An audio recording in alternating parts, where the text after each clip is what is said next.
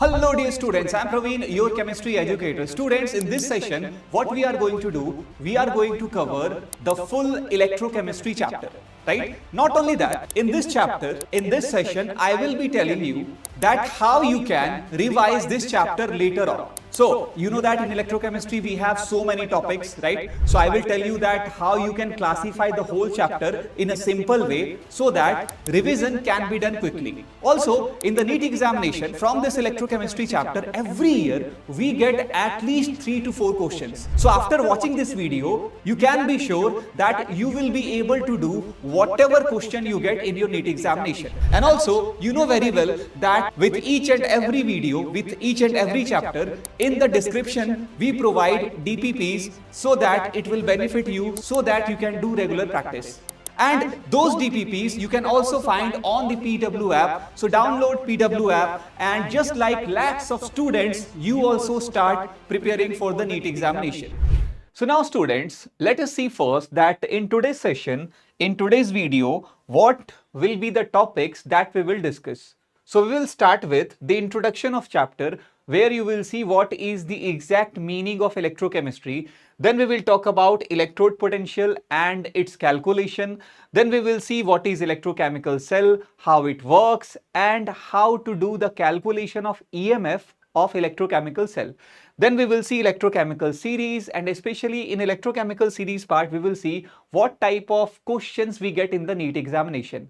And then finally, we will talk about electrolysis in two parts. First, we will see product of electrolysis. Then we will see what are the laws, what are the certain laws we have in the electrolysis, like Faraday's first law, Faraday's second law. Then we will talk about conductance and conductivity of electrolyte. Not only conductance, conductivity, but we will also see what is molar conductivity, what is equivalent conductivity, resistance, resistivity, all those things. Then we will see Kohlrausch's law, and again from Kohlrausch's law we will see what type of question, what is the pattern of questions that we get in the NEET exam. And then we will see a very interesting topic, that what is the meaning, what is the concept of conductometric titration. And then finally we will end this session with study of batteries and corrosion. So first let us see what is the prerequisite of electrochemistry. Students, do you know that when you start electrochemistry chapter, so even before starting this chapter, you should have knowledge of the chapter redox reaction. Yes, so redox reaction you should know before starting the chapter electrochemistry. Why? Because you know it is a chapter from class 11th itself, but when you talk about this redox reaction chapter, so within this chapter you have a topic like oxidation number and its calculation, and then you have the most important topic, that is how to do balancing of redox reaction. Point is, calculation of oxidation number and the way you balance the redox reaction, these 2 points are very important for electrochemistry. Kind of you can say that calculation of oxidation number and balancing of redox reaction is a backbone of electrochemistry. So even before starting this chapter, if you don't know, right, or if you have forgotten, please revise these 2 points, how to find oxidation number and how to do balancing of redox reaction. Then only you start the chapter. So now let us start, and let's first understand what is the exact meaning of electrochemistry. So in electrochemistry, in this term itself, you will notice that we have 2 points. In the word electrochemistry, we have 2 points. One point is electro and one point is chem. Now these 2 points indicates or represents 2 different terms. Here, when you say electro, so that electro here basically means electrical energy. In this case, electro means what? Electrical energy. And here chem means nothing but your chemical energy.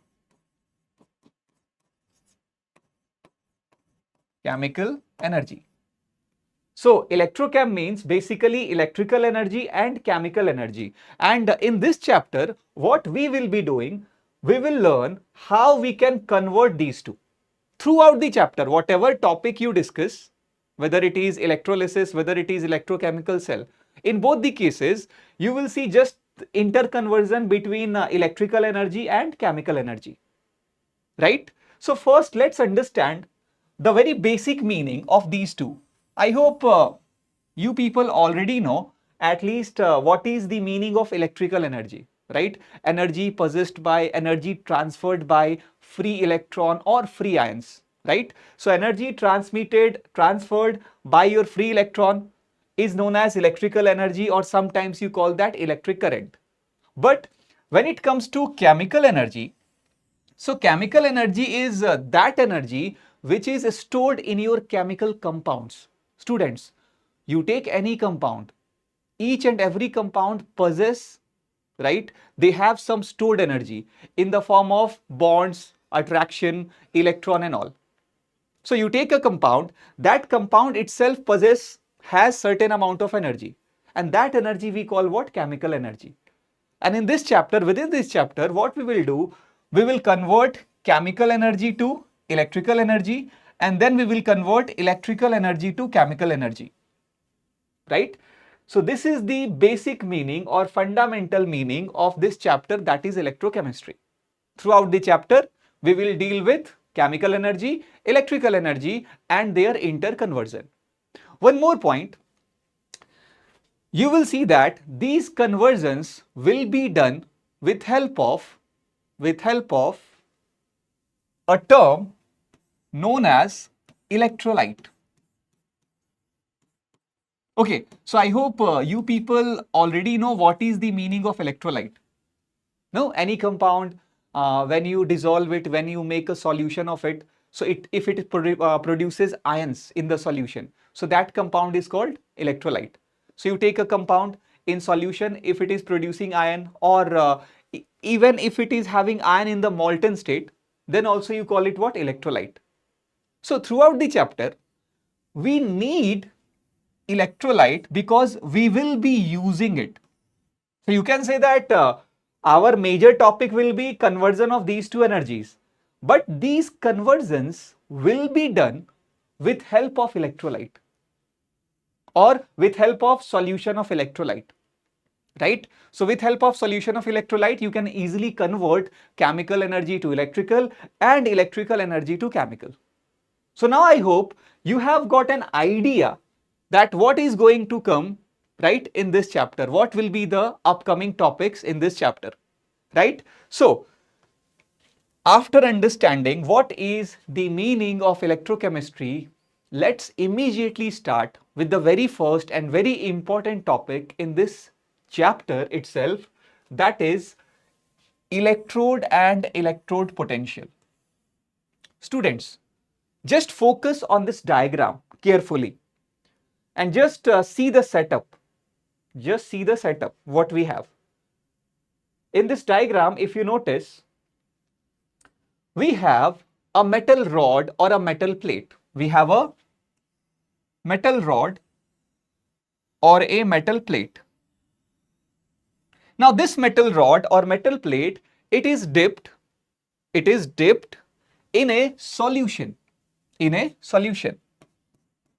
and this solution contains certain electrolyte. This solution contains certain electrolyte. Now the point is, the material or the metal that we are using, suppose here in this case we are using zinc, right? So with zinc, when you keep your electrolyte, so in your electrolyte you should have ions of the same metal. So I took a rod or plate of zinc, I dipped that in the solution, and in the solution part again I have ions of zinc, Zn2 plus ions. Now how I can get zinc 2 plus? I can take so many electrolytes. Suppose if I take, in the solution part I am talking about, in the solution if I take ZnCl2, if I take zinc sulfate, right? So whether you take zinc chloride solution, in that you will have Zn2 plus ion. whether you take zinc sulfate solution, in that also you have zinc 2 plus ion. So the point is, the metal that I am using, right, for the same metal, I have the ions in the solution, right? And this setup is nothing but a setup of electrode and electrolyte together.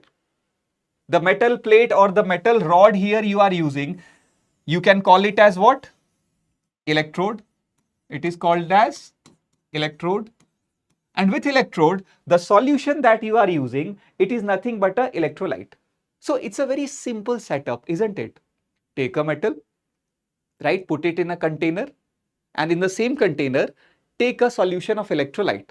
But the point is, in your electrolyte, the ions of same metal that you are dipping, you should have. So if I am dipping zinc in the solution, I have zinc 2 plus ion. If I dip iron, I should have Fe2 plus or Fe3 plus in the solution. If I dip copper, I should have copper 2 plus ion or copper plus 1 ion in the solution, right? So this is your metal, nothing but electrode, and then you have solution of what? Electrolyte, right? And you know what? This setup of one electrode and electrolyte in this chapter, very soon you are going to see, is called as half cell. This is called half cell. In a half cell, you have a metal, you have an electrolyte. Now, we have to understand what is the meaning of electrode potential. Now, first of all, I think from your physics, you all know very well what is the meaning of potential. What is the meaning of potential or potential difference? You know from your physics, that is electrostatics chapter. Now here, what is electrode potential? If you take a point on the metal, let's say that on this metal plate, I took a point A, right? And then if I take a point in the solution, let us take a point B. So what will happen here? The potential of A or the potential of metal rod and the potential of this point B or the solution of electrolyte will be different, right? So in this half cell, definitely the potential of the metal that you are dipping and the potential of the solution, right? These two potentials will be different. Now, between these two, whatever potential difference we have, that potential difference is nothing but electrode potential, right? So I have taken point A on the metal plate, I have taken point B in the solution, and the potential difference between these 2 points will be called as your electrode potential. If you try to define it, what will be the definition of electrode potential? So you can define it like this. It is the potential difference between the electrode and electrolyte of half cell. Fine. The complete setup is half cell. This metal plate is electrode. The solution is of electrolyte. So potential difference between electrode and electrolyte is nothing but your electrode potential, right? And see, you can create so many half cells because you have so many metals available in the periodic table. You know that in periodic table you have most of the elements as metal. In periodic table, very few elements are there which are non-metals and metalloids. Mostly the elements are metals. So from all those metals, you can create what? Half cell, right? If I tell you certain examples, some more examples of half cell or electrode electrolyte solution that you can create. Suppose if I take a container, I dipped iron in this, right? And in the solution, I took certain electrolyte which has Fe2 plus ion. So this Fe2 plus setup is your half cell, where Fe is your electrode and Fe2 plus is your electrolyte. If I take a container, I have dipped a copper rod in it and I took a solution of electrolyte, and that solution contains what? Copper 2 plus ion. So even this is a half cell where copper is your electrode and in your electrolyte you have copper 2 plus ion. We can take so many examples, right? Because we have so many metals, right? Again, if I take suppose silver, I dipped a rod of silver and in the solution part I took certain electrolyte which has Ag plus ion. So this setup of Ag plus is again your half cell where silver is your electrode and Ag plus is your electrolyte. Now point is, will always metals be used to frame electrode or electrolyte or half cell? Answer is no, right? Apart from metal, we can even use non-metals, right? To create your electrode potential or half cell. Suppose students here, if I take a container, in this container, I took a solution of base like KOH. So in that solution, I will have certain amount of OH minus ion. Now, suppose I took a inert metal. Inert means which will not react, right? Non-reactive. I took a inert metal like platinum. And on the surface of platinum, I have certain number of O2 molecules. So basically, these O2 molecules, they are sticked on the surface of this metal. Now in this setup, if you notice, platinum with O2 will act as electrode and OH minus ion in the solution will act as your electrolyte, right? So even those half cells, even those electrolytes can be created with of non-metal, right? Even with ions also you can do. Your electrode can be ion, your electrolyte can be ion. But the main point is, the potential difference between your electrode and electrolyte is nothing but your electrode potential. So potential difference between Fe2 plus is electrode potential. Potential difference between copper 2 plus is electrode potential. Potential difference between Ag plus is electrode potential. Potential difference between O2 molecules and OH minus ion is electrode potential. So now I hope you have understood very well what is the exact meaning of a half cell, electrode, electrolyte, and what is the exact meaning of electrode potential. Correct? Now, point is, this electrode potential, students, it has been classified further. It has certain types. We have certain types of electrode potential. And within this chapter, what you can do, you can write electrode potential in short like EP or simply E, capital E, right? So types of electrode potential. Now it has been classified mainly into two parts, into two categories. One part is oxidation potential. One part is oxidation potential and one part is reduction potential. So oxidation electrode potential we have, and then we have reduction electrode potential. Now let me tell you what is the meaning or what will be the meaning of oxidation and reduction potential. See, they will tell you a kind of tendency of oxidation reduction. Remember I told you that you should know redox very well before starting this chapter. So immediately we have started now oxidation reduction. So when you say oxidation electrode potential, so oxidation electrode potential kind of tells you about the tendency of happening oxidation.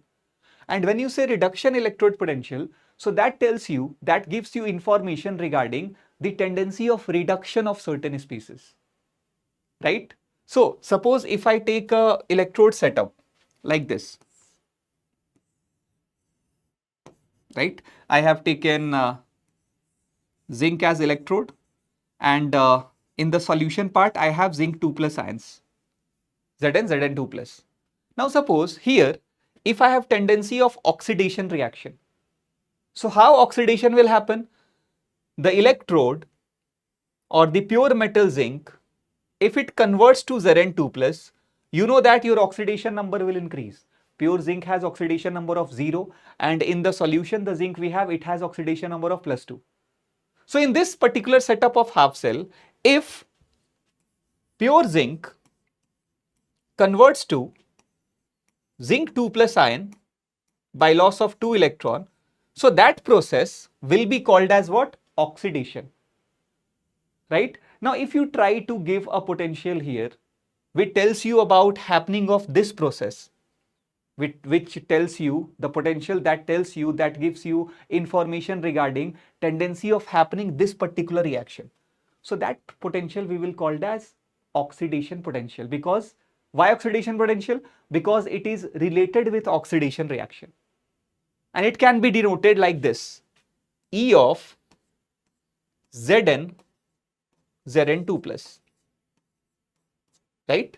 Similarly, suppose if I take a half cell like this, I took a metal Ag, and in the solution part I have Ag plus.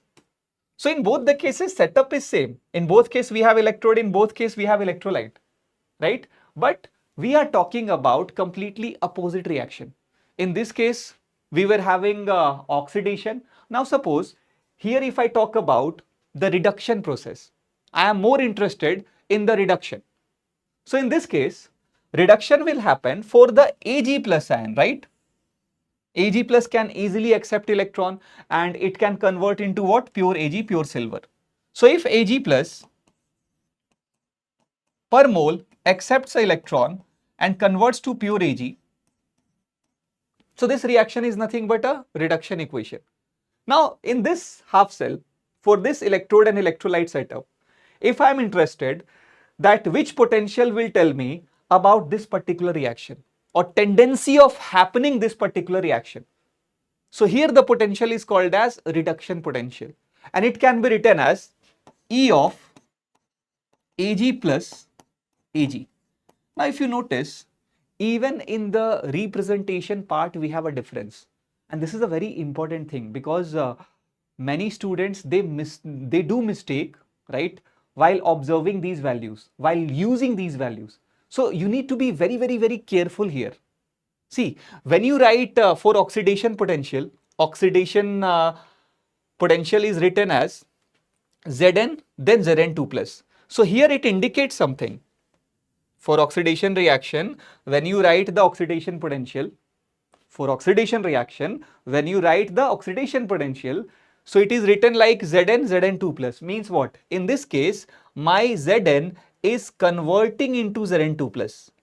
You can't write like this, Zn2 plus first, then zinc, because that will be wrong. That will be a reduction form. First I wrote zinc, then I wrote zinc 2 plus. So that indicates in this case, Zn is converting into Zn2 plus. While in the second case you noticed, for the reduction equation, I first wrote Ag plus then Ag. So here that representation itself indicates that here Ag plus is converting into Ag. Ag plus is converting into Ag, means reduction. So this is your reduction potential. This is your oxidation potential. And once more, this reduction potential will tell you what is the chance of happening of this reduction reaction. And this oxidation potential will tell you what is the chance or tendency of happening this oxidation potential. And let me tell you one more point here. More the value of oxidation electrode potential, more is the chance of happening of oxidation reaction. They are directly related. And more the value of reduction potential means more will be the chance of happening of reduction reaction. So oxidation electrode potential is directly related to oxidation and reduction electrode potential is directly related to reduction. Now, one more interesting point is there. Here I took two different half cells.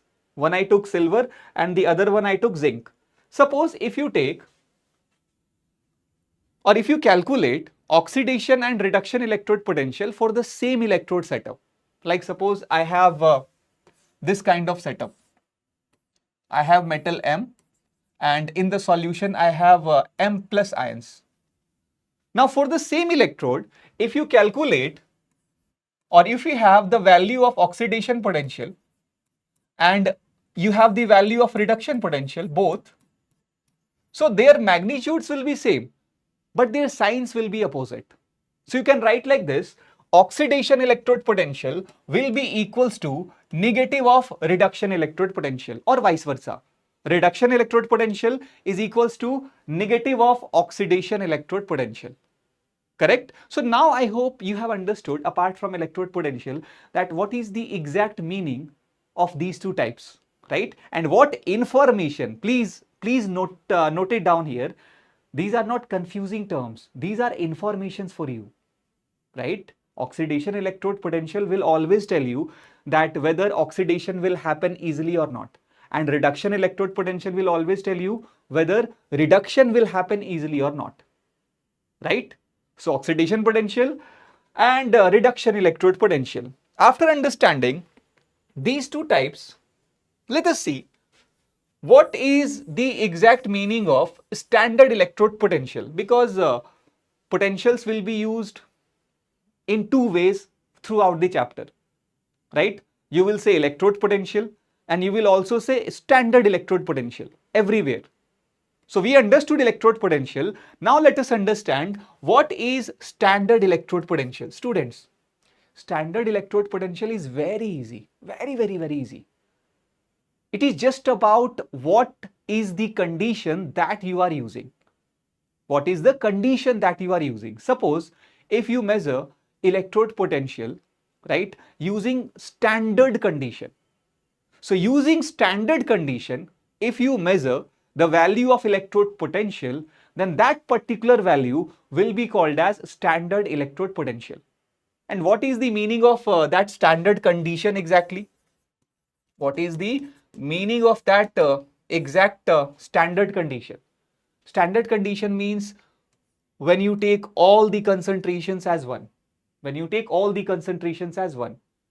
When you take all the amount as one mole. Right? When you take all the temperature as 298 Kelvin or 25 degrees Celsius. When you take all the pressures as 1 atm. So when you use 1 molar concentration, when you take temperature as 298 Kelvin, when you take pressure as 1 atm, right? So under these conditions, when you measure the electrode potential, that is called as standard electrode potential. And you know that it can be calculated for all the half cells. Whatever half cell you have, whatever electrode you have, iron, silver, copper, zinc, magnesium, sodium, for all electrode, electrolyte, we can measure what? Standard electrode potential. But one more thing is there. When you talk about measuring, right? How you measure electrode potential. So this is not that how we measure the electrode potential. This is basically the condition. This is the condition under which you measure the electrode potential, a standard condition. The exact measurement of electrode potential is done with help of one standard electrode. Just like condition, right? What we have done, we have taken one electrode and that particular electrode, we have called it as standard electrode, right? We have made it standard electrode, and that standard electrode is nothing but standard hydrogen electrode. In short, many times we call it as SHE. SHE means standard hydrogen electrode.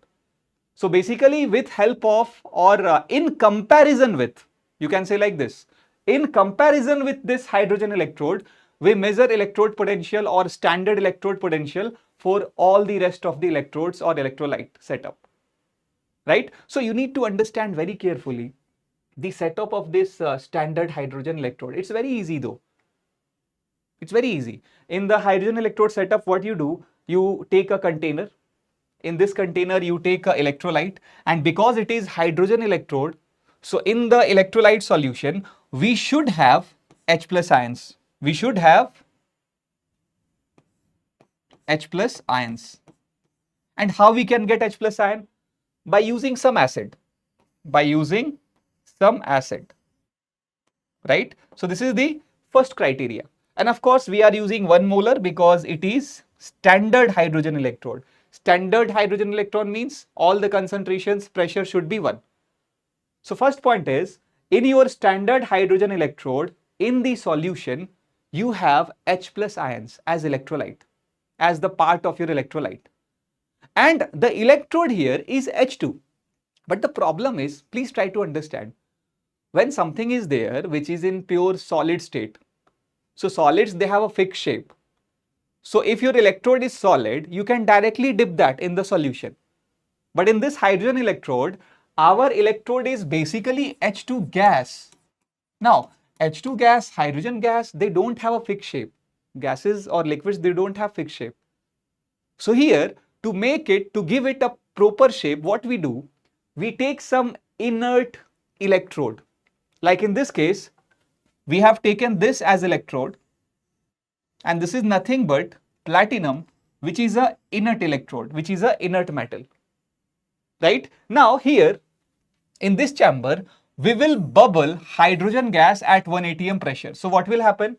The hydrogen molecules, they will come, they will enter this chamber, slowly they will fill the chamber, and ultimately you will notice that the hydrogen gas, molecules of hydrogen gas, they will come near the surface of platinum, right? A kind of adsorption.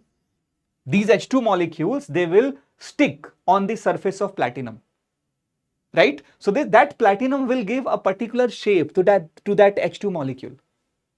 In the reaction part, you will always see here hydrogen, because hydrogen is your main electron. Platinum is just working as a supporting thing. It is just giving a shape to the hydrogen, right? But because we are using platinum, we say that in hydrogen electrode, the electrode is platinum with H2. Platinum with H2. We represent it like this. Platinum with H2. Right? So platinum H2, right, is your electrode, and H plus is your electrolyte.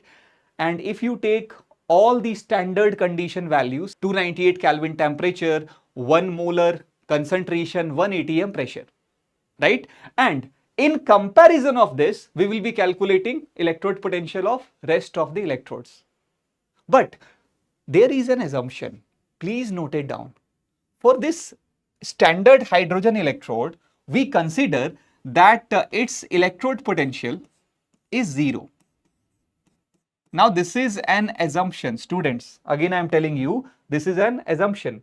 We assume that for hydrogen electrode, the standard reduction electrode potential is 0. Okay, in this chapter, you saw that we have electrode potential as oxidation, reduction, 2 types. But in this chapter, most of the times, you will be using reduction electrode potential. Reduction electrode potential. So, the standard reduction electrode potential of hydrogen electrode, we assume it as 0. Please write it down and always remember it, because no one will give you the value of standard reduction potential of hydrogen electrode, which is 0 volt. 0 volt. Right? And also, if I write the equation of this electrode, if I write the equation of the electrode in the reduction form, because most of the time again we are using reduction electrode potential. So even the equation of electrode, we will be writing in the reduction form. It's not like that you can't write it into oxidation form, you can write it. But we will be using most of the time reduction form. So for this hydrogen electrode, the equation of electrode will be in reduction form, H plus, the electrolyte will convert into H2 gas. Of course, if you balance this, we have 2 hydrogen here, so multiply with 2 here, H plus in the solution, and 2H plus will convert into H2 by accepting 2 electron, because here the oxidation number is plus 2 total, and here oxidation number is 0. So 2H plus 2 electron gives you H2 gas. This is your equation for the standard hydrogen electrode. Please always remember this hydrogen electrode. This is very, very, very important for us, right? And also the standard value. Okay, in short, the standard reduction potential in the chapter, you will see it is called as SRP. So do not get confused. What is SRP? SRP is standard reduction potential of any electrode, which is calculated with the help of, with comparison of standard hydrogen electrode. So now students, after understanding standard hydrogen electrode, let's talk about how we can do the calculation of electrode potential, and let's learn what is Nernst equation and how using Nernst equation we can calculate the electrode potential. And you know what? from this topic, again, you get questions in your NEET exam directly. You will be getting direct questions for the calculation of electrode potential. Now, the point is, according to me, if you go, electrode potential, its calculation, right? When you are doing, you have to follow just certain steps. Just certain steps you have to follow, and by those steps, you will be able to get the electrode potential of any half cell or any electrode, right? Those steps are, first one is, write the equation, of electrode in reduction form. This is our first task. In order to calculate electrode potential of any electrode, what is our first task? Our first task is to write down the equation of that electrode, and that too in the reduction form. So whenever a setup is given for electrode, you will have some electrode, you will have some electrolyte. So using those electrolytes, what you have to do, you have to frame a equation in the reduction form. Like, let's suppose that in general, I have something, this type of electrode, where I have a metal M, and in the solution part, I have ions of the same metal, which is something like Mn plus, right? So for the metal, the oxidation state is N plus. Like if it is iron and I am taking Fe2 plus, so that means my N value is 2. Right? If I am taking Zn 2 plus, right, then my N value is 2. So in general, what I have done here, I have taken a metal M, right, and to make a half cell, in the electrolytic solution, I have taken ion of M, which is Mn plus. So this is my half cell, or this is my electrode setup here. Now, if I want to calculate electrode potential of this electrode, what will be my first task? My first task will be to write down equation of this electrode in the reduction form, And how I can do that? I can do it like this. I will take the species, right, with higher oxidation state in LHS side, and I will take the species with lower oxidation state. In this case, when you consider the pure metal, so pure metal has oxidation number of what? 0, right? So I will take a species of higher oxidation state in LHS and a species of lower oxidation state in RHS, right? And if this converts, there will be acceptance of electron, there will be addition of electron. And how many electrons will be added? Whatever difference is there between the oxidation number. So here, between N and 0, if you find out what is your difference in oxidation number, so N, 0, difference in oxidation number will be N. So in this case, total N number of electrons will be added, N moles of electrons will be added, right? So this is my reduction equation for this electrode. For this electrode, this is my reduction equation, where I am showing that Mn plus ion, by accepting N electrons, it is converting into M, right? Where Mn plus is in solution, so let me write it as AQ, aqueous, if the solvent is water, and this is pure electrode, pure metal, so pure solid state, right? And this is my number of moles of electron. Now, as soon as you are done, right, with your equation of electrode in the reduction form, now what you have to do, you have to find out the number of moles of electron transferred and reaction quotient. Two things you have to evaluate here, two things here you have to calculate using this equation. One is how many number of electrons are getting transferred, so in this case it is N, and then I hope from your chemical equilibrium chapter, you all know about reaction quotient, right? It is not exactly reaction quotient, but it is something similar to reaction quotient, right? In chemical equilibrium, reaction quotient was concentration of product upon concentration of reactant raised to the power stoichiometric coefficient, right, at any instant.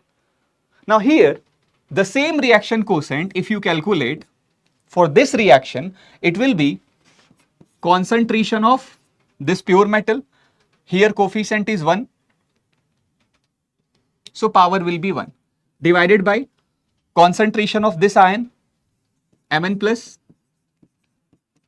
and for my Mn plus also the coefficient is 1, so power 1, right? And we do not consider here mass of electron, so I am not writing anything regarding this electron in the reaction quotient part, right? But please listen carefully.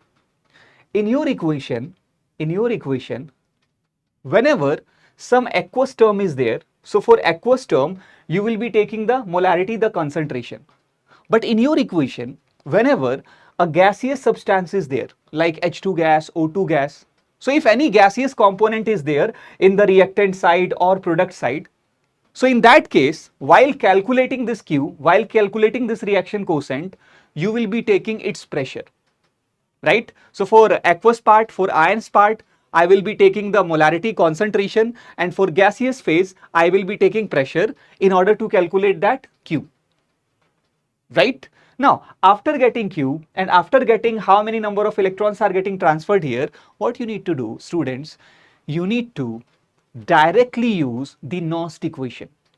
Just apply Nernst equation and you will get your electrode potential for any electrode, right?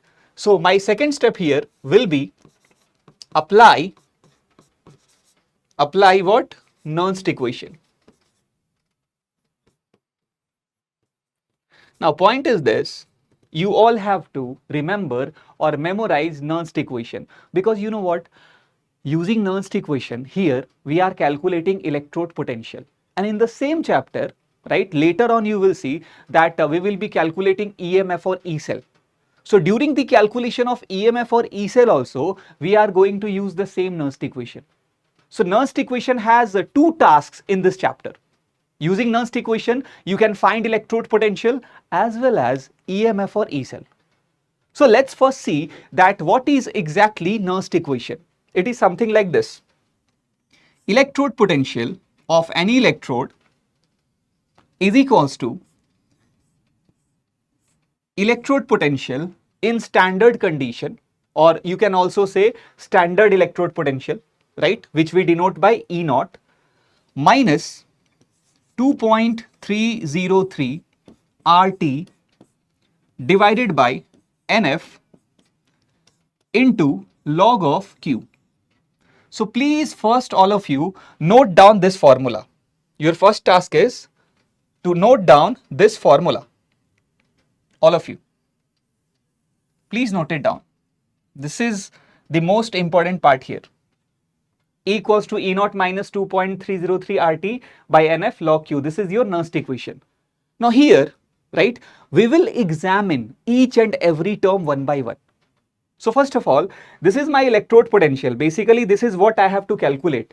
But of course, it is in reduction form. It is in reduction form. It is my reduction electrode potential, right? And this is my standard potential value. But again, it is a standard what? Standard reduction potential. You can write it as in short SRP, right? So reduction electrode potential is equals to standard reduction potential minus 2.303. Now you all know R very well. I think R you know from your class 11th, right? It is gas constant, right? In the units of joule, it has a value of 8.314. R is 8.314 joules per Kelvin per mole. T is your temperature. So at what temperature your electrode is operating, right? N is number of moles of electron transferred.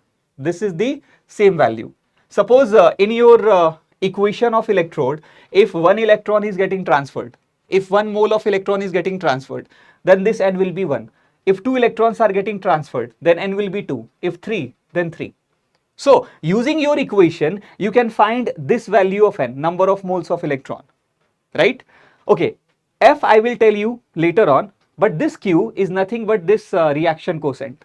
And this Q value, this reaction quotient value, again, it can be calculated by the same logic, concentration or pressure of product, power coefficient, divided by concentration or pressure of reactant, power coefficient. You know why I am telling concentration or pressure? Because just now I told you, right? For aqueous part, you have to take concentration, and for gaseous part, you have to consider what? Pressure. Now this F, students, it is nothing but Faraday constant. I hope you have noted down this formula. So let me explain exactly what is this F. F is Faraday. F is what? Faraday. It is a, you can say, large unit of charge. Faraday is a larger unit of charge. Like you know that Coulomb, right? Coulomb is your SI unit of charge. So similarly, Faraday is also a unit of charge. It has a constant value. Like 1 Faraday is equals to 96500 Coulomb. 96500 Coulomb. But if you want to know, like sir, what is the exact meaning of 1 Faraday or what is the definition of 1 Faraday? So students, 1 Faraday is the charge of 1 mole of electron. That's the definition of 1 Faraday, right? If you take 1 mole of electron, if you take 1 moles of electron, so whatever total charge we have for 1 mole of electron, so that total charge will be known as 1 Faraday. And you can do the calculation, right? If I take 1 mole of electron, that means what? I will be having a total of 6.022 into 10 to the power 23 number of electrons, right? Right? 1 mole electron means what? 1 mole electron means 6.022 into 10 to the power 23. These many number of electrons. Now you know charge of 1 electron is 1.6 into 10 to the power minus 19 Coulomb, right? So if charge of 1 electron is 1.6 into 10 power minus 19 Coulomb, then what will be the charge of these many electrons? This number into 1.6 into 10 power minus 19 Coulomb.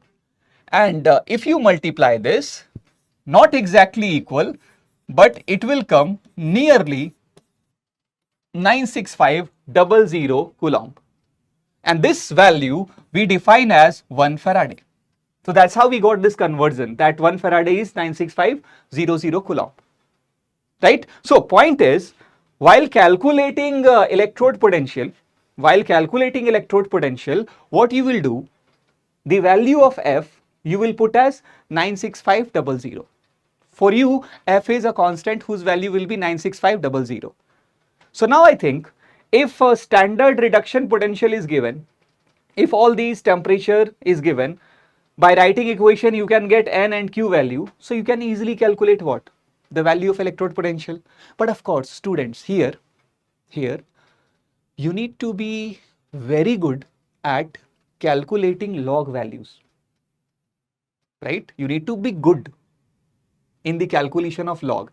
And in your 11th class also, I hope when you deal with chapters like ionic equilibrium or thermodynamics, right? So in those chapters also, you require that log calculation and all. So in log calculation, nothing but the basic formulas of log you should know.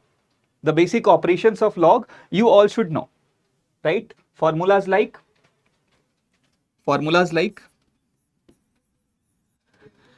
inside log, whenever two numbers are in multiplication, log m into n, like log 4 into 3, log 3 into 2, log 5 into 2. So whenever inside log two numbers are in multiplication, so you can expand that as log m plus log n. So if it is log 3 into 2, so that can be written as log 3 plus log 2. This is one formula. Then another formula for log we have, which is quite similar to this one. If two numbers are there inside log and they are in division, log m by n, like log 5 by 2, log 5 by 2. So this can be expanded as log m minus log n, right? So if it is something like log 5 by 2, so log 5 by 2 you can write as log 5 minus log 2. And one last formula in log, which we requires in chemistry of course, is log m power n. So whenever inside log there is a number and there is a number in the power of that number, right? So that power will be taken out. Log m power n will be written as n into log m. So suppose for example, I have something like log 3 power 4, log 3 power 4. So 4 will be taken out and it will be written as 4 into log 3. So log 3 power 4 will be written as 4 into log 3.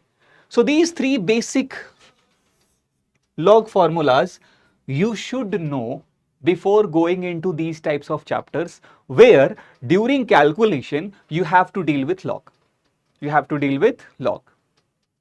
correct? But now I think you all have understood that calculating electrode potential is a very easy task. Very easy, right?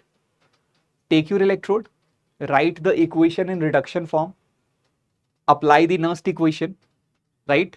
And then just from the equation, get the value of N and Q, and those two values substitute into the Nernst equation. And definitely in the question part, they will always give you this standard reduction potential value. They will give you that. Then only you can find reduction potential at other conditions. One more point, to make the calculation easier, what you can do, because in most of the questions here, temperature will be given 298 Kelvin. So if your temperature is 298 Kelvin, so in that case what you should do, put these values 2.303, or you can put 8.314, temperature if it is 298, so put that value, F is nothing but 96500. If you put all those values, you can make the same equation a little bit easier. You can make the same equation a little bit easier. You can write the same Nernst equation something like this. Electrode potential or reduction electrode potential is equals to standard reduction electrode potential minus 0.059 divided by N into log Q. So this will help you in your calculations. So here what I have done, I have just put this term 2.303 into R into T upon F as 0.059.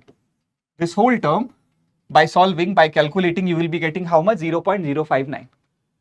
Right? So if you remember this formula, then your calculation will become much easier for you. Right?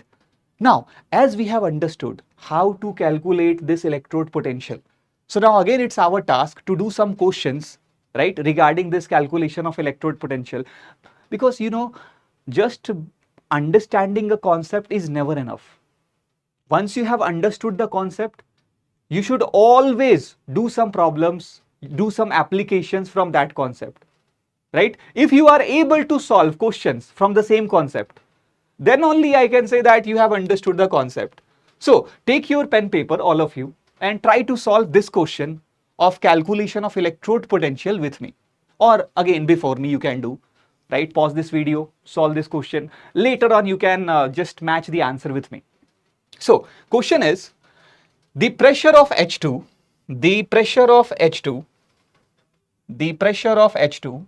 required to make the potential of hydrogen electrode 0 in pure water at 298 Kelvin. So first, when you read this question, you can sense that this question is all about hydrogen electrode. This question is all about hydrogen electrode. Just now you saw that hydrogen electrode is made up of platinum, right? On this we have bubbles of H2 gas, and in the solution part I have H plus ion. This is my hydrogen electrode. Now the question is, what should be my pressure of hydrogen gas, right? Here whatever H2 gas I am bubbling, right? Whatever pressure I am taking here, suppose that it is P atm, right? The pressure of H2 gas here on the electrode is P atm. So that P atm I have to calculate, right? What should be the pressure required to make? Now the potential of hydrogen electrode, I should have 0. Now point is, we already know that its standard reduction potential is 0, right? And we have to make its electrode potential also 0. So how we can do that? So first of all, whenever you are solving a question like this, calculation of electrode potential or related to that, first write the equation, students. For my hydrogen electrode, if I write equation in the reduction form, it will be twice of H plus 2 electron converts to H2 gas. This is my equation of my electrode in the reduction form. Now, blindly apply Nernst equation first, right? So Nernst equation, if I apply here, it will be E equals to E naught minus in the simple form 0.059 because it is mentioned 298 Kelvin. So I can use that 0.059 by N log Q. Now what I can do? I can just substitute the values. In this case, my electrode potential should be 0. I need the potential to be 0. So my potential should be 0. Now, the standard potential for hydrogen electrode, you will have to remember because I told you that is an assumption. So at least for hydrogen electrode, you should remember its standard reduction potential value. And it is nothing but 0. So 0 equals to 0 minus 0.059 divided by N. N means number of moles of electron transferred. So if you notice your equation, you can see that here 2 moles of electrons are getting transferred during the reduction part. So my N value is 2 here into log Q quotient, right? So reaction quotient here, it will be product by reactant power stoichiometric coefficient, either concentration or pressure. Now if you notice, in the product side, I have hydrogen in gaseous phase. So for gas, I will take pressure of hydrogen, power 1 because coefficient is 1, divided by, in the reactant side, I have H plus ion, right? So for H plus ion, I will take its molarity. So concentration of H plus and coefficient is 2, so power 2. This is the value of Q here, right? Now, please, never do mistake in this power part. Many students, they just forget that point. Please, you do not forget that, right? You take pressure of H2, you divide that by concentration of H2. That is fine. But whatever coefficient is there, that we need to take in power. So for H2 coefficient is 1, so that is in power. For H plus coefficient is 2, so that I have taken in power. Just like your KCKP, right? I hope you remember chemical equilibrium, right? So you calculate KCKP at equilibrium state. Of course, it is not equilibrium state, it is some random state, some instantaneous state. But the method is similar. In KCKP also, you take concentration, pressure, and you take stoichiometric coefficient into power. So same thing we have to do here while calculating Q. So in this case, the Q will be pressure of H2, which I have to calculate. Remember, we have to find this pressure. So let's put it P here. Let's put it P here. Upon concentration of H plus ion. Now, they are saying that we have used pure water. While creating that hydrogen electrode, we have used pure water as your electrolyte. So students, at 298 Kelvin, you know that for pure water, the dissociation constant of water is 10 to the power minus 14, right? In ionic equilibrium, you must have seen that at 298 Kelvin, the ionization constant of water is 10 to the power minus 14. So in this case, the concentration of H plus ion is nothing but 10 to the power minus 7. That's why you get 7 pH for water at 298 Kelvin, right? So in this case, because I am using pure water as my electrolyte, so concentration of H plus ion will be nothing but 10 to the power minus 7. But concentration of H plus power 2. So 10 to the power minus 7 power 2. Now I think you can solve it after this. It is already 0, right? So 0 equals to 0 minus this whole term, if you take into LHS, will be 0. So whatever log term we have, according to this equation, that term should be 0, correct? That term should be 0. So let's calculate that separately. Log P divided by log 10 power minus 7 whole square, this term should be 0. Now you know what? What value of log is 0? I hope you all know that, right? It is 1. Log 1 is 0. Log 1 is 0 and log 10 is 1. These are very basic log values and you should remember that. You should always remember that log 1 is 0 and log 10 is 1. So if log something is 0, that means that something is nothing but 1. So I can say that P upon 10 to the power minus 7 whole square is nothing but 1. So from here, if you calculate P, so 10 power minus 7 power 2 is 10 power minus 14. So your answer should be 10 power minus 14. So let's check it out. And if you see the options, 10 power minus 10, minus 4, minus 14, minus 12, definitely the answer should be C, and that is your answer. So you saw that what I did in this question. I just wrote equation in reduction form, and then I just applied Nernst equation. I got my answer, right? And this question, students, it came in when? It came in NEET 2016 examination, and similar type of problem you can get even in your NEET examination, right? So let's not stop here. Let's do one more question. Can you do this, all of you? Aqueous solution of which of the following compound is the best conductor of electric current? Now this question, right, it is not directly from that electrode potential part. It is from the introductory part of the chapter. Remember, I told you that in this chapter, throughout the chapter, you need to have knowledge of electrolyte, right? And you know from 11th itself that electrolytes are those compounds which furnishes ions, which produces ions in the solution, right? And solution of electrolytes, they are good conductor, of course, right? So if a better electrolyte is there, if a strong electrolyte is there, so it will have better conduction. So this question, right, where they are asking that we have 4 compounds, and which of the following electrolyte solution is best conductor for electric current? If you notice HCl, so HCl is strong acid. That means HCl is strong electrolyte.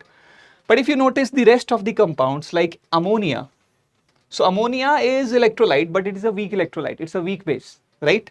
If you talk about C6H12O6, fructose, if you talk about acetic acid, so again here acetic acid is a weak acid. It is an electrolyte, but weak electrolyte.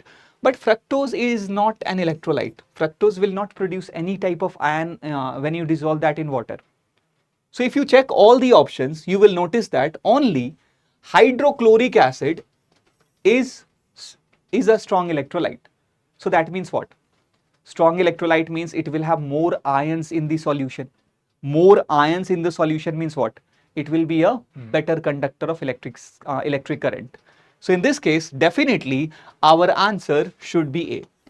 So this question, it's not even from any of the topic. This question is just a basic point regarding the knowledge of electrolyte, that whether you know electrolyte or not, whether you know that electrolyte produces ions or not, or whether you know about examples of electrolyte or not, that HCl is a strong electrolyte, acetic acid, ammonia is a weak electrolyte, at the same time glucose, fructose, sucrose, they are non-electrolytes, right? Now proceeding further, let's take another question from the electrode potential again. Can you solve this before me, all of you? Can you do this? Because we have a similar type of question from electrode potential again. Question is, a hydrogen gas electrode, again from hydrogen electrode, right? We can have different questions in which we will be having different types of electrode, but this time again we have hydrogen electrode, right? So a hydrogen gas electrode is made by dipping platinum wire in a solution of HCl. That part you already know. Now the pH of electrolyte solution is 10 here. They have given that pH of electrolyte solution is 10 here. Fine. And by passing hydrogen gas around the platinum wire at 1 atm, so the pressure that we are using to create hydrogen electrode, right, for hydrogen gas is 1 atm. So pressure is given, pH is given. The oxidation potential of electrode. Now, in this question, a little bit of twist is there. They are not asking reduction potential, they are asking what? Oxidation potential. But the equation that I told you, right, that equation will give you what? Reduction potential. So after calculating reduction potential, it is your task to multiply with minus to get the oxidation potential. Now let's do the calculation here. Again. Whenever you solve any question of electrode potential, the first task is to write down equation in reduction form. So again it is a hydrogen electrode. So equation will be twice of H plus 2 electron gives H2 gas. And I don't need to tell you now that according to this equation, in this case number of moles of electron transferred is 2, and Q reaction quotient will be pressure of H2 power 1 upon concentration of H plus power 2. Now, please notice, if I want to get Q, I can directly get that because pressure is 180 m and they have given pH. Students, don't get confused here, right? Don't get confused. They have mentioned pH. That means they have indirectly given the concentration of H plus. Because you all know the basic formula of pH. I hope that. You all know that pH is nothing but minus log of concentration of H plus or hydronium ion, right? So if my pH is 10, so 10 equals to minus log of concentration of H plus, right? And from this, right, log H plus will be minus 10. So H plus will be 10 to the power minus 10. So we can directly get from here the molarity of H plus is 10 power minus 10. So they have given pH, that means they have indirectly given H plus. They just want you to do some task. They just want you to do some calculation. That's why instead of giving molarity of H plus, they are indirectly giving what? pH. So from pH, I got the concentration of H plus, which is 10 power minus 10, and the pressure is 180 m. So from these two, I will get my Q. Now, can I calculate first the reduction potential? E equals to E naught minus again 0.059 by N log Q. Log Q. So please remember that here from this Nernst equation, I will be getting what? Reduction potential, not oxidation potential. So reduction potential of hydrogen electrode is equals to standard reduction potential. For hydrogen, it is nothing but 0 minus 0.059 upon N. The value of N we have is 2 into log Q. Now see, either you can calculate Q separately, then you substitute the value of Q, or you can directly substitute the expression of Q and in the log part only you put the values. Both you can do. It is your wish, whatever you like, right? So I will be doing calculation within log only. So log Q, Q means what? Pressure of H2, which is 180 m, divided by concentration of H plus power 2. Concentration of H plus is 10 power minus 10, whole power what? 2. Now it can be done. E equals to 0 minus 0.059 upon 2, and in denominator if I have 10 power minus 2 power 2, so this will be 10 power minus 20, and if I take that in numerator, so then it will become what? 10 power plus 20. So this is log 10 power 20, 10 power 20. And just now I told you a formula, right? The power formula, remember? Log m power n is n log m. So log 10 power 20 can be written as 20 into log 10. So if I solve this further, it will come out, let me write it here, 0 minus 0.059 upon 2 into 20 into log 10. Now log 10 is how much? 1. And if you multiply this 2 and 20, it will be cancelled by 10 times. So minus 0.059 into 10 into log 10 will come out how much? Minus 0.59, because 0.059 into 10 is 0.59. So this minus 0.59 is the reduction potential for your hydrogen electrode. Now if you want oxidation potential, what you need to do, I told you earlier, just multiply by minus, right? So the oxidation potential here for the hydrogen electrode will be minus into minus of 0.59. That means plus 0.59, and of course unit is volt. That's my answer. That's your answer, right? So 0.59 in positive. In this case, the answer should be D. The answer should be D, and that's your answer. And again, this question from electrode potential calculation or from standard hydrogen electrode, we got when? We got in the NEET 2013 examination. So now I think after doing these questions, right, now you are able to do. Now you can solve any problem related to electrode potential. And let me tell you one thing. If we have equation like E equals to E naught minus 0.059 by N log Q. But from that equation, you can get various types of problem. They can give you E naught N Q, they can ask E. Or sometimes they can give E, they can ask about E naught. Sometimes they can ask about what is the value of Q or N. So different types of problem you can get, but every time the step will be same, right? For electrode potential, write the equation in reduction form and then just apply Nernst equation, and from equation get the value of N, number of moles of electron, and reaction quotient, that means Q. So now students, after understanding about electrode potential, let us see what is electrochemical cell, and let's see that cell, let's understand that cell first, right? Especially the working mechanism, how that cell works with help of zinc and copper couple, which you also call as galvanic cell, right? So from galvanic cell, let's understand the working mechanism of electrochemical cell. Now, first let me tell you one thing.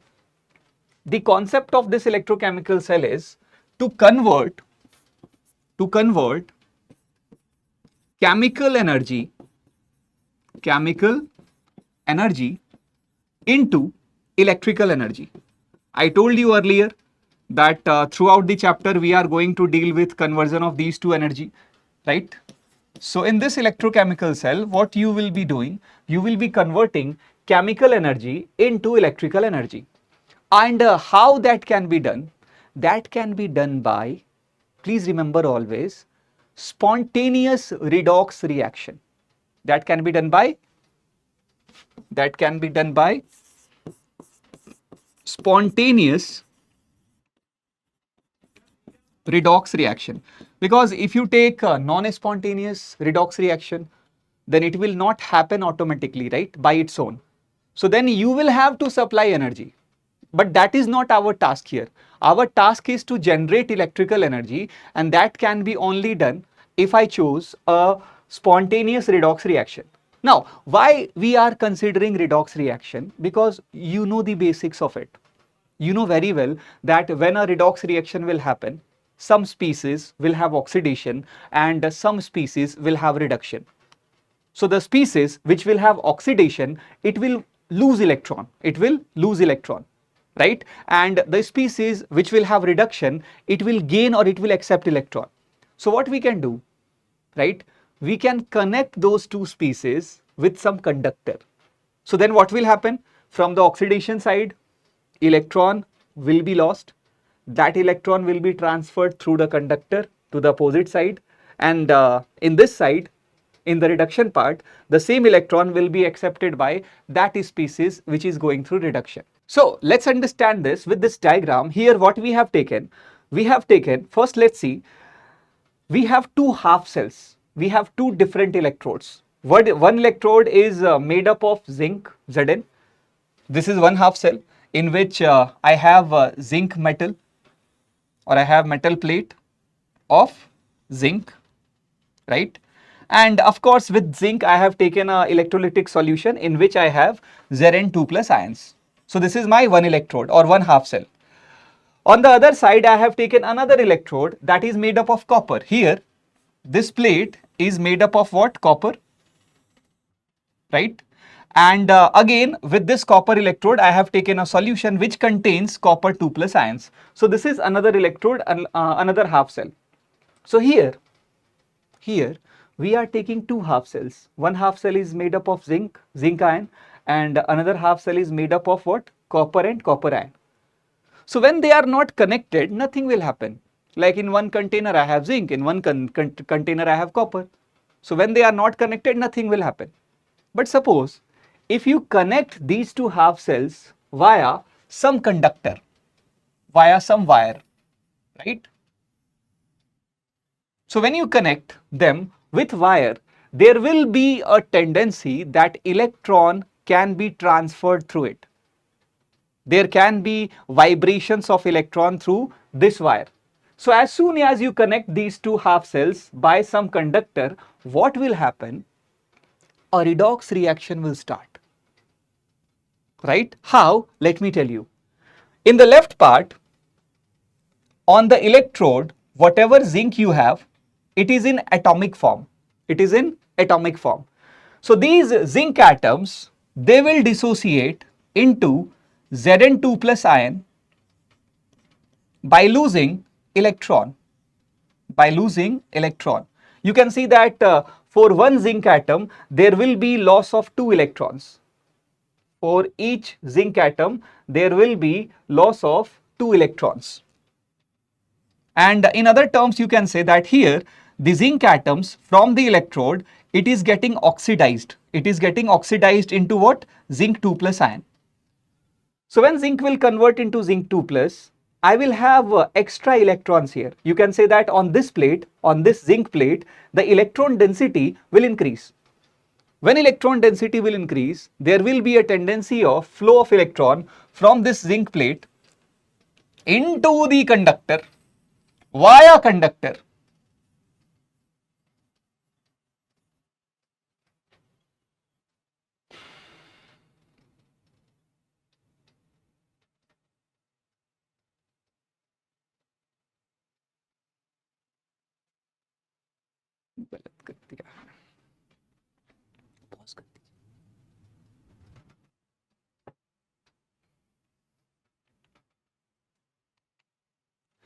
So now students, after understanding electrode potential, let us see one of the most important topic in this chapter, that is electrochemical cell, right?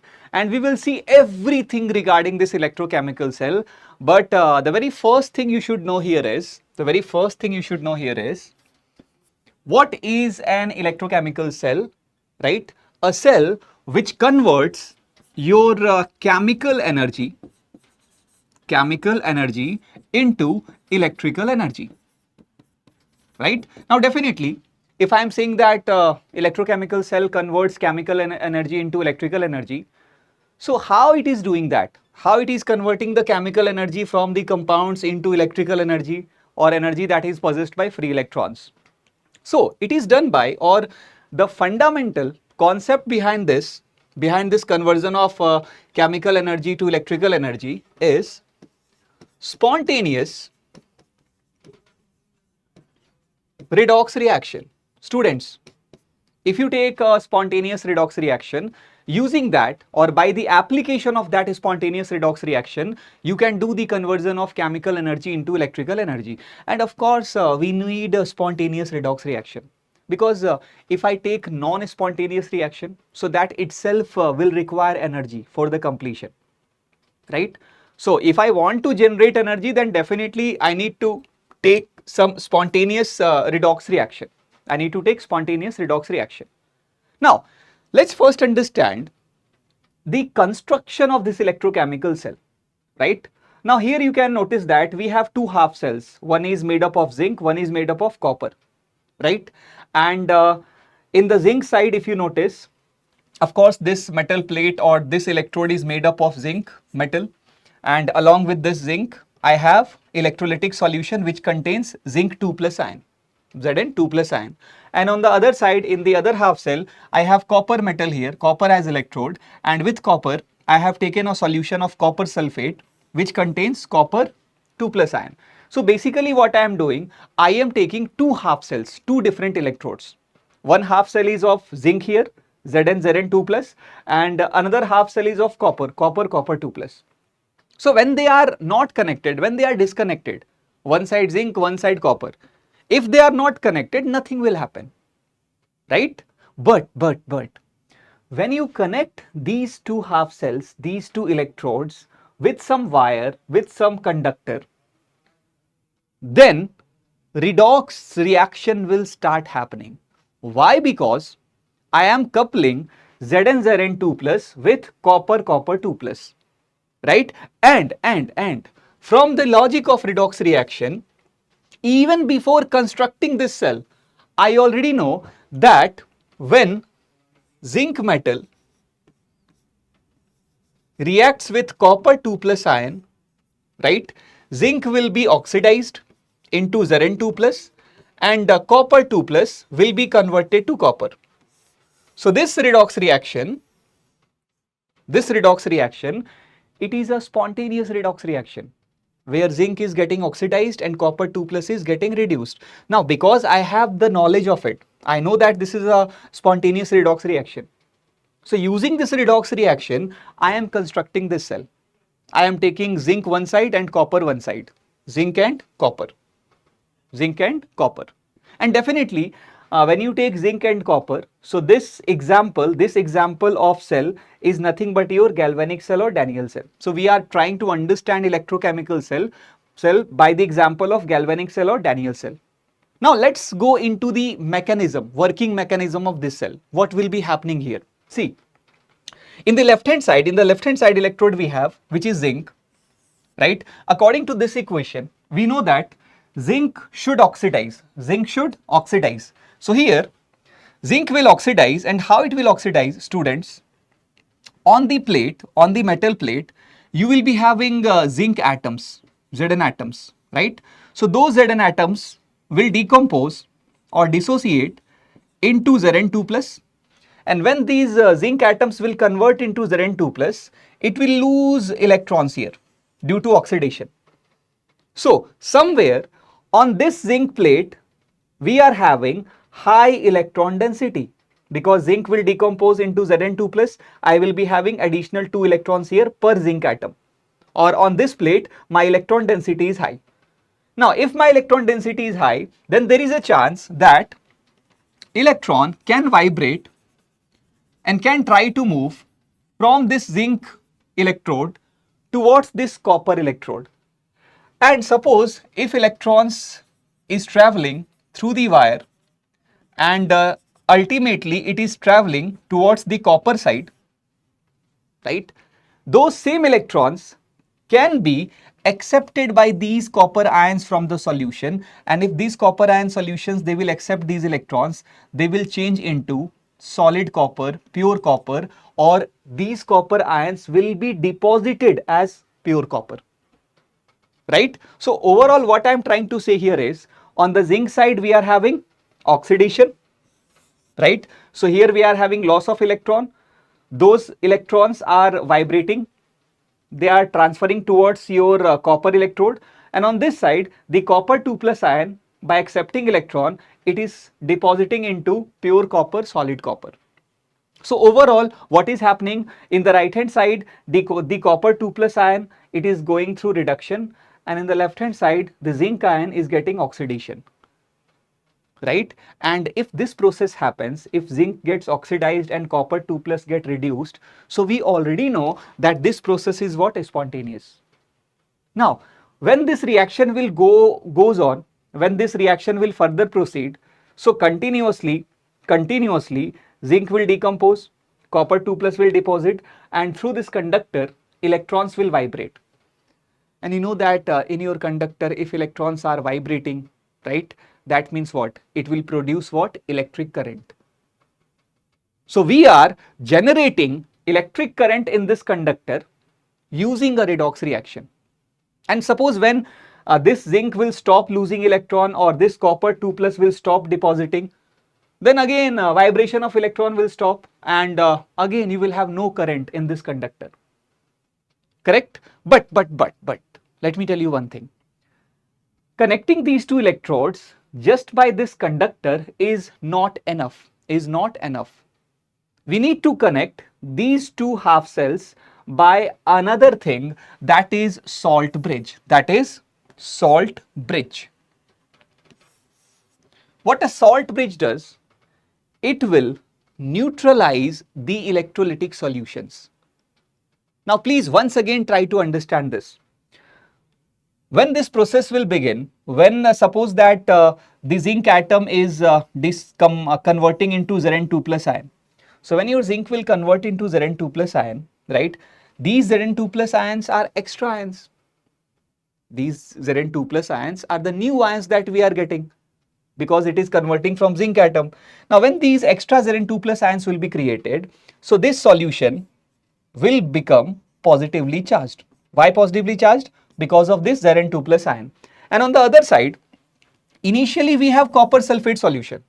So in the copper sulfate solution, I will be having copper 2 plus ion, and I will be having sulfate ion. So initially it is electrically neutral.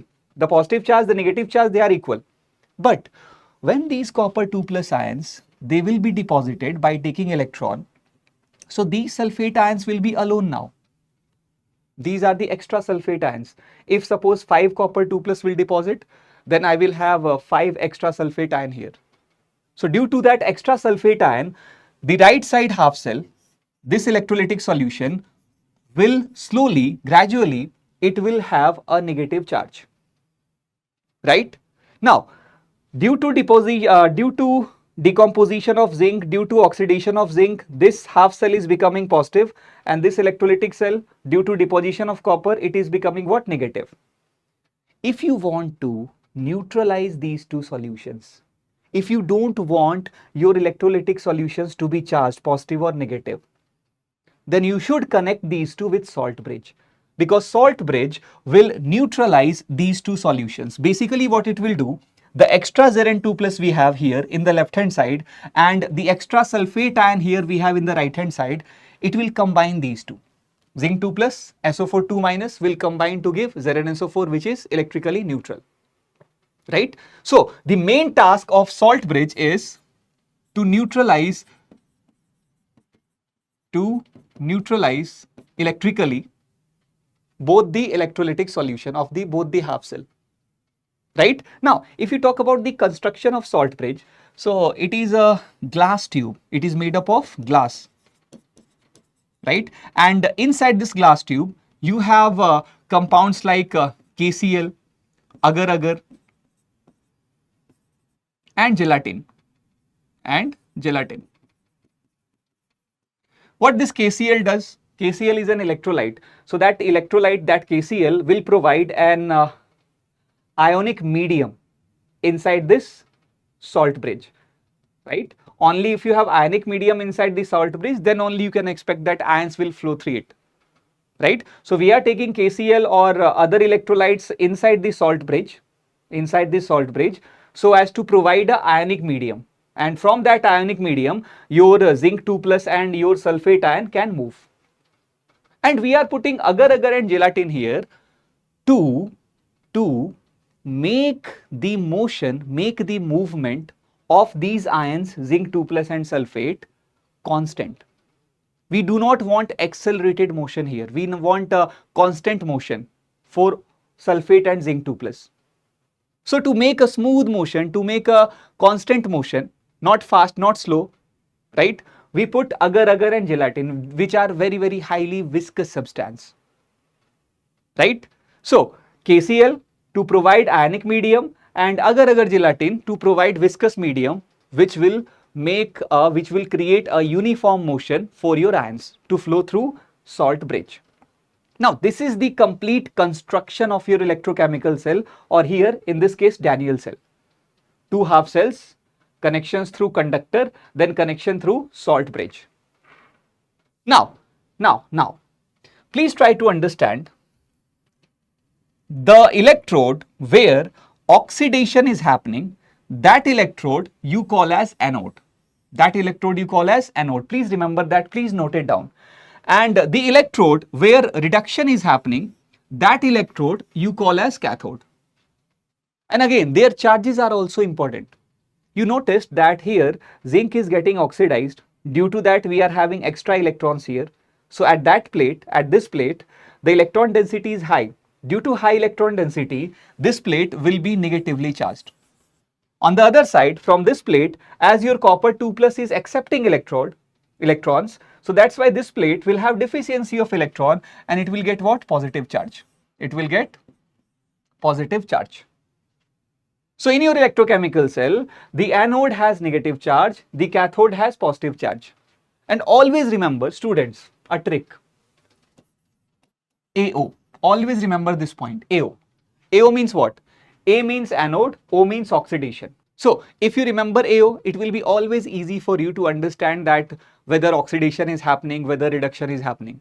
AO means at anode, we have oxidation. So definitely at cathode, we will be having what? Reduction. So now I hope you have understood how that electrochemical cell works, right? The most fundamental point is you should have a spontaneous redox reaction. Using that redox reaction, create two half cells. One side oxidation will happen, one side reduction will happen. Electron will vibrate through the conductor, which will produce electric current. And of course, they will be connected by salt bridge. which will make these electrolytic solutions electrically neutral. Salt bridge contains KCl or some other electrolytes also. See, in salt bridge, you can have KCl or you can use other electrolyte also. But you should take care of it that whatever electrolyte you are putting in the salt bridge,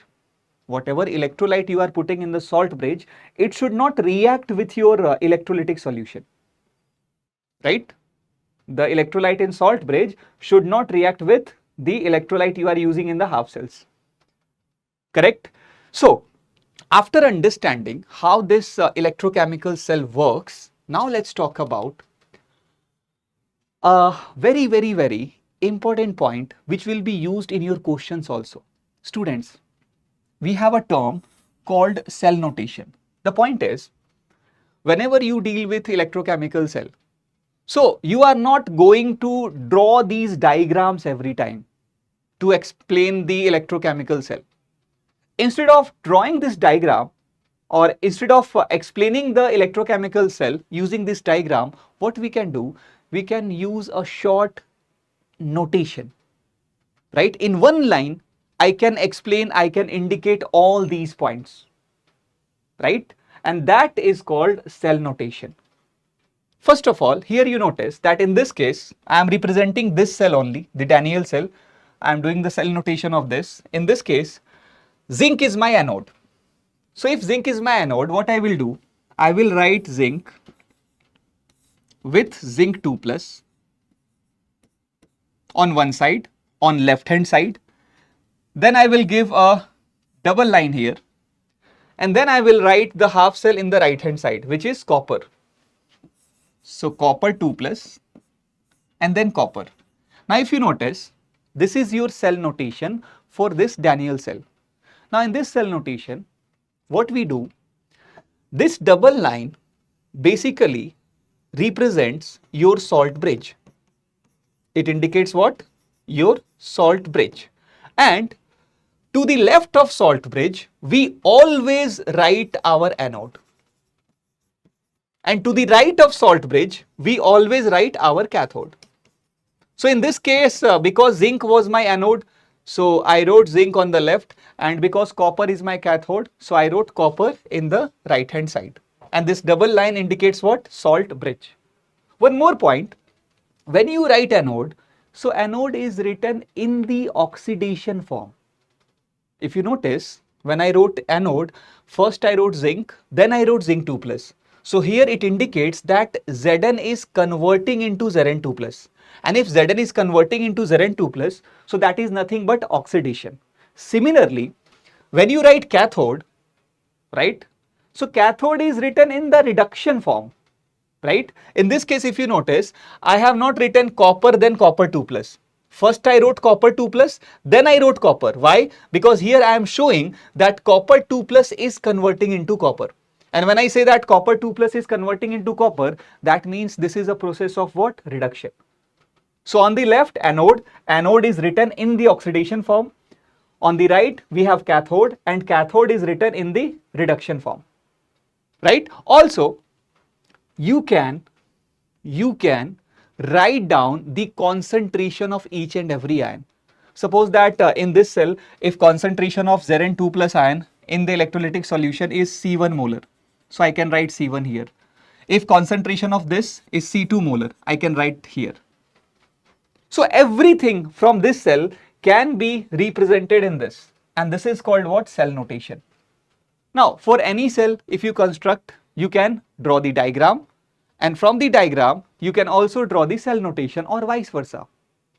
I have cell notation, so from cell notation I can draw the diagram, right? One more point, from the cell notation you can also write down the equation of cell, and that will be required during the questions, because in the cell notation I already know that this is my oxidation reaction, this is my reduction reaction.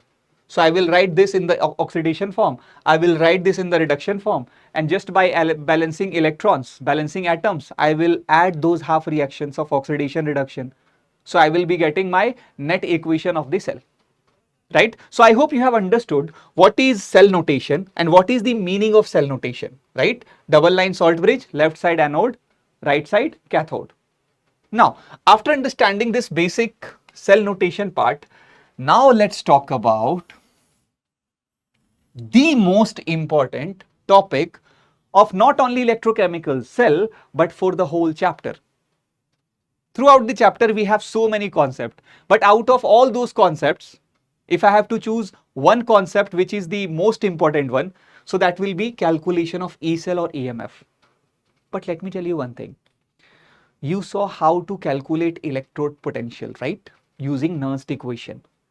In the same way, you will be calculating the E cell value. Same way. Even the steps are same. Students, first let's understand what is the meaning of E cell here. Then we will be talking about calculation. So when you construct a cell, you know that I'm not drawing the full diagram here. I am just representing it. You have anode, right? And then you have cathode, right? Two half cells. One electrode is anode, one electrode is cathode. And when you connect these two through a load, through a conductor, you know that if it works, there will be flow of electric current through it, right? Your flow of electron will be from anode to cathode. You know that. And according to your physics also, you know that conventionally flow of electron and flow of current, they are opposite, right? So if electron is going from left to right, then the flow of current will be from right to left. But the point is, if between these 2 points, electron or current is flowing, that means definitely between these 2 points, I have some potential difference. Because without potential difference, you cannot expect charge to flow, right? So if electrons are traveling from this side to this side, so between this point of anode and this point of cathode, I will have a potential difference. And this potential difference, students, is nothing but your E cell. This is your E cell. So E cell is a potential difference between anode and cathode. And it can be calculated from the electrode potentials of anode cathode. It will be electrode potential of cathode minus electrode potential of anode. But be careful here. When you write down E cell as E of cathode minus E of anode, so please take care that here electrode potential of cathode we are taking in the reduction form. So this is basically reduction potential of cathode. And same for anode. For anode also, we are taking the reduction potential. Right? So E cell can be calculated as reduction potential of cathode minus reduction potential of anode. Right? And the same thing can be done for standard condition. Like for ordinary condition, I am writing E cell equals to E cathode minus E anode. If I take standard condition, so in standard condition, I can say that standard E cell will be equals to standard reduction potential of cathode minus standard reduction potential of anode. Please note down these two. E cell is E cathode minus E anode in terms of reduction potential, and E naught cell equals to E naught cathode minus E naught anode, again reduction potential. This is the standard reduction potential of cathode. This is the standard reduction potential of anode. Right? So this is the way you can calculate what? EMF, or this is how you understand that E cell is nothing but a potential difference between cathode and anode. Right? Now, this E cell, because it depends on concentration, temperature, pressure, everything, right? So this can be calculated directly from your Nernst equation, right? And see how we get that equation, how we get E cell in form of Nernst equation from this only. See, I am saying that E cell is E cathode minus E anode. Now here what I can do, I can write E of cathode from Nernst equation as E naught of cathode minus 0.059 by n log Q at 298 Kelvin. And I can write E of anode as E naught of anode minus 0.059 by n log Q. Now if you solve that, even the E cell you get in terms of Nernst equation. And the formula here for E cell is E cell is equals to E naught cell minus, I am directly writing 0.059, but I hope you will understand here that this is applicable when my temperature is 298 Kelvin. If the temperature is not 298 Kelvin, then it will be written as E naught cell minus 2.303 RT by NF log Q. But at 298 Kelvin, I can write 0.059 by N log Q. So now you can understand the similar formula I used for the calculation of electrode potential, and now the same formula I am using for the calculation of E cell. And from this also you get questions in your exam. Now talking about the steps, here also we have the same step that I used in electrode potential. For any electrochemical cell, if you want to calculate E cell using Nernst equation, so first point is write equation of the cell. Of course, balanced equation, because if it is not balanced, it is useless, right? So first of all, write equation of the cell. That means your balanced redox reaction. And as soon as you write the balanced redox reaction, balanced equation of the cell, you will get the value of N, number of moles of electron. You will get the value of Q, reaction quotient. Again, Q is concentration or pressure of product divided by concentration or pressure of reactant raised to the power stoichiometric coefficient, right? Get NQ, apply Nernst equation, you will get your E cell, right? So we will practice questions from it, but before we go and practice calculation of E cell, let's see few more concepts that is related with your electrochemical cell. There are 2-3 extra points. Of course, E cell is there. From E cell calculation we get question, but there are 2-3 extra points related to electrochemical cell. From that also we get questions in the exam. Like one point is cell at equilibrium. Students, try to understand this. When you say that electrochemical cell is at equilibrium, so equilibrium means what? Like in 11th class in chemical equilibrium, you say that equilibrium is the state at which rate of forward reaction is equals to rate of backward reaction. Now here, when I say that cell is at equilibrium, that means the redox reaction behind this cell is at equilibrium. And if your redox reaction is at equilibrium state, that means no change will happen. There will be no net transfer of electron, right? And between your anode cathode,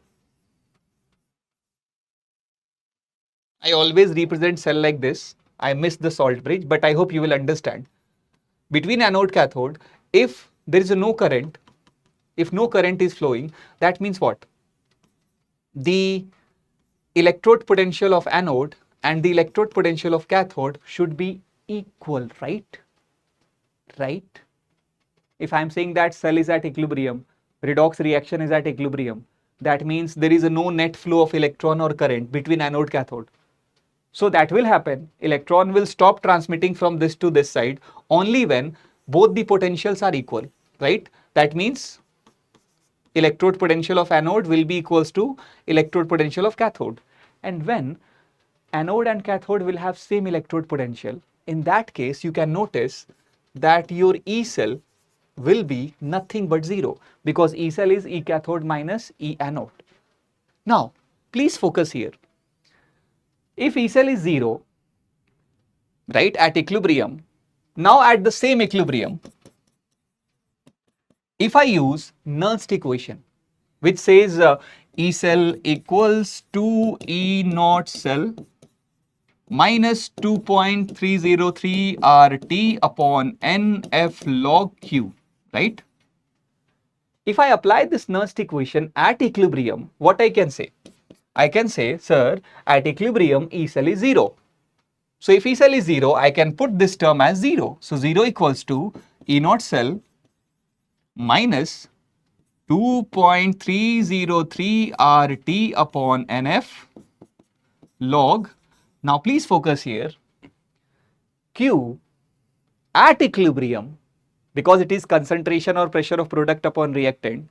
So Q at equilibrium can be written as Kc. So from here, you will be getting a very beautiful relation. Why I am calling it a beautiful relation? Because this relation will directly combine two chapters. This equation will combine two chapters, chemical equilibrium with electrochemistry.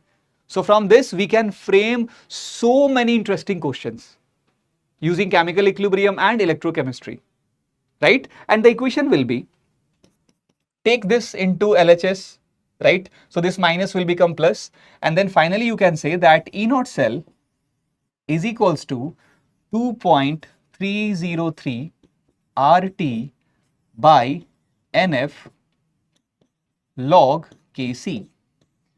Note down this formula, because from this formula sometimes you get a direct question. What type of questions, you know? They will give you E naught cell, they will ask for Kc, or they will give you Kc, they will ask for E naught cell, right? So this is the concept of cell, electrochemical cell at equilibrium. You need to understand that when your electrochemical cell is in equilibrium state, then there is a no net flow of electrons or current. That means potential of anode cathode will be same. That means E cell will be 0, and then if I apply Nernst equation, I get a beautiful relation. E naught cell equals to 2.303 RT by NF log Kc. From this also we will see question. So count these points. One point is calculation of E cell. Now the second point is relation between E naught cell and Kc. From these 2 points we get questions in our examination. Now after understanding the equilibrium in electrochemical cell, now let's talk about 2 more things. One is work done. You know very well that whenever a process happens, if you know thermodynamics, you know this point. Whenever a process happens, during that process, some work will happen. So when it is thermodynamics, so in thermodynamics, you deal with mechanical work, right? And mechanical work, you calculate like force into displacement, right? If both are in same direction, of course. Or in thermo, you calculate it by minus of pressure into change in volume. But in electrochemical cell, because we are dealing with chemical and electrical energy, here we do not have mechanical work. Instead of mechanical work, we have electrical work here. And if you know electrostatics from physics, you already know very well that electrical work, the formula of calculation of electrical work, students, it is nothing but what is the amount of charge getting transferred into what is the potential difference between 2 points. So point A, point B is there. Between these 2 points, you are transferring certain amount of charge.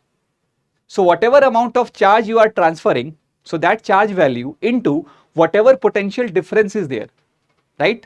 So that multiplication gives you what? Work. Now, if I try to calculate work in the electrochemical cell, what I can say? That during the course of that redox reaction, right, if n moles of electrons are getting transferred. So I told you 1 mole of electron has charge of 1 Faraday. So if n moles of electrons are getting transferred, then the total charge transferred will be how much? N into F. This is the amount of charge transferring here, right? N moles of electron has a charge of N into F, right? And these electrons are getting transferred between your anode and cathode, right? So between your anode and cathode, the potential difference that you have is nothing but E cell. Correct, students? Correct? So in this case, if you calculate work, so that will be NF into E cell. NF into E cell, the magnitude of work. The magnitude of work in this case for electrochemical cell will be NF into E cell. Now one more point. From the beginning we saw that to construct electrochemical cell, we use a spontaneous redox reaction, right? Now, whenever there is a spontaneous process, so from thermodynamics, what you can say that whatever work is done, that is done by Gibbs energy. Whatever work is done, that is done by Gibbs energy. So for any spontaneous process, you will notice that the magnitude of work done will be exactly same as change in Gibbs energy. Because when you are when you are doing work using the Gibbs energy, then only the process will be spontaneous, because Gibbs energy is the available energy inside the system. So for a spontaneous process, magnitude of delta G is equals to work always, right? And because we are talking about a spontaneous process, so definitely the sign of delta G should be negative. I hope from thermodynamics you people know very well that when delta G, sign of delta G is negative, then the process is spontaneous. When the sign of delta G is positive, then the process is non-spontaneous. And when delta G is 0, then your process is in equilibrium state, right? So here, throughout the construction of electrochemical cell, because we are dealing with a spontaneous process, so the sign of delta G should be negative. Now students, if delta G is minus of work here, and my work is NF into E cell, again I will get another beautiful relation.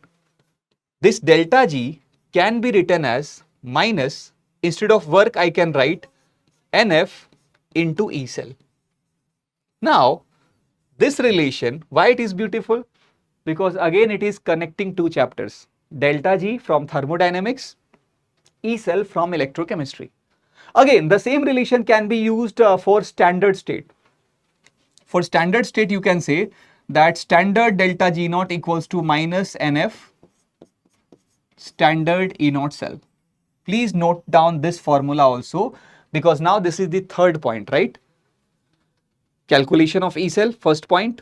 Relation between E naught cell Kc, second point. And now this is third point, relation between delta G and E cell. From this also you get direct questions like E cell will be given, calculate delta G, or delta G will be given, calculate E cell. So from these 3 points you get questions in your exam, correct? One more point, you know that E naught cell or E cell, these are intensive properties. Please remember that or note it down. Of course, intensive and extensive properties you learn in your class 11 thermodynamics. Intensive is that property which is independent of amount, and extensive is that property which is dependent on amount. So in thermodynamics you must have seen that delta G is an extensive property. Now here we have a proof, right? Delta G is extensive because it is depending on n, right? Number of particles of number of moles of electron, right? So if it is depending on amount of something, it is what? Extensive property. But your E cell is nothing but intensive property. Please note that down. E cell is intensive and delta G is extensive. Now let's move further and let's see another point in our electrochemical cell part. It is very easy though to understand. Students, there is a term called a concentration cell. Now what is the meaning of concentration cell? A cell that functions because of concentration difference. Now why a cell will be functioning on the concentration or concentration difference? Because in this cell, anode and cathode, they will be made up of same material.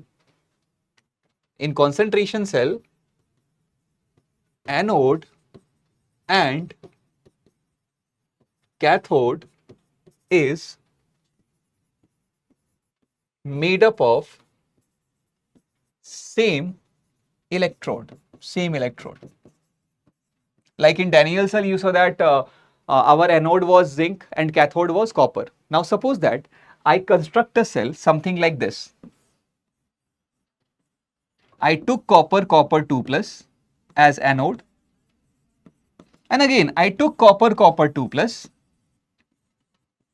as cathode. I can do that. I can take same electrode as anode cathode. Now in this case, again I can generate current, but soon you are going to see that here current is generated due to concentration difference. But this type of cell where both anode and cathode, they are made up of same electrode, these cells are called what? Concentration cell. Now for these types of cells, if you notice, because both are made up of same electrode, here if I calculate E naught cell, students, so E naught cell will be E naught of copper minus E naught of copper. So automatically E naught cell will be what? 0. because standard electrode potential is a constant value. Like for copper, right, the SRP value is plus 0.34 volt. So standard value is constant, right? But the ordinary values are, they can vary according to temperature and concentration. So for concentration cell, our E0 cell value will be 0, always. Now, in this case, if you apply your Nernst equation, you will notice that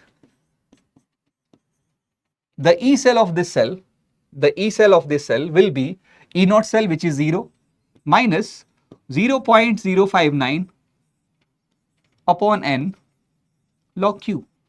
Now, if you notice, this E cell completely depends on q, and within q, if you expand q, you will be getting concentration of copper 2 plus on the anode side and concentration of copper 2 plus on the cathode side. So this E cell will fluctuate, will vary according to this q value, and this q is nothing but concentrations of copper 2 plus ion in the anode side, in the cathode side. So because this E cell depends on concentration, that's why we name these types of cells as concentration cell, right? So now I hope you have understood at least the meaning of concentration cell. What is a concentration cell? Made up of same electrode. And for concentration cell, the E0 cell value is 0, and E cell value depends on concentration of electrolyte, right? So after understanding each and every point of electrochemical cell, now let us see some questions. Let's practice some question, right? Take your pen paper, all of you, and solve these problems along with me, right? With me or before me, of course. So our first question is the standard cell potential of the following cell. Okay, what is the cell? Okay, they have given cell notation, right? Zn Zn2 plus Fe2 plus Fe 0.32 volt. So this is a cell whose cell notation is given, and for this standard cell potential means E0 cell is given how much? 0.32 volt. Okay. Now calculate the standard Gibbs energy change for the reaction, this one. Okay, so they have given two informations. Like if they have given the cell notation, then we don't require this equation. We can frame that, right? You know very well that in cell notation, in the left hand side, we write anode, right? And at anode, we have oxidation. So I can already say that zinc will convert into zinc 2 plus here by the loss of 2 electron. This is equation at anode. And Fe2 plus Fe is my cathode. So at cathode, I will be having reduction. So at cathode, I can write my equation like this. Fe2 plus 2 electron gives Fe. Now just check the number of electrons. Here we are having loss of 2 electron. Here we are having gain of 2 electrons. So electrons are already balanced. If I add these two equations, electron will be cancelled, and the net equation will be Zn plus Fe2 plus gives Zn2 plus Fe. So we already know that from this cell notation that the equation of cell will be this, but they have given the equation also. So now you understand that this equation is nothing but the equation of the cell they have given, whose E0 cell is 0.32. Now we have to calculate standard Gibbs energy change. A direct question. Just now I told you that delta G0 is minus NF into E0 cell. Just put the values. Here minus N means number of moles of electron transferred. Here if you notice, during the oxidation part, 2 electrons are lost. During the reduction part, 2 electrons are gained. So overall we are having transfer of 2 moles of electron. So value of N here is 2. Value of F, it should be given in the question. They have given it 96487, the accurate value. But normally we take 96500, but in these questions, whatever value they give, always use that.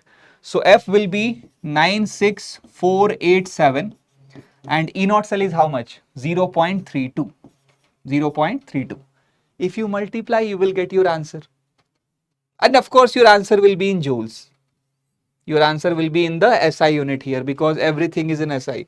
E naught cell we are using in volt and F is 96487 coulomb. So because everything is in SI, so from here delta G naught you will be getting in the units of joule. If you multiply this roughly, I am saying roughly, 2 into zero point 0.3 is 0.6 and 0.6 into this is near about 61.75. Yes, my approximate calculations are always right. You don't do that, please. You don't do that. How I do it, like 2 into zero point 0.3 is something like 0.6 and this 9648 is somewhere near to 10,000, right? So 0.6 into 10,000, the answer should start with 6. So from there I judge that the answer should start with 6 and of course it should have minus charge. But you people will not do that, right? You people will multiply it completely. Give it a time, it will take 30 seconds hardly. Multiply that and then here your answer will be how much? Minus 61.75 kilojoule per mole. Correct? And surprisingly, this question came in NEET 2024. A direct question between delta G and E naught cell. So let's continue this practice. Let's continue the practice. Let's do one more question from the electrochemical cell. We have different types of problems, right, in electrochemical cell. One was about delta G from E cell. Now see the next question. The correct value of cell potential volt for the reaction that occurs when the following two half cells are connected. So they have given two half cells, right? In the first half cell, we have Fe2 plus and Fe. This is one electrode. And in the second half, we have dichromate ion with Cr3 plus. Correct? For both the electrodes, they have written equation in reduction form. Please notice here. Fe2 plus accepting 2 electron to convert to Fe. This is a equation in reduction form. And the dichromate accepting 6 electron to convert into Cr3 plus. This is also reduction form. So if equation is given in the reduction form, so then these potentials, they are also nothing but standard reduction potentials. They are nothing but standard reduction potential. Correct? Now if you notice, students, for both, for Fe2 plus and dichromate, for both we have the SRP value. If you notice, the SRP value is higher for dichromate. It is plus 1.33 and it is minus 0.44 for Fe2 plus. Now, I have a trick for you. You will see that later on, how we are doing it in the electrochemical series part. But here it is like a trick for you. Out of two electrodes, the one whose SRP is higher will function as cathode. So in this case, because dichromate has higher SRP as compared to Fe2 plus, so in this case, dichromate will function as cathode. So automatically Fe2 plus Fe will function as what? Anode. So now we have identified that in this case, in this couple, dichromate Cr3 plus is my cathode and Fe2 plus Fe is my anode. So what I have to do? I have to calculate cell potential in volt.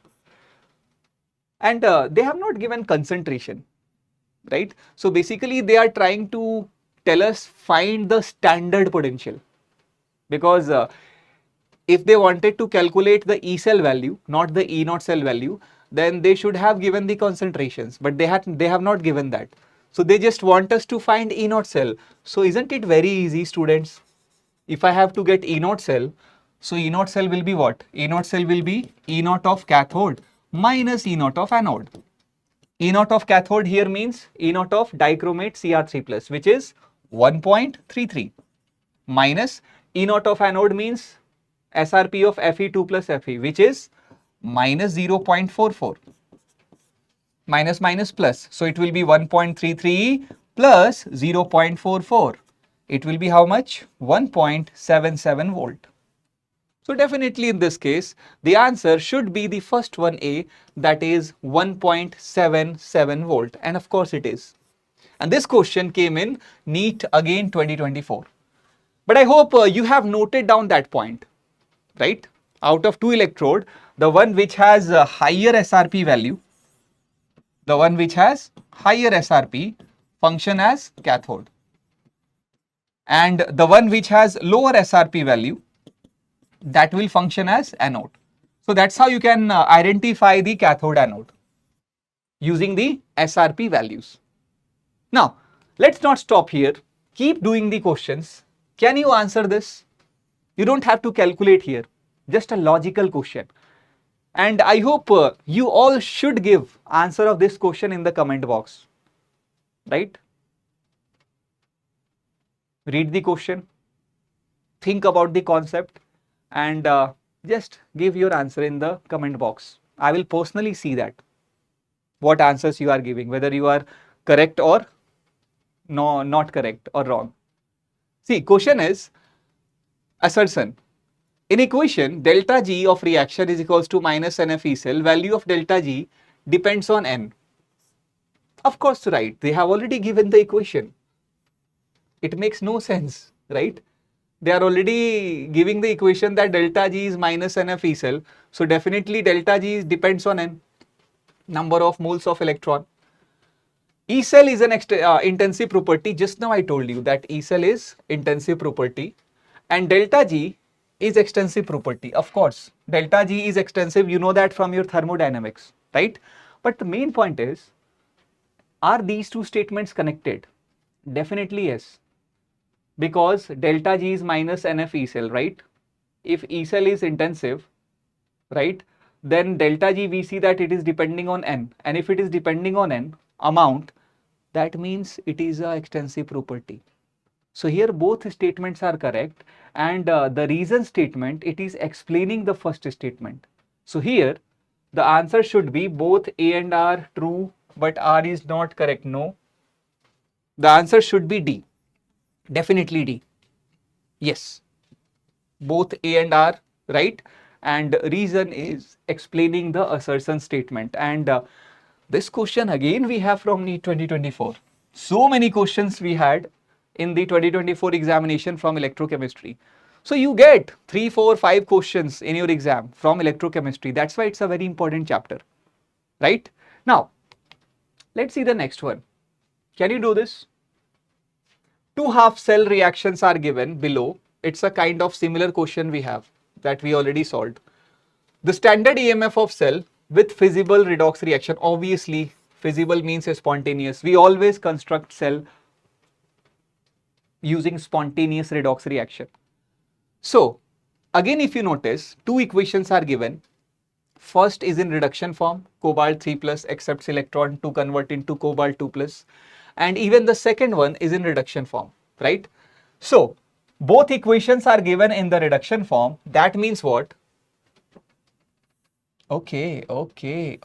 So here we have a twist. Please notice, this E naught is cobalt 2 plus to cobalt 3 plus. That means here cobalt 2 plus is converting into cobalt 3 plus. When cobalt 2 plus converts to cobalt 3 plus, that is oxidation.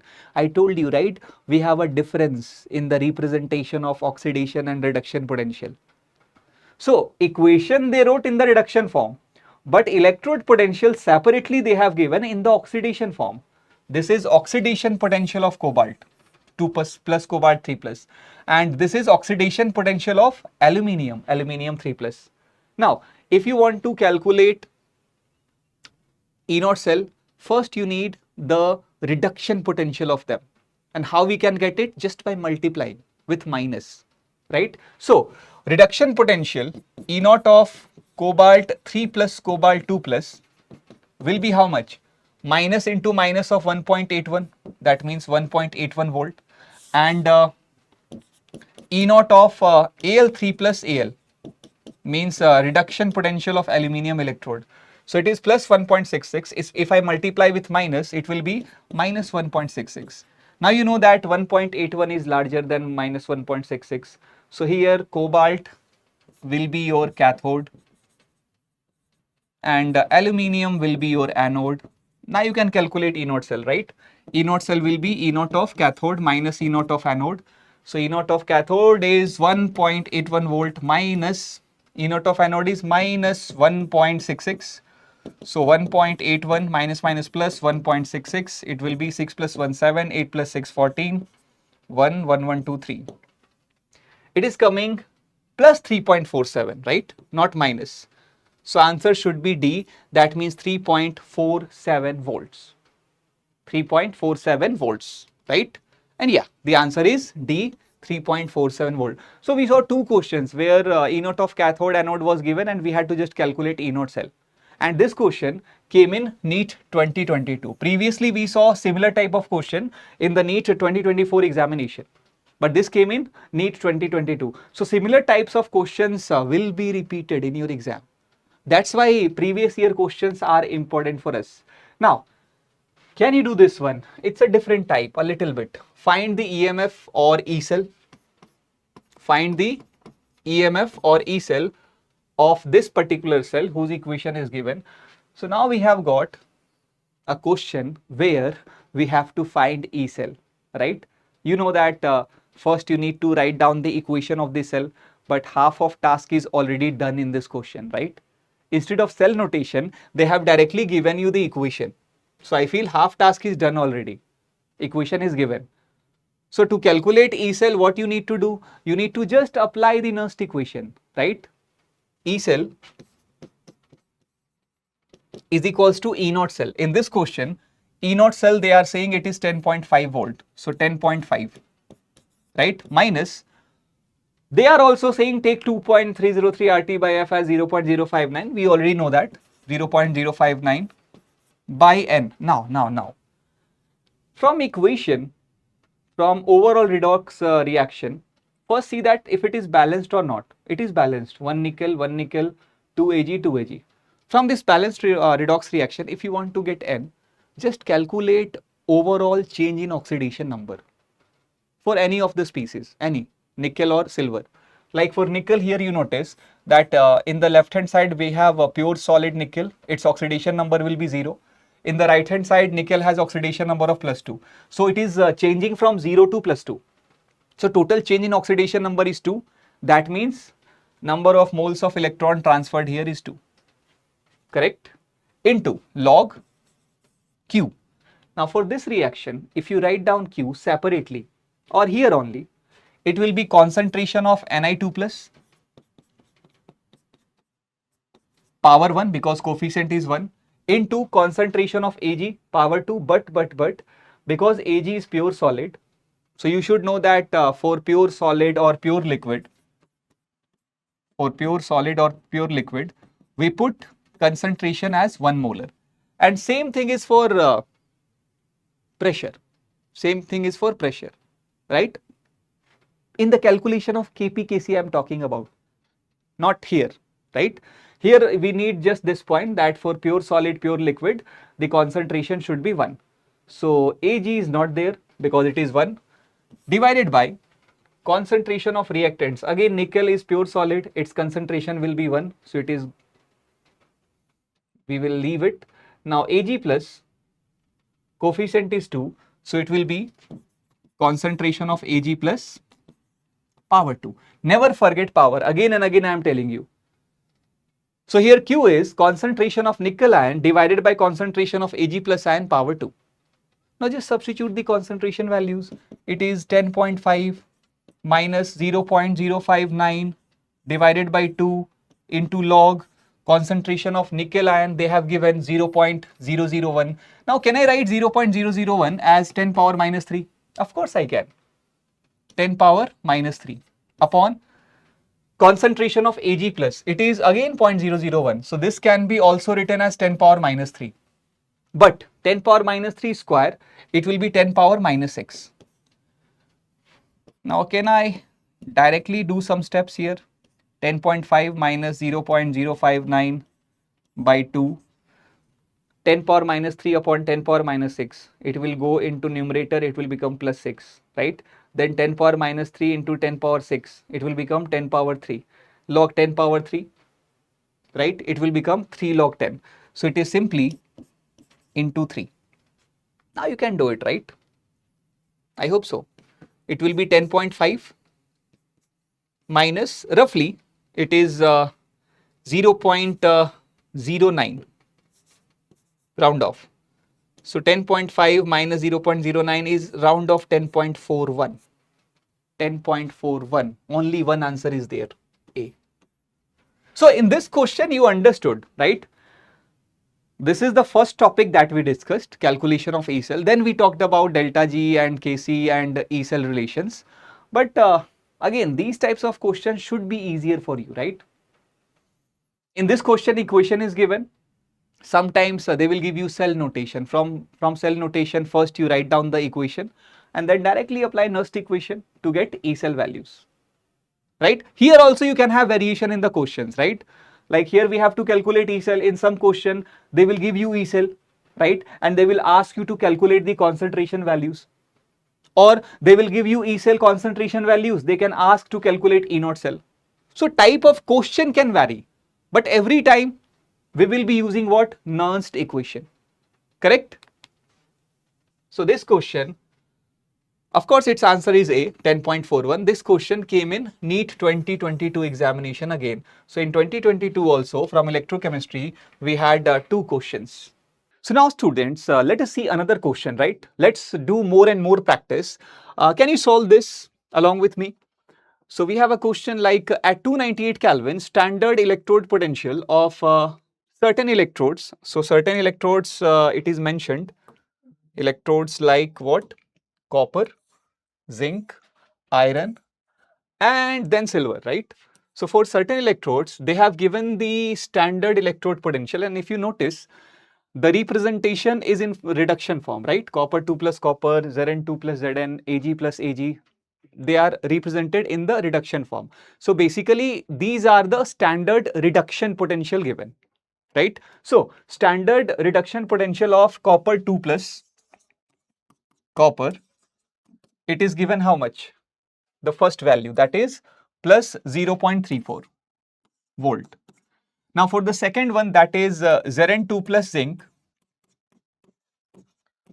its SRP value, the second one, that is minus 0.76 volt, minus 0.76 volt.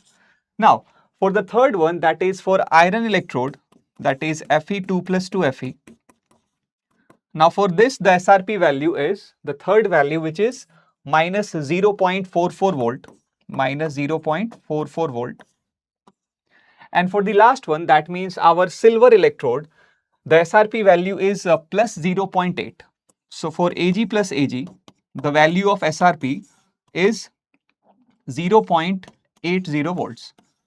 So overall, for four different electrodes, right, we have the values of SRP. Now, the point is, we have to answer, predict which of the following reaction cannot occur. So total 4 reactions are given here. And out of these 4, we have to check about the feasibility of reaction. Now students, just now you saw that according to your thermodynamics, if your delta G is negative, then your process is feasible or spontaneous. Now, the same feasibility, the same spontaneity can be checked using E cell. Using E cell. How? Because you know that delta G is minus NF of E cell, right? And for standard condition, delta G naught is minus NF of E naught cell, minus NF of E naught cell.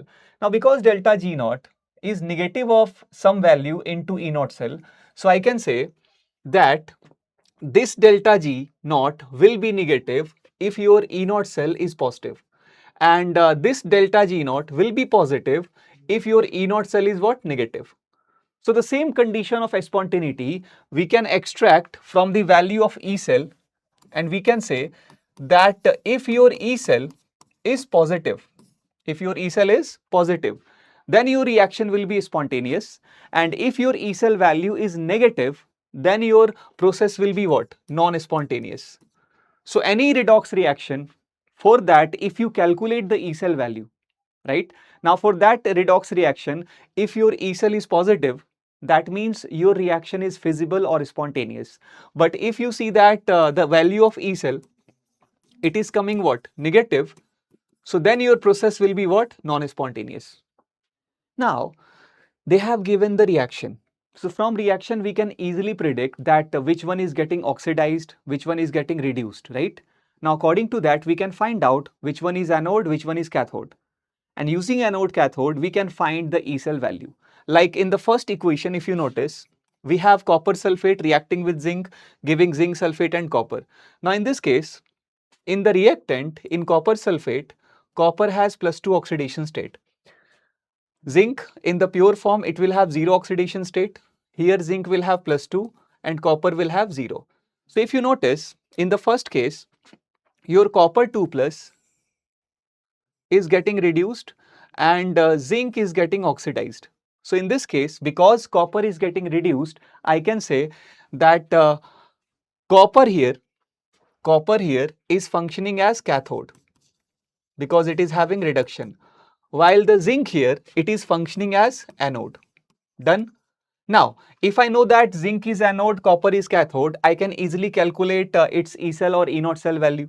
Its E naught cell value in the first case will be reduction potential of cathode minus reduction potential of anode. That's what we saw, right? E cell equals to reduction potential of cathode minus reduction potential of anode.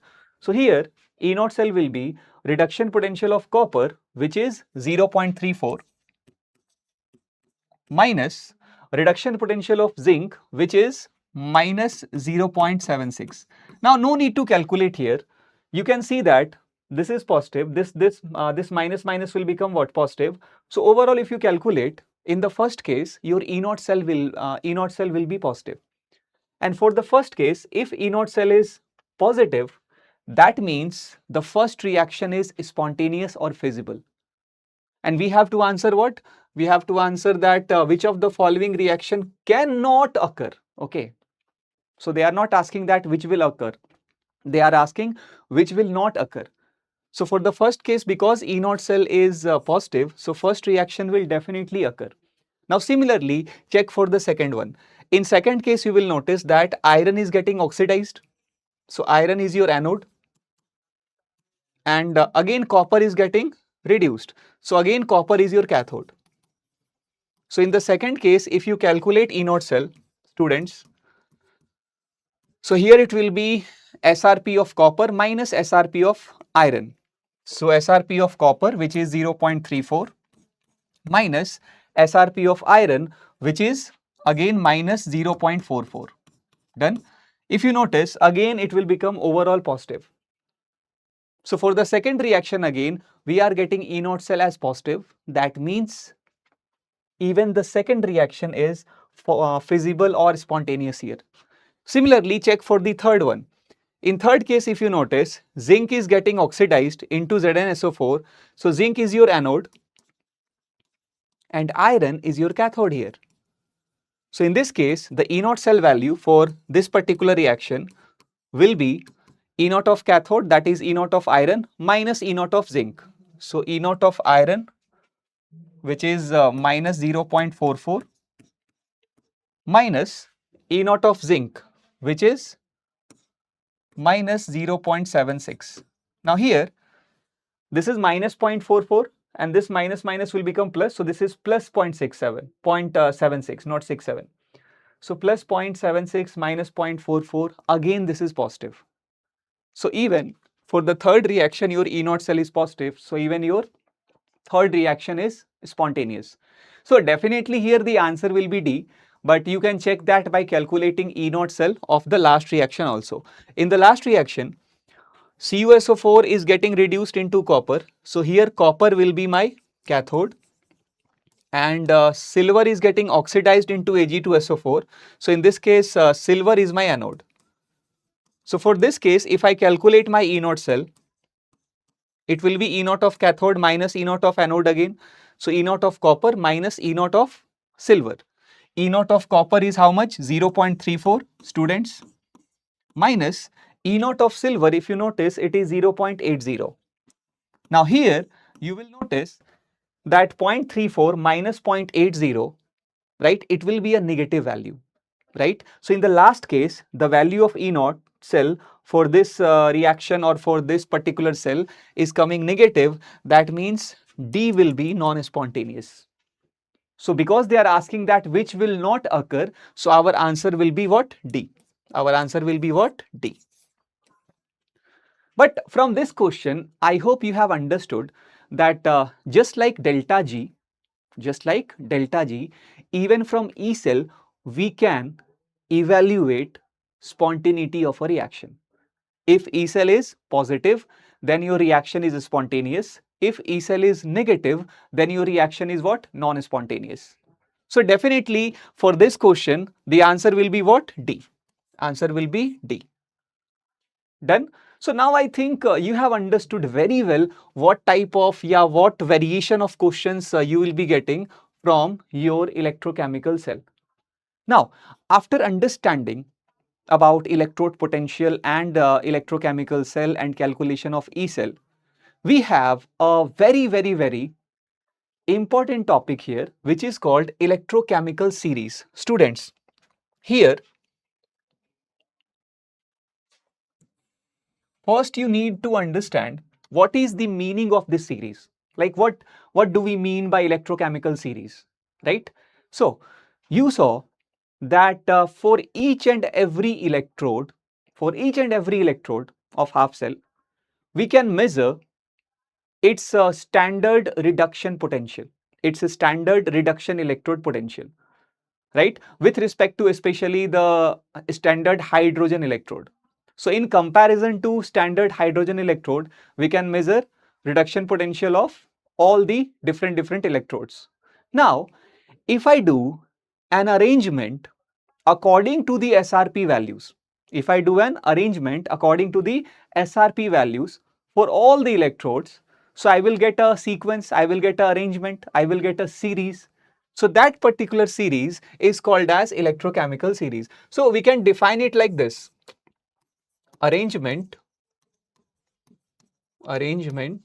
of electrodes according to you can arrange in both ways, either in increasing order or decreasing order, right? So arrangement of electrodes according to increasing or decreasing order of standard reduction potential. So here we have the series. If you notice carefully, like for the first one, that is lithium, for lithium electrode Li plus Li, the SRP value is minus 3.045, right? Then for potassium, the SRP value is minus 2.9. Definitely, as compared to minus 3.0, minus 2.9 is a larger value, right? And if you go down this series from lithium to potassium, to calcium, to sodium, to magnesium, to aluminium, aluminium, to hydrogen, right? Silver, fluorine, you will notice that your SRP is increasing. So we have arranged our series according to increasing order of SRP. But we can arrange in reverse way also, right? You can arrange like putting fluorine at the top and lithium at the bottom. In both the cases, it will be called as electrochemical series. But the point is, in this series, you do not have to memorize the values. Do not try to memorize like what is the value of SRP of zinc or cadmium or lead. You don't have to mug up the values. But at least for some of the elements, you should know the sequence. At least for some of the elements, you should know the sequence of SRP value, right? So please note it down, which elements out of this series you need to remember, right, according to the sequence of SRP. Like first one is lithium, then potassium, then try to remember calcium, sodium, magnesium, aluminium, right? Then zinc, iron, lead, then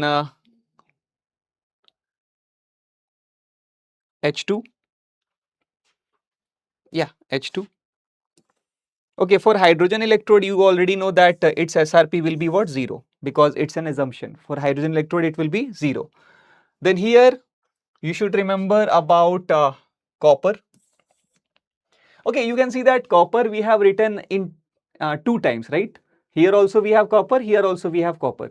But these two are different electrodes of copper, right?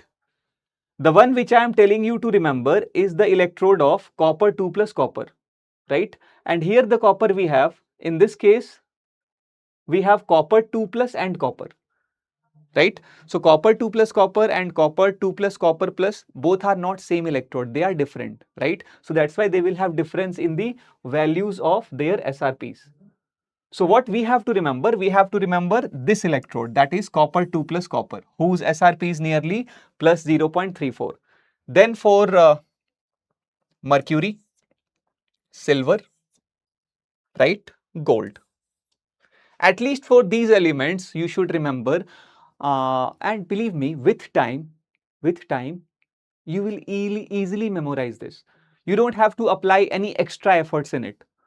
You will be doing questions on everyday basis, right? So by solving questions slowly, you will automatically memorize this sequence of lithium, potassium, calcium, sodium, magnesium, aluminium, zinc, iron, lead, hydrogen, copper, silver, right, gold, and before that mercury. But this electrochemical series is very important for us. Although it's a very easy point, what we are doing, we are just arranging the elements, the electrodes according to the SRP value. But still this series is very important for us, because from this series we can decide so many things. We can compare so many things.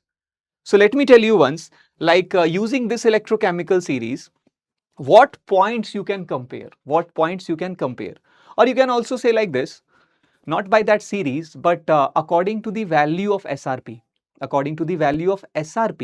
what things you can compare, right? So either you say according to SRP or you say according to electrochemical series. Like suppose if we have any oxidizing agent,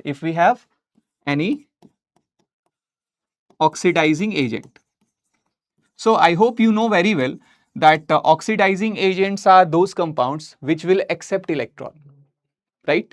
And tendency to accept electron is nothing but your SRP, correct? So tendency of accepting electron is directly proportional to the SRP value.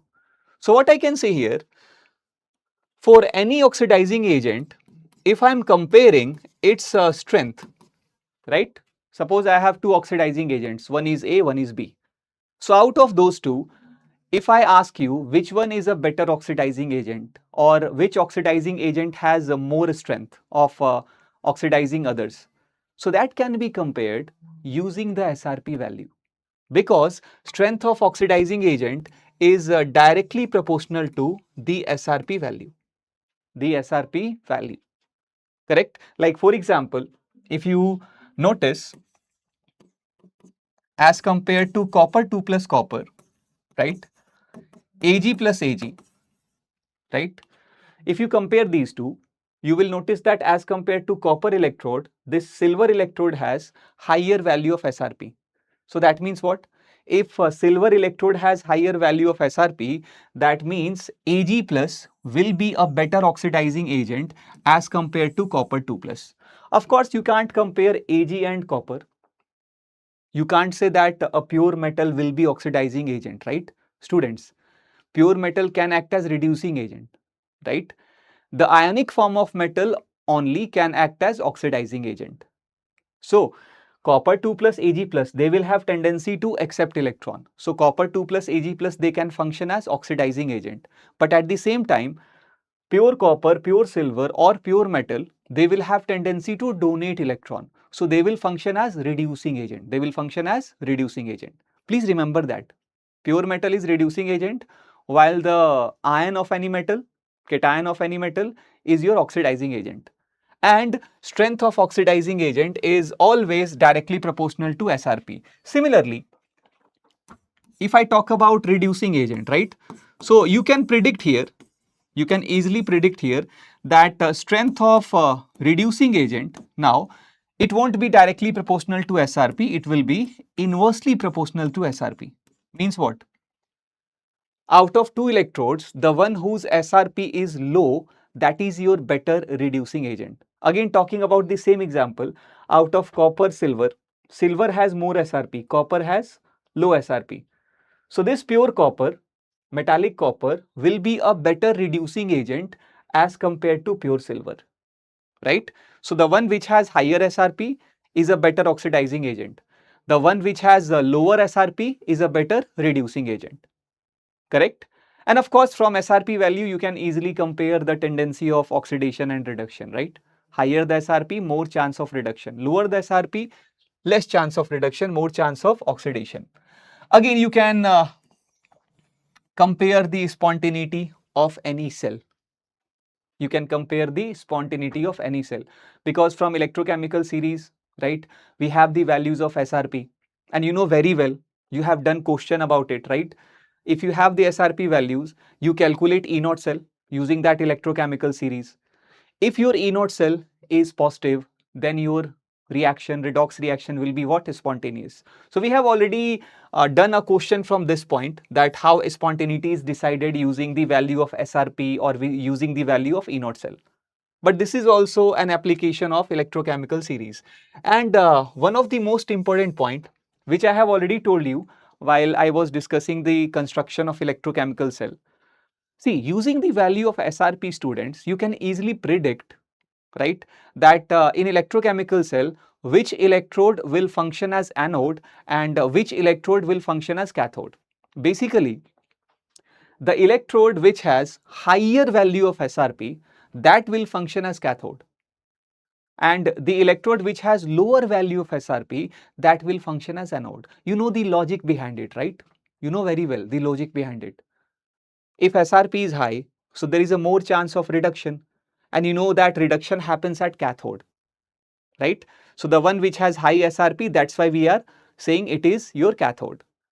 And if SRP value is low, that means it will have more chance of oxidation, and oxidation occurs at anode. So that's why the one which has low SRP value, we will make it as anode. Again, for the same example, if I consider this copper and silver, if I have to create a electrochemical cell, if I have to construct an electrochemical cell using these two electrodes, so what I will do, right? I will make my copper as anode because it has low SRP value, and I will make silver as cathode, right? So always the one which has high SRP will be cathode, and the one which has low SRP will be anode. So I hope you will remember these points regarding electrochemical series, right? And again, you will be getting questions in your exam from this. Sometimes they give question like for certain electrode SRP is this. Then which one is a better oxidizing agent? Which one is a better reducing agent, right? Whether your reaction is spontaneous or not. So all those things can be done using electrochemical series or directly the value of SRP. So students, let us practice some of the questions from electrochemical series applications, right? Let's see that what types of question you can get from that electrochemical series part or the SRP part. So all of you read this question carefully first. Question is, the E naught values, or the standard electrode potential values for some of the electrodes are given. Al plus Al, Al3 plus Al, then thallium plus thallium, and thallium 3 plus thallium.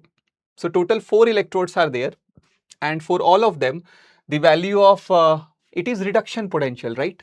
According to representation, Al plus Al reduction, Al3 plus Al reduction, thallium plus thallium reduction, thallium 3 plus thallium reduction. So all are reduction potential. Now we have to identify the incorrect statement. Which of the following statement is incorrect? So out of these 4, 3 of these statements are correct and only 1 is incorrect, and that we have to answer. So see the first statement. It is aluminium is more electropositive than thallium. I think this point you know from your periodic table chapter itself, right? In your periodic table, when you talk about group 13, you know that after boron, right, the electronegativity increases down the group, and it is of course irregular because generally electronegativity uh, decreases down the group, but in group 13 we have exception, right? After boron, electronegativity what? Increases down the group. So out of aluminium, thallium, definitely aluminium is more electropositive. So this statement is absolutely fine. And even you can check that from their SRP values. If you notice, for aluminium, the SRP is minus 1.66, and for the same state in thallium, the SRP is plus 1.26, right? And you know very well, the one which has a lower value of SRP, the one which has lower value of SRP will easily lose electron. So because aluminium has a negative SRP value, which is very, very less as compared to thallium, so definitely aluminium will be more electropositive. Aluminium will lose electron easily as compared to thallium. Now check the second statement. Thallium 3 plus is good reducing agent than thallium plus 1. Now if you notice, thallium 3 plus, just now I told you that it cannot act as a reducing agent, right? Thallium 3 plus, it does not have tendency to lose electron, right? The reverse is true. Thallium 3 plus, it cannot function as reducing agent. Forget about the comparison. Forget about the comparison according to SRP. Thallium 3 plus can never act as a reducing agent. It will always act as oxidizing agent because thallium 3 plus can gain electron. And if you check that according to the SRP value, you will notice that thallium 3 plus has a positive SRP value. Thallium 3 plus has positive SRP values and thallium plus has negative SRP value. So if you compare their oxidizing strength, right? First of all, they are not reducing agent, they are oxidizing agents. So if you check that out of thallium 3 plus, thallium plus, which one is a better oxidizing agent? So because for thallium 3 plus, we have positive SRP, more SRP, and for thallium plus, we have negative SRP, less SRP. That means thallium 3 plus is better oxidizing agent than thallium plus. And they have written thallium 3 plus is good reducing agent than thallium plus. So definitely statement B here is incorrect and that will be our answer. That will be our answer. But let us check because we are studying, right? We are discussing. So let us discuss the rest of the options too.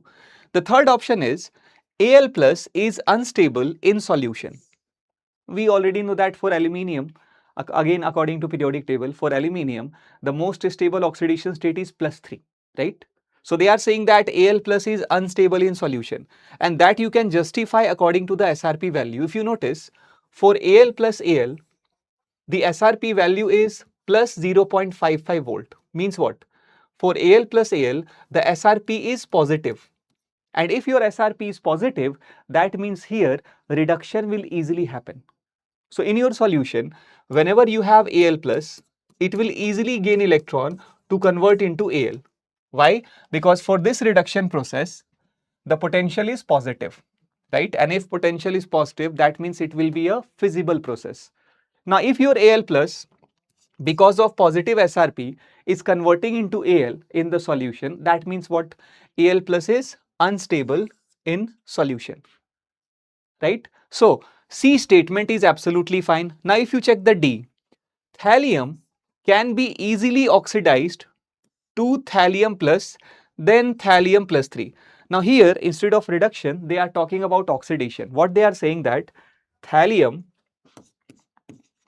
can be easily converted into thallium plus as compared to when you convert thallium into thallium 3 plus. So, how we can compare it? Just compare according to the oxidation potential now because we are talking about oxidation reaction. So when your thallium converts to thallium plus, so for this oxidation potential will be, its reduction potential is minus 0.34. So its oxidation potential will be plus 0.34. And for thallium 3 plus, the reduction potential is plus 1.26. So its oxidation potential will be minus 1.26. Now, if you see, for thallium to thallium plus, its oxidation potential is positive. That means what? For this process, if your potential is positive, that means this process will easily happen. And for this, if your potential is negative, that means it will be difficult to convert thallium into thallium plus 3. And that's what they have written in the statement. right? I hope you people understands very well this point, right? If your reduction potential is high or positive, that means there reduction will happen. If your oxidation potential is high, that means there we have more chances of oxidation. If oxidation potential is positive, then definitely oxidation will happen, correct? So thallium can easily oxidize to thallium plus as compared to thallium plus 3 because thallium plus has more oxidation potential as compared to thallium 3 plus. So now I think after this question, you have understood very well that how we compare electropositivity, reducing agent, oxidizing agent, stability, or which one will be oxidized or reduced, right? All these things can be compared according to the value of SRP. And sometimes we need to use what? Oxidation potential. But oxidation potential you can directly get by multiplying with minus in the reduction potential values, right? So always go into details of these types of questions. Then only your concept will be clear, right? And then you can solve any question later on. So here definitely the answer is B because thallium 3 plus is not a reducing agent, it is a oxidizing agent. Now, can you do one more question? Now this time can you do this question before me, all of you? Zinc can be coated on iron to produce galvanized iron. I think this concept you know from your 7th, 8th class, right? In 7th, 8th class you talk about galvanization and all, right? On iron we do coating of zinc, that is called galvanization. So zinc coated on iron to produce galvanized iron, but reverse is not possible because, so first thing is, please try to understand here, this question is again from the electrode potential, reduction potential value. See, if you take iron and you do coating of zinc, so it's a kind of sacrificial protection of iron we have. Here, why you do coating of zinc? Because when we have a couple of iron and zinc, so out of these two, zinc will be oxidized first, not iron. Now, why zinc is getting oxidized first? Because zinc has low SRP value and iron has high SRP value, right? So, out of iron zinc, the one zinc is having low SRP, so zinc will oxidize first, right? And your iron will be protected. We do this galvanization to prevent rusting of iron. Even rusting or corrosion is our topic in electrochemistry. Now, we can't do the reverse. You can't do the reverse means what? You cannot coat zinc with iron because it will not be helpful. If you coat zinc with iron, again zinc will be oxidized. So you cannot protect zinc by coating iron. But what is the possible reason behind that? Why we can't coat iron on zinc? Because zinc is lighter than iron? No. Zinc has a lower melting point than iron? No. Zinc has a lower negative electrode potential than iron. Zinc has higher negative electrode potential than iron. Yes, D will be the answer. Zinc has higher negative. Higher negative means overall the value is less. Like if zinc is -1, then iron is -0.4, right? And if zinc has a more negative electrode potential value, that means zinc will oxidize easily. That's what I told you here. So in this case, definitely the answer will be what? D. So suppose if you take two different metals, metal 1, metal 2, and if you want to do coating of one metal on the surface of other metal, if you want to do coating of one metal on the surface of other metal, so what's the concept here? The one which has low SRP, this will be coated on the metal which has high SRP. You can't do the reverse, right? And when I say low SRP means what? More negative value, right? And high SRP means what? Less negative value. Correct? And students, this question came in NEET 2016 examination. Right? So now I think all the doubts of yours regarding SRP, regarding electrochemical series is clear now. Correct? And now we are done with the first part of this chapter, that is electrode potential and electrochemical series and electrochemical cell. So now let's go into the second phase of this chapter and let's learn electrolysis. But first thing is, I told you that in electrochemical cell, what we do, what we perform conversion of chemical energy into electrical energy, right? Now, when it comes to electrolysis, so first thing you need to understand here is electrolysis is a process, and during this process, our electrical energy, our electrical energy is converted into chemical energy, right? Electrical energy is converted into what? Chemical energy during the process of electrolysis. Now, here you can notice that we have a setup, and this setup is for electrolysis. But first thing is, the container or the setup in which you perform electrolysis, that setup is called electrolytic cell, right? So, the container in which you convert basically chemical energy to electrical energy, that was called electrochemical cell. Now, the container in which you are converting electrical energy into chemical energy, this is called what? Electrolytic cell. This is called electrolytic cell. Now, first let's understand what is the exact meaning of electrolysis. Now, if you see the definition of electrolysis, it says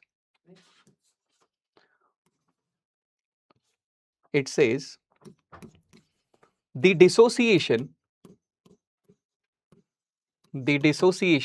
of electrolyte when electricity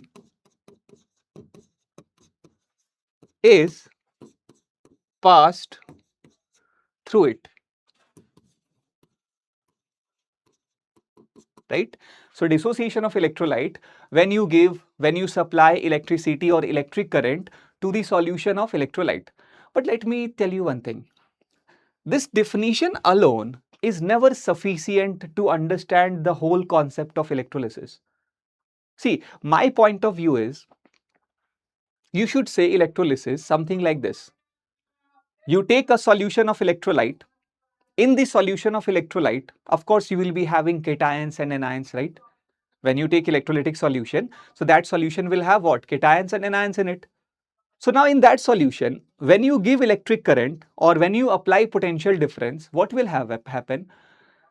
Some species will get oxidized, some species will get reduced. So overall, a redox reaction will occur. So somewhere, if I give electric current, if I give electricity, so due to electricity, if a redox reaction is happening, so that procedure is your electrolysis. Now that procedure in definition, we write like this: the dissociation of electrolyte when electricity is passed through it. Now let's understand this using this diagram. All of you can see that in this diagram what we have. First of all, we have a container here. In that container we have solvent, commonly water, and in that solvent, suppose we have taken an electrolyte. We have taken an electrolyte. Here, let us generalize it. Let us say that in this water, I have dissolved electrolyte AB. I have dissolved what? Electrolyte AB. And in this AB electrolyte, A is a cation and B is an anion. A is a cation, B is an anion. Right?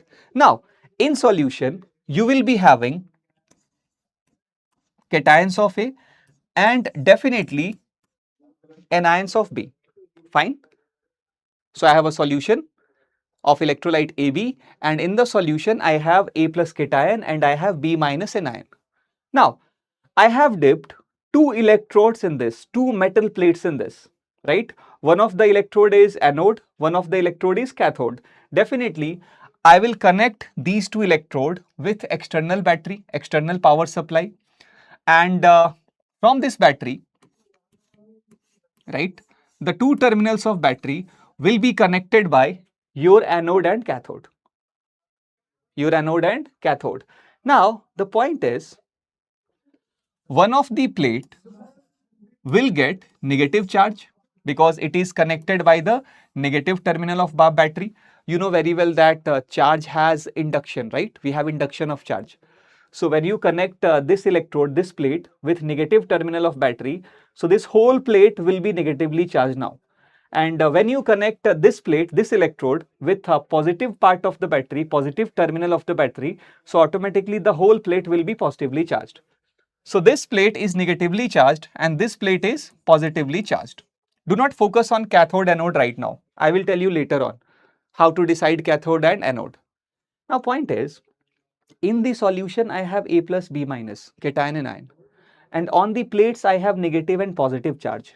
Now students, from the very basic logic of yours, you can guess, you can predict, you can decide that because this cation has positive charge, so automatically it will be attracted towards the negative plate.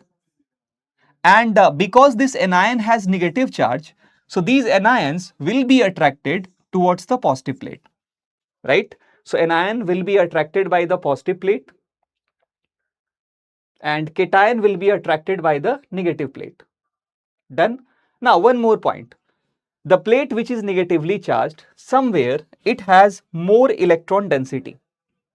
We have negative charge on this plate means what? It has more electron density. And the plate which has positively charged, that means this plate has less electron density. Done? So when your cation will go near this electron dense plate, negatively charged plate, what it will do or what it can do, it can go and it can accept electrons from this plate, right? And anion can do reverse of that. Anion will go towards this positive plate, and because this plate is electron deficient, your anion can donate electron to the electrode. So overall, cation will accept electron from the negative plate and anion will donate electron to the positive plate. Now due to that, you know very well that cation will go through reduction and anion will go through oxidation. This is your electrolysis, students. I can write that in the equation form. For this example, I can say that cation A plus will go towards this negative plate, and from negative plate it will accept electron and then it will produce some stable species like atom, molecule, ion, anything. And the anionic part B minus, it will go towards that positive plate and again it will lose electron. But after, I hope that you have understood very well like what is electrolysis. One more last point. You can notice that on this positive plate, B minus is going through oxidation. So I can say that on this plate, we are having oxidation. And I told you earlier also during the discussion of electrochemical cell that the electrode where oxidation happens is known as anode. Remember, I told you to memorize AO, anode oxidation. And on the other side, the cation is going on this negative plate to accept electron. So on this plate, we are having what? Reduction. So the plate or electrode where reduction is happening, that will be your cathode, right? So now we have understood very well what is electrolysis and why we say that here electrical energy is converting into chemical energy, because due to electric current, we are having a redox reaction, right? So after understanding what is electrolysis, now please try to understand from this electrolysis topic, students, you will be getting two types of questions. So you can say that within this electrolysis part, we have only two things to discuss. One is product of electrolysis, where questions will be like, this is your electrolyte. I am doing electrolysis. So what will be the product of electrolysis? What is produced at anode cathode? So first point is deciding what products will be formed during electrolysis. And the second part is calculative, in which you talk about what is Faraday's laws, first law, second law and all. So one by one, let's talk about these. First, let's focus on how to decide product of electrolysis. Means how to decide what we will be getting at anode and cathode during the electrolysis process. See, this is a very simple thing to decide. right? You know what? Whenever any electrolyte solution is given and you have to decide that what product by oxidation you will get at anode and what product by reduction you will get at cathode. Very first thing you need to do is try to write down what ions you have available in the solution. Before deciding the product of electrolysis, always write it down that in your solution what ions are available. So let me explain that with an example, because there are 3, 4, 5 examples in your syllabus that you have to discuss. So let's understand product of electrolysis with help of those examples only. Like the first example is electrolysis of molten NaCl. Molten means liquid NaCl. So now I have to decide what products I will be getting by the electrolysis of molten NaCl. So what is my first task? First task is, in a container, if I take molten NaCl, students, so in that molten NaCl, I will have only 2 ions, right? In NaCl, in pure NaCl, I will have Na plus ion and then I will have what? Cl minus ion. Only 2 particles, 2 ions are there.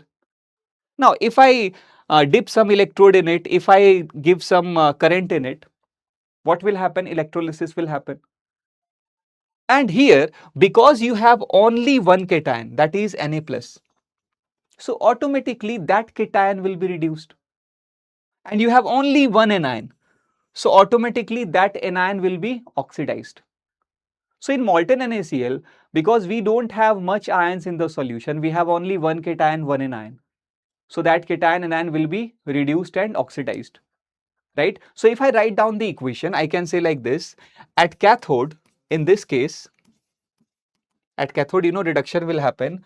The Na plus ion, which is in the liquid state, will gain electron to convert into pure sodium, right? So at cathode, I will get sodium metal. And at anode, where oxidation happens, the chloride ion from the liquid phase, from the molten phase, you know that it will oxidize. Now you can think easily that if chloride is oxidizing, so chloride will lose electron, so it will convert into chlorine atom. But again, chlorine atom is not stable. The stable form of chlorine is chlorine molecule, right? So chloride will oxidize to form chlorine molecule, which is a gas at normal temperature. So here I need to take 2 ions at a time. So when 2 chloride will convert into Cl2, for 2 chloride oxidation number is -2, for chlorine 0, -2 to 0, loss of 2 electron, right? So in this case, in case of molten NaCl, we can easily decide that Na plus will reduce at cathode to produce sodium metal and chloride will oxidize at anode to produce what? Chlorine gas. So these are our product of electrolysis, sodium and chlorine. I hope you have understood the basic idea how we decide product of electrolysis, right? So like this, let's take more examples. Now after molten NaCl, let's talk about a second example and let's discuss aqueous NaCl.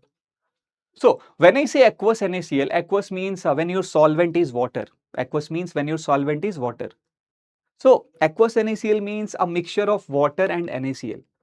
Now before you decide what will be the product of electrolysis, your first task should be to check what ions you have, right? What ions are available in the solution. So in the aqueous NaCl, again, I will have Na plus ion, I will have Cl minus ion from NaCl, but because it is aqueous, so I will have a little bit of H plus, OH minus, and of course I will have molecules of H2O because H2O is a weak electrolyte, right? So H2O is always partially ionized.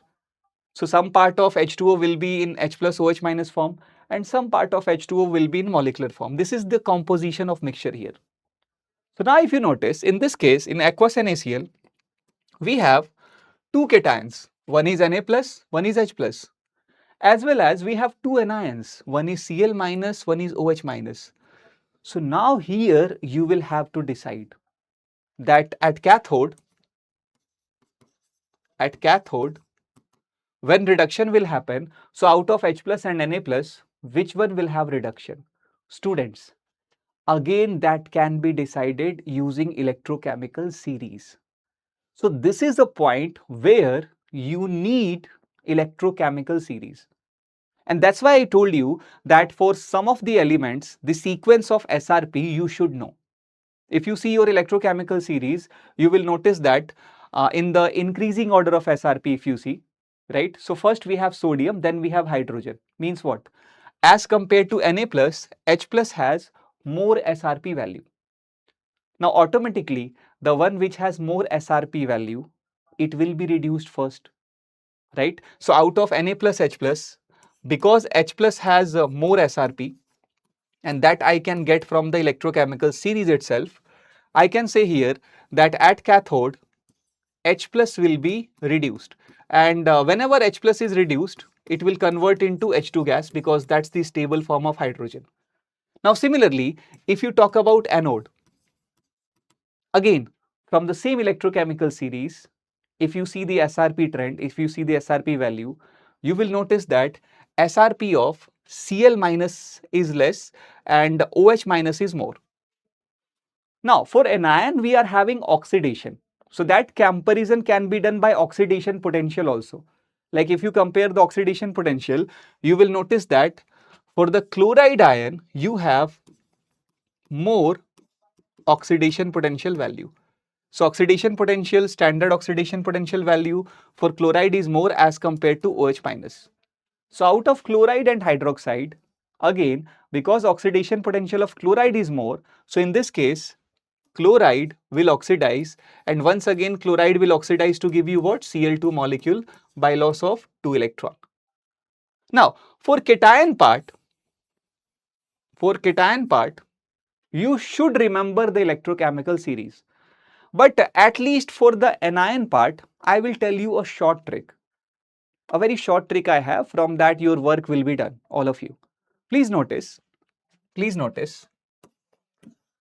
I have sulfate ion, I have nitrate ion, I have hydroxide ion, I have chloride ion, right? Just remember these four anions, right? And in this sequence, when you go from sulfate to chloride, what will happen? Tendency of oxidation will increase, or you can say that oxidation potential will increase. So, as compared to sulfate, nitrate will easily oxidize. As compared to nitrate, hydroxide will easily oxidize. As compared to hydroxide, chloride will easily oxidize. And how you can remember it? Students, just by number of atoms. If you notice, in one sulfate ion, we have 5 atoms, 1 sulfur, 4 oxygen. 5 atoms. In one nitrate, we have 1 nitrogen, 3 oxygen, 4 atoms. In hydroxide, we have 2 atoms. In chloride, we have 1 atom. So you can memorize like this, that in case of anion, as the number of atoms is decreasing, right, your oxidation potential increases. So there is a more chance of oxidation. It's a trick, so definitely it is not applicable everywhere, but in your syllabus, you will deal with only these ions, these anions. So your task will be done here. Also, after chloride, we have bromide and iodide. So chlorine, bromine, iodine, they are from the same group. So again, it is in sequence only, chloride, bromide and iodide, right? According to electronegativity, electropositivity also you can compare here. That as compared to chlorine, bromine is more electropositive. As compared to bromine, iodine is more electropositive. So tendency of oxidation will be high for I minus, then Br minus, then Cl minus. But at least for sulfate and up to chloride, you can remember which will oxidize easily from number of atom. The one which has less number of atom will oxidize first. Correct? But this is applicable only for anion.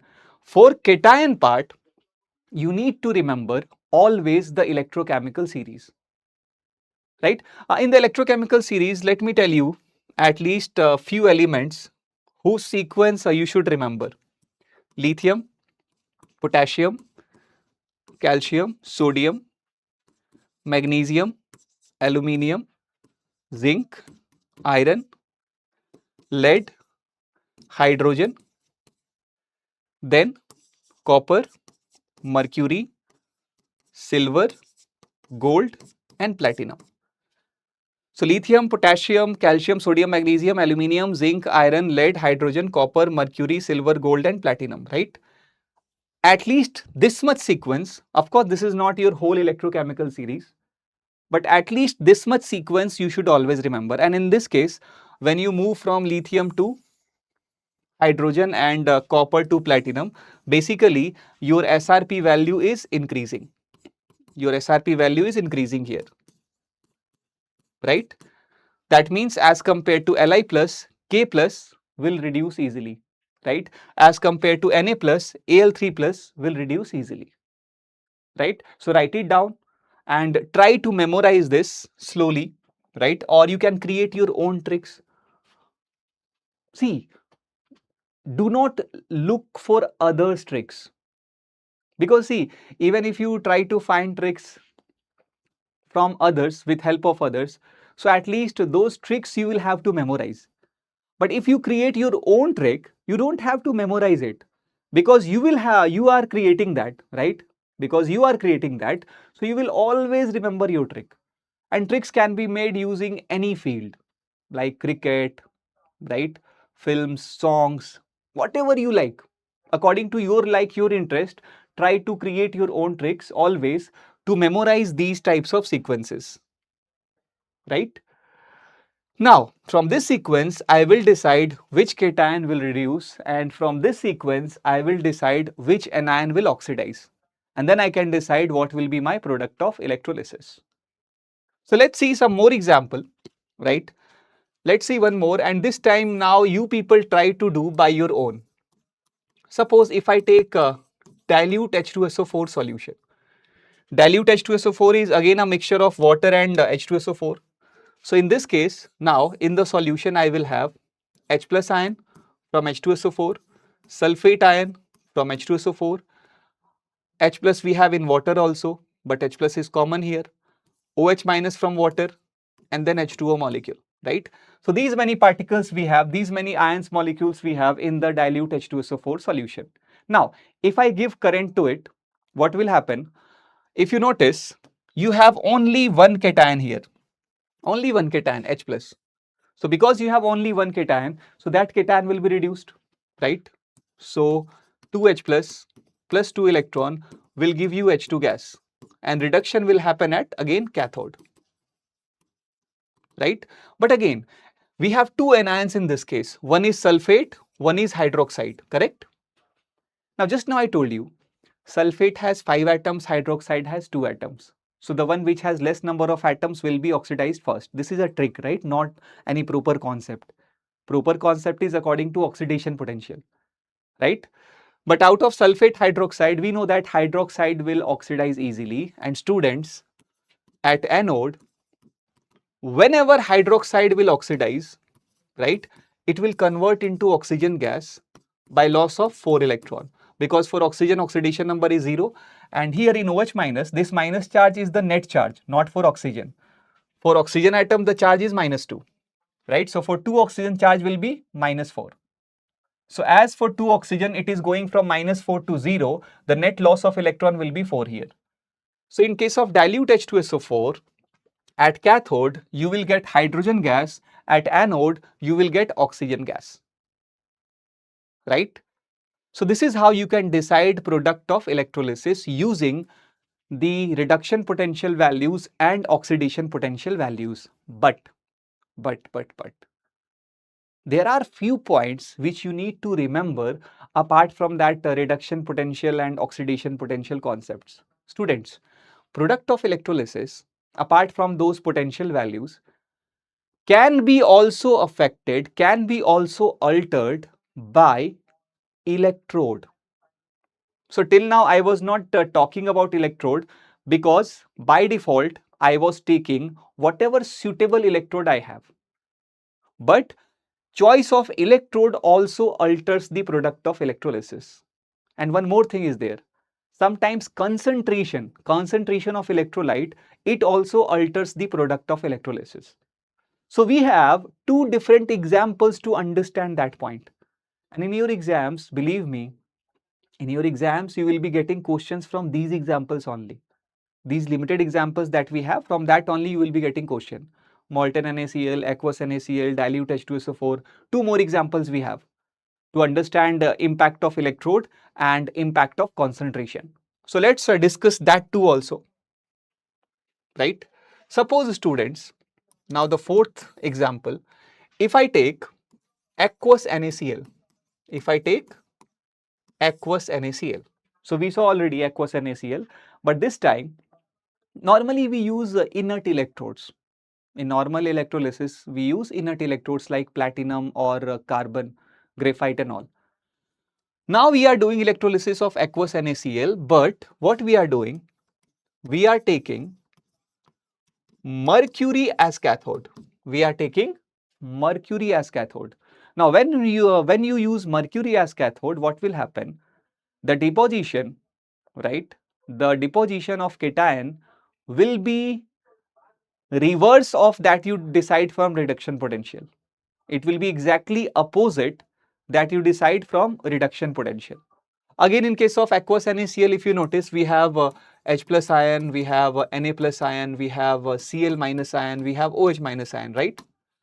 Now, normally, out of Na plus H plus gets deposited because hydrogen has higher SRP value. But when I use mercury as cathode, in this case, instead of H plus, Na plus will be deposited at cathode.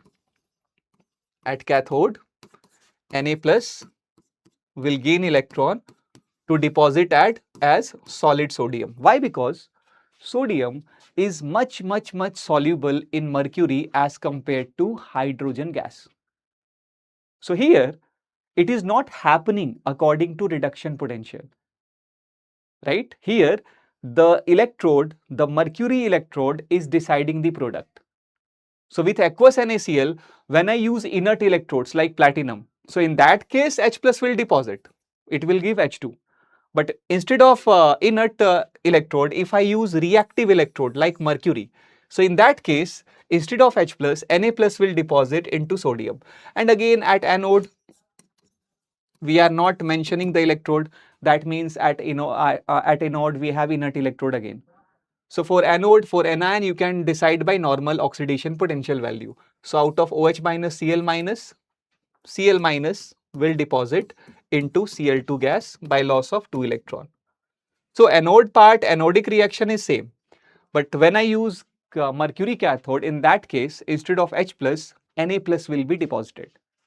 So this case you need to remember always.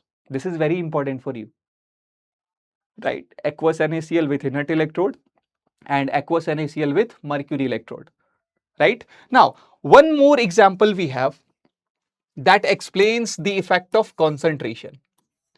See, previously I told you to do electrolysis of dilute H2SO4. Now, instead of dilute H2SO4, if I take a concentrated H2SO4, so in this case, again, ions will be same. I will have H plus, I will have OH minus, I will have SO4 2 negative. Again, because in the solution I have only one type of cation H plus, so at cathode, your H plus will gain electron to deposit into H2 gas. So at cathode it is normal, just like dilute H2SO4. But here, when it comes to anode, what I will be getting at anode? See, according to oxidation potential, if you go, so according to oxidation potential, OH minus should be deposited here. But as I am using highly concentrated H2SO4 solution, so as compared to OH minus, the concentration of sulfate ion is high. Now the logic is, if the concentration of sulfate ion is high, so with your electrode, right, sulfate ions will have more contact. Sulfate ion will cover more surface area around that electrode. So that's why here, right, instead of OH minus, your sulfate ion will be oxidized. SO4 2 minus will be oxidized, and oxidation of sulfate itself, it is a very interesting point, because when sulfate is oxidized, it will be dimerized. 2 sulfate ion, right, it converts into S2OH2 minus, In S2H2 minus, we have peroxy linkage. If you do protonation of it, you will get peroxosulfuric acid, Marshall's acid, by loss of 2 electron. So in case of dilute H2SO4, things were normal. In case of dilute H2SO4, as OH minus had more oxidation potential, so that was depositing. But with concentrated H2SO4, here concentration is influencing the product of electrolysis. Instead of OH minus, in this case, sulfate will be oxidized and sulfate will give you S2OH2 minus at your anode. Right? So now with these five examples, you can remember all the concepts of product of electrolysis. It is affected by reduction potential, oxidation potential, what electrode you are using, and finally the concentration of electrolyte. But believe me, most of the times you will get question in your examination from these five examples only. Only these five examples will be asked in your exam. So these fives you can remember easily now. So this was a qualitative part, right? This was a conceptual part in your electrolysis, product of electrolysis, what we are getting at cathode and anode. Now we have a quantitative part in our electrolysis where we will be doing only calculations, right? And that is Faraday's laws. In Faraday's laws, we have total two laws. We will see one by one. First is Faraday's first law. So let me give you an overview like what this law says. See, when you do electrolysis at anode cathode due to oxidation reduction, some compound, some molecule will be deposited, right? Now, if you are interested in how much amount of those molecules or compounds will be deposited, if I want to calculate that, so for calculation of those amounts, I require this Faraday's first law, right? You give current, certain molecules, certain compounds will be deposited. So how much amount of those compounds or molecules are getting deposited, what weight, what mole, those amounts can be calculated with help of Faraday's first law. So first let us see what is the definition of this Faraday's first law. It says weight deposited at electrode during electrolysis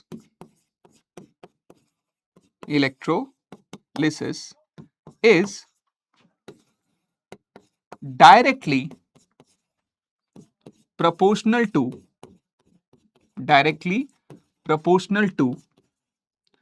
amount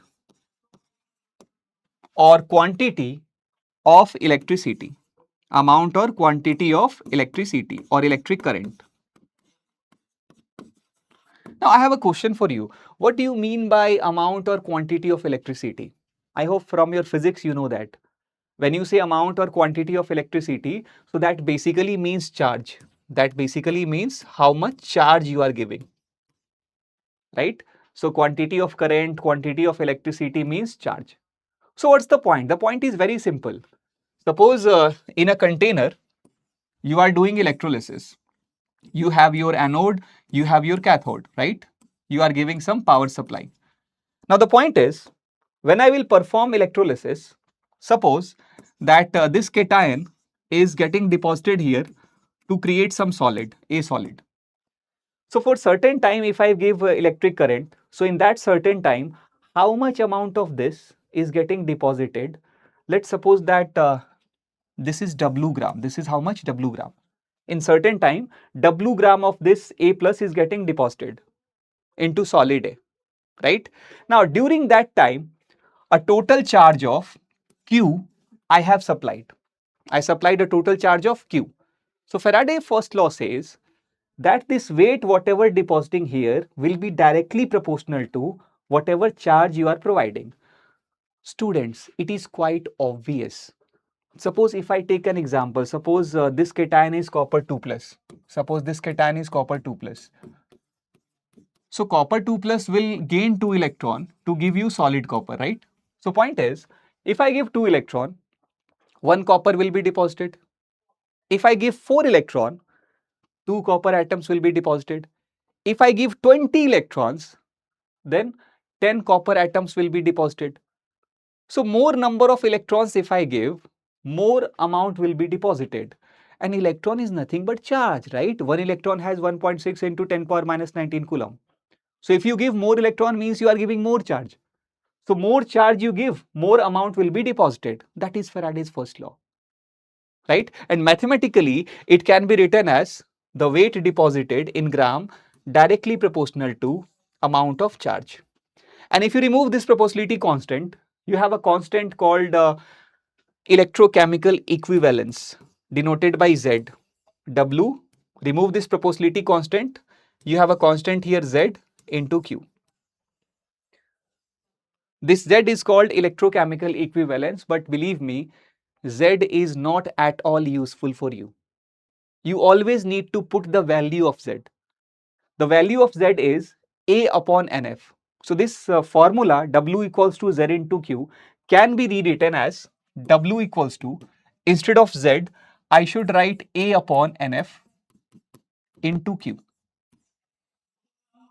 Please note down this formula because whatever numerical question you will be getting from Faraday's first law can be solved using this formula. This is the weight depositing. This is the charge Q. Now N is number of moles of electron transferred, like here for 1 copper 2 moles of electron we need. So N is 2 here for copper. F is your Faraday constant. You have seen that F is 96500. And A is the molar mass of the substance which is getting deposited. Many times the students get confused here that whether this molar mass is for copper 2 plus or copper. So always remember, this molar mass is for the species which is getting deposited. So whatever product you are having, for this product, the molar mass is A here. So W equals to molar mass upon N into F into Q. Now sometimes in question, instead of charge, you will have electric current. The value of I will be given. But you know very well that Q or charge can be written as current into time. So the same formula can also be written as W equals to A upon NF into current into time. Current into time. One more thing. Using this formula, you will calculate the deposited amount in the gram unit. But from the same formula, you can create another formulas by which you will get your amount in mole or gram equivalent units. Students, I hope you know very well that gram, mole or equivalent, they are the units of amount. So in gram, if you want, apply this. In mole, if you want, you can frame another formula from this. Suppose if I take this molar mass into LHS, it will become what? W upon A equals to Q upon NF or I into T upon NF, right? Now, this W upon A, mass in gram upon molar mass, is nothing but number of moles. So point is, if I want to calculate my amount in units of mole, so in mole it will be either Q by NF or current into time by NF. So if they ask in gram, use the first one, right? If they ask in mole, use the second one, Q by NF. And if they ask in gram equivalent or equivalent, so even that we can generate here. That formula we can generate here. Suppose if I take this N into LHS, it will become what? Mole into number of moles of electron transferred equals to what? Q by F. Now students, here this N, number of moles of electron transferred, is nothing but N factor.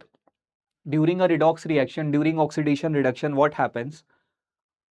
Per mole of a compound, whatever number of moles of electrons are getting transferred, that is your N factor. That is your N factor. And mole into N factor gives you the amount in equivalent or gram equivalent unit. So this can be rewritten as number of equivalents deposited or number of gram equivalents deposited equals to Q by F or I into T by F. So from this formula, you can calculate amount directly in the equivalent unit. But please do not try to memorize all these things. Memorize just the first one. Memorize just the first one. W equals to A by NF into Q. But at any moment, you can convert this gram formula into mole and the mole formula into equivalent, right? So this is all about Faraday's first law, and from these formulas, you will be getting numerical questions in your exam.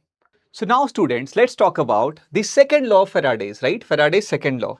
See, it is quite similar to the first law, even like if you solve numerical questions. So sometimes the questions of second law can be done by first law, right? But still, we should have knowledge of this. We should have knowledge of Faraday's second law also.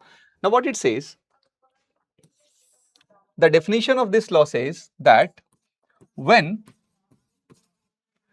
same amount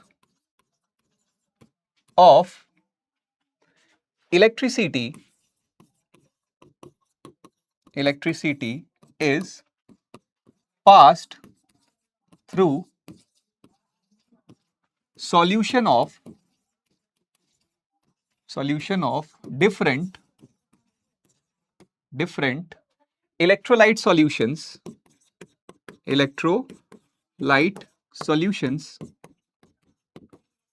then the weight deposited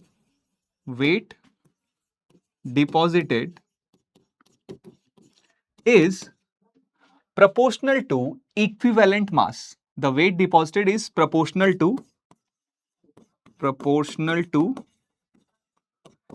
equivalent mass of the substance. Whatever substance is getting deposited.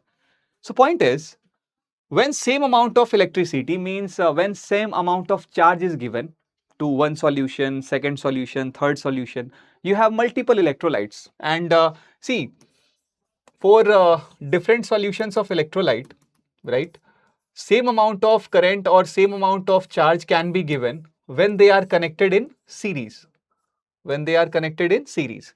if multiple electrolyte solutions are there, we are connecting them in series and then we are providing them equal current, equal charge. So in that scenario, what will happen? Suppose in the first electrolyte solution, there is a compound getting deposited, let us say compound A, and its weight is depositing how much? WA amount, right? In the second container, let us say compound B is getting deposited and the weight deposited here is WB, right? So what this law says, weight deposited in each electrolyte at each electrode will be proportional to equivalent mass of the compound. Means what? In first solution, the weight deposited of A is WA. So WA will be proportional to equivalent mass of A. Right? Similarly, in the second solution, B is getting deposited and the amount of B is getting deposited is WB. So again, WB will be proportional to equivalent mass of B, right? So weight, whatever weight is getting deposited is directly proportional to equivalent mass of the substance. Now you need to know one thing. Here, equivalent mass is nothing but molar mass divided by n factor, right? Or for this electrochemistry chapter, you can say equivalent mass is molar mass divided by number of moles of electron getting transferred, right? In so many formulas, you saw NF, right? So in NF, that N is your N factor. Number of electron getting transferred is your N factor, right? So when you divide molar mass by N factor, molar mass by number of moles of electron getting transferred per mole of substance, that is your equivalent mass. And because both are proportional, we can find the ratios and their ratios will be directly equal. I can say like this, weight of A ratio weight of B will be equals to equivalent mass of A ratio equivalent mass of B. Sometimes questions of electrolysis, numerical questions of electrolysis becomes very easy to solve from this formula. Weight ratio equals to equivalent mass ratio. Now, you can easily judge which question is of Faraday's second law, because whenever there will be a question of Faraday's second law, students, in that it will be mentioned that we have multiple electrolyte. or it will be mentioned something like this: electrolytes connected in series, right? Electrolytes given same amount of charge, right? So from these words, connected in series, same charge, from these words you can judge easily that this particular question is from Faraday's second law, right? So now, after understanding Faraday's first law, Faraday's second law, we have understood very well about electrolysis. What is electrolysis, how to decide product in electrolysis, and how to calculate weight deposited during the electrolysis process. So now we have a very important point, and this point is a kind of combined for both. First you discussed electrochemical cell, then you discussed electrolytic cell, right? So students, point is, when you apply some external potential, external voltage in your electrochemical cell, I am talking about electrochemical cell. So according to the condition of, according to the value of external potential, right, either it will function as electrochemical cell, or the same cell can function as electrolytic cell. Same cell can function as electrolytic cell, correct? Suppose that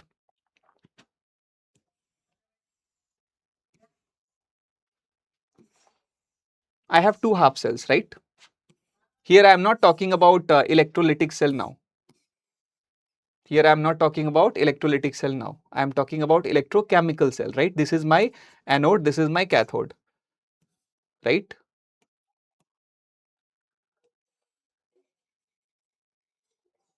And this is my electrochemical cell. Now suppose in this cell, right, anode has a negative charge, cathode has positive charge. Suppose that in this, if I attach an external power supply, right? So basically, electrochemical cell, it produces its own potential difference, right? The potential difference between anode and cathode, you call it as E cell. You call it as E cell. Now in this cell, I have connected external battery, right? Let's say that this external battery has potential of EXT, right? Now the point is, if the E cell value of electrochemical cell is more than your external power supply, means the electrochemical cell itself is generating more potential than your external battery, external power supply. In that case, it will function as a normal electrochemical cell. It will function as a normal electrochemical cell. At anode, there will be oxidation, loss of electron will be transferred towards cathode, right? If E cell is equals to the external voltage, right? The voltage produced between anode cathode due to that redox reaction, if it is equal to your external voltage supply, in that case, both the potential will cancel each other. Means in this case, your cell will be in equilibrium. Now, I guess we have already discussed what is the meaning of cell at equilibrium, right? Cell at equilibrium, right? E cell is 0. Now that equilibrium can also be created by connecting an external power supply of same voltage as E cell. If external voltage is same as E cell, then it will be a equilibrium state. But suppose students, if your E cell is less than your external power supply, in that case, the external battery will dominate this cell, right? In that case, the same cell, instead of electrochemical cell, it will function as electrolytic cell, right? So if E cell is more, it will function as electrochemical cell. If external power supply is more, it will function as electrolytic cell. And if both are equal, the cell will be in equilibrium. Please note it this point, because this is very important, right? And sometimes you get questions from this point directly. Correct? So this is a point regarding external potentials comparison with E cell, which includes both the concepts. That's why I included this topic after electrolysis, because this concept requires knowledge of both electrolysis and electrochemical cell.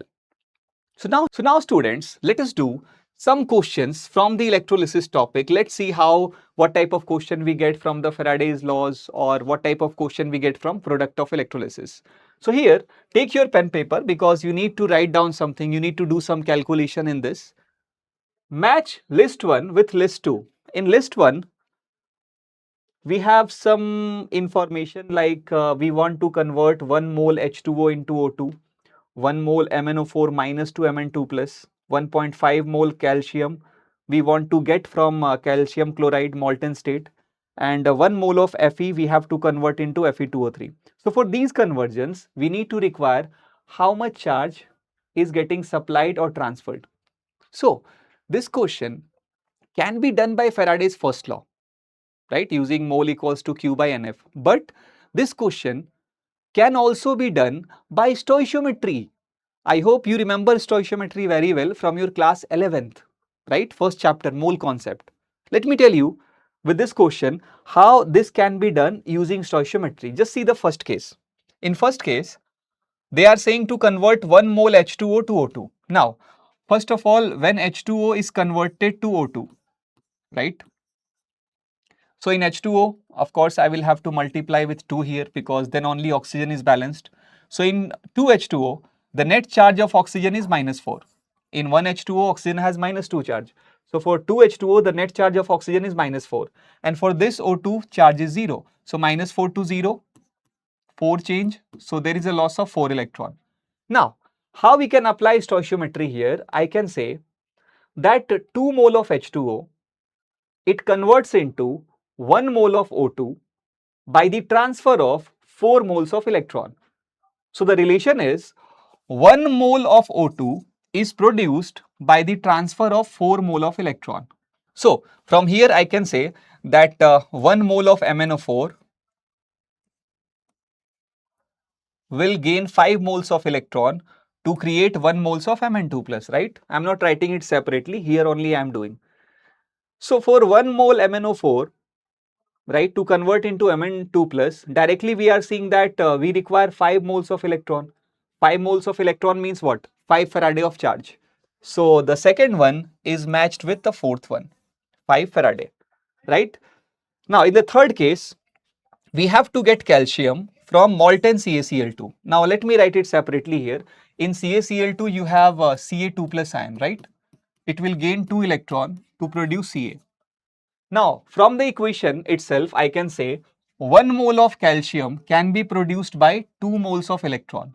So, if I want 1.5 moles of calcium, I will require double, that means 3 moles of electron.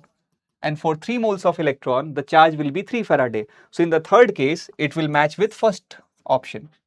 In the last case, if I want to convert 1 mole FeO to Fe2O3, so when FeO is converted to Fe2O3, first if you balance this, here you need to multiply by 2, at least balance the iron atoms so that a calculation of number of electron transfer is accurate, right? So for 2Fe, charge is +4, and for Fe2, charge is +6. So +4 to +6, net transfer of electron is 2. So here you can notice that 2 moles of FeO, when it converts to Fe2O3, transfer 2 moles of electron. I have to calculate for 1 mole. So 1 mole of FeO, if it converts, it will transfer 1 mole of electron, and 1 mole of electron has a charge of 1 Faraday. So D will match with 3, right? So answer should be A2, B4, A2 in these two, B4, now this cancelled, C1 and D3. C1 and D3. So definitely here the answer will be A. But from here you have understood one thing, that questions of Faraday's first law, sometimes it can be solved directly by stoichiometry. And by stoichiometry you will require less time to solve these questions, correct? So definitely in this case my answer will be A. And this question came in NEET 2024 examination, right? So it's a very recent question we have. And again, it's a very easy question we have, right? We all can do that, and we can get full marks in these types of questions. So let's do one more. Can you do this one, all of you? Read the question. Mass in grams of copper deposited by passing this much amount of current. right? So current is given through a voltmeter containing copper sulfate solution for 100 seconds. Time is given. Okay, we have to directly calculate what mass is getting deposited. So this is a direct question. I call it direct question of Faraday's first law, right? First, here also, just like electrode potential electrochemical cell, in this part also, the main thing is equation, right? I told you that redox equations are backbone here.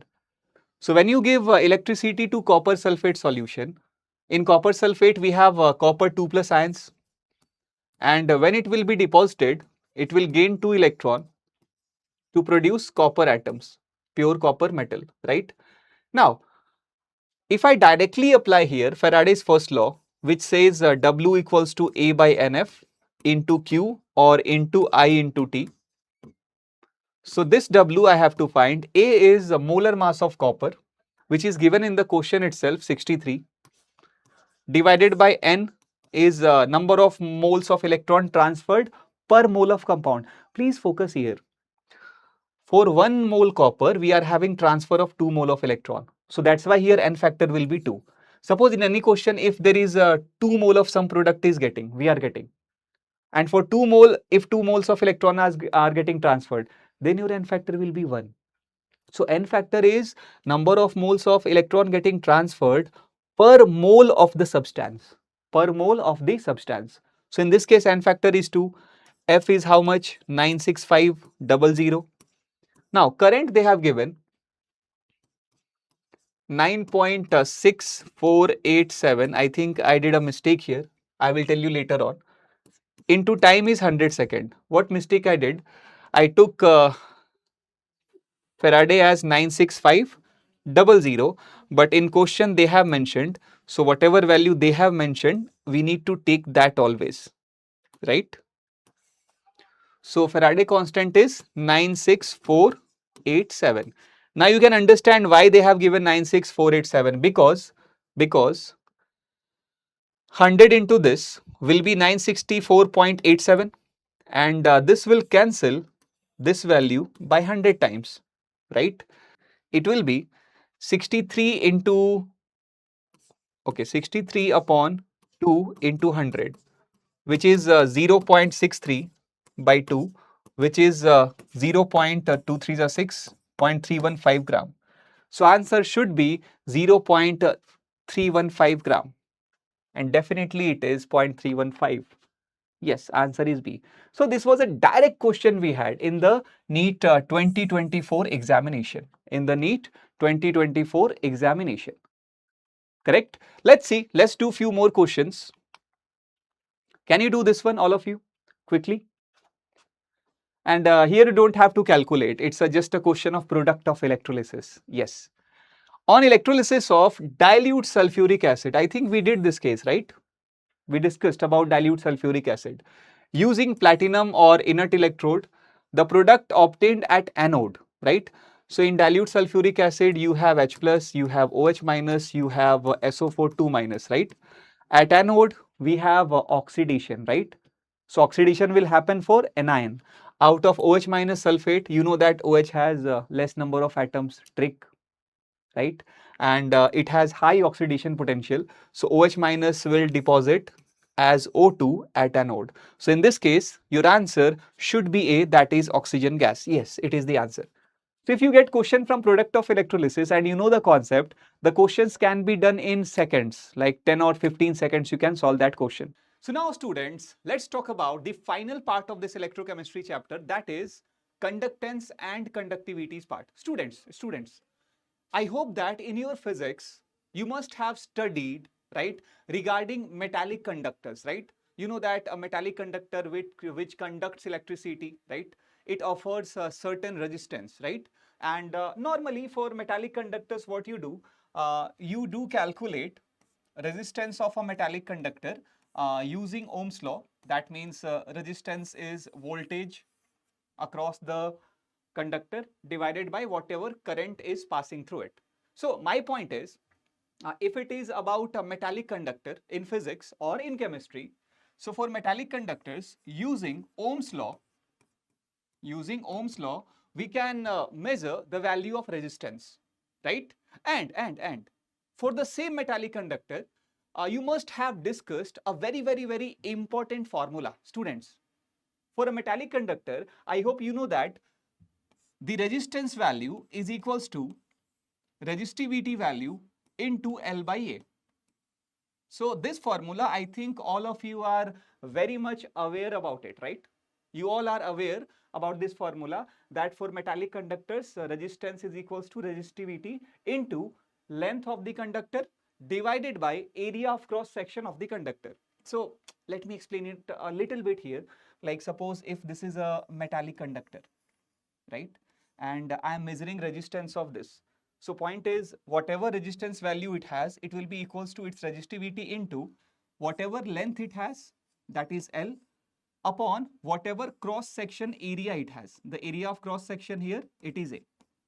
So this is a very famous formula for metallic conductors. But, point is, in this chapter, we are more interested in the solution of electrolyte. Because you know that even the electrolyte solutions, they also conduct electricity, right? Now, point is, if the solution of electrolyte, it is conducting electricity, that means it will also offer certain amount of resistance to the flow of electric current.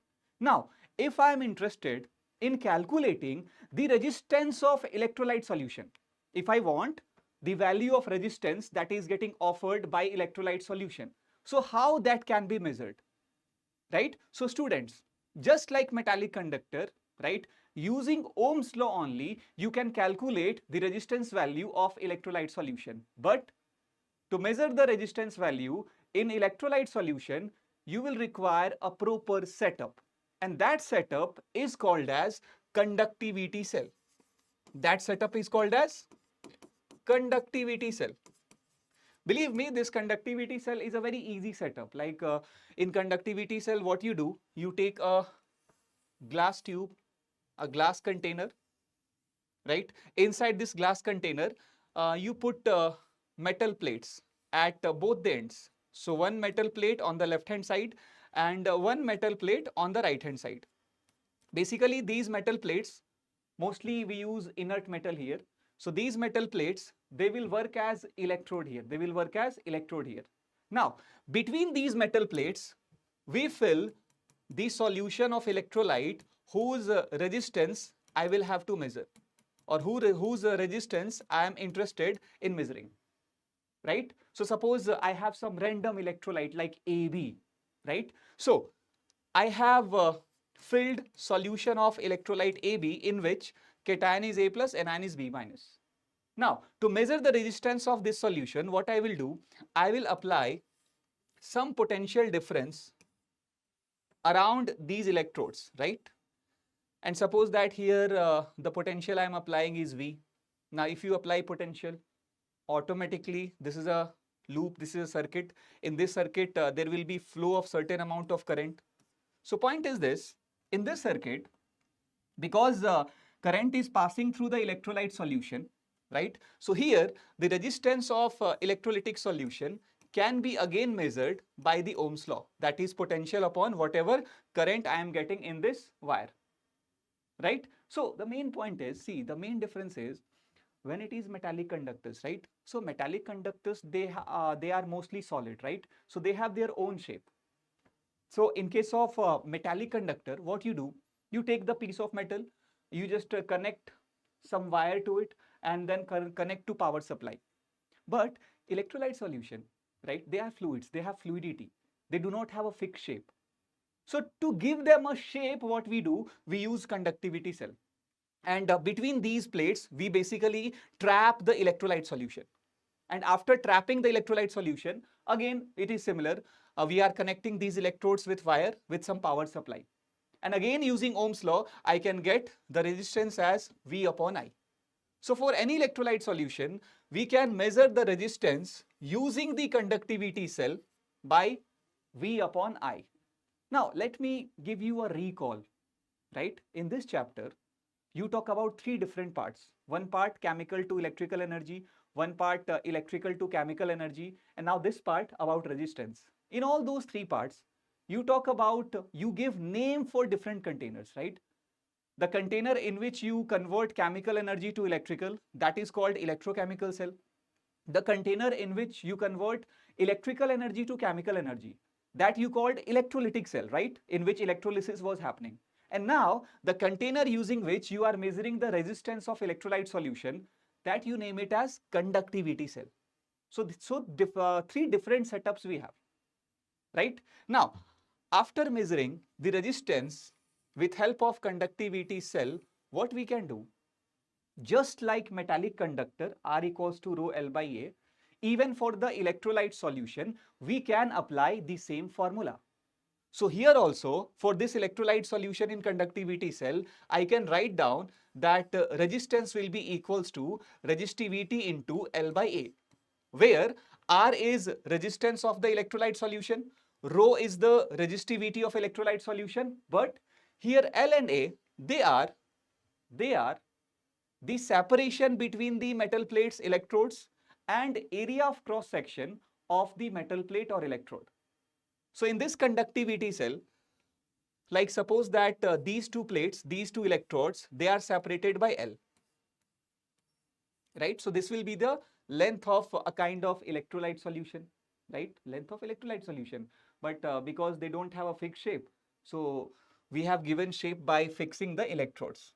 So here L is nothing but the separation between the electrodes, and here A will be area of cross section of this metal plate, right? Now point is, the L and the A value in this case, it is completely independent of your electrolyte. Whatever electrolyte you keep, the L value, the A value, it will not depend on what electrolyte you are using, right? It will depend on the setup of conductivity cell. So in this case, you can say that value of L and A, right, is a property of your conductivity cell, right? That's why in this case, in conductivity cell, the term L by A, we call it as cell constant.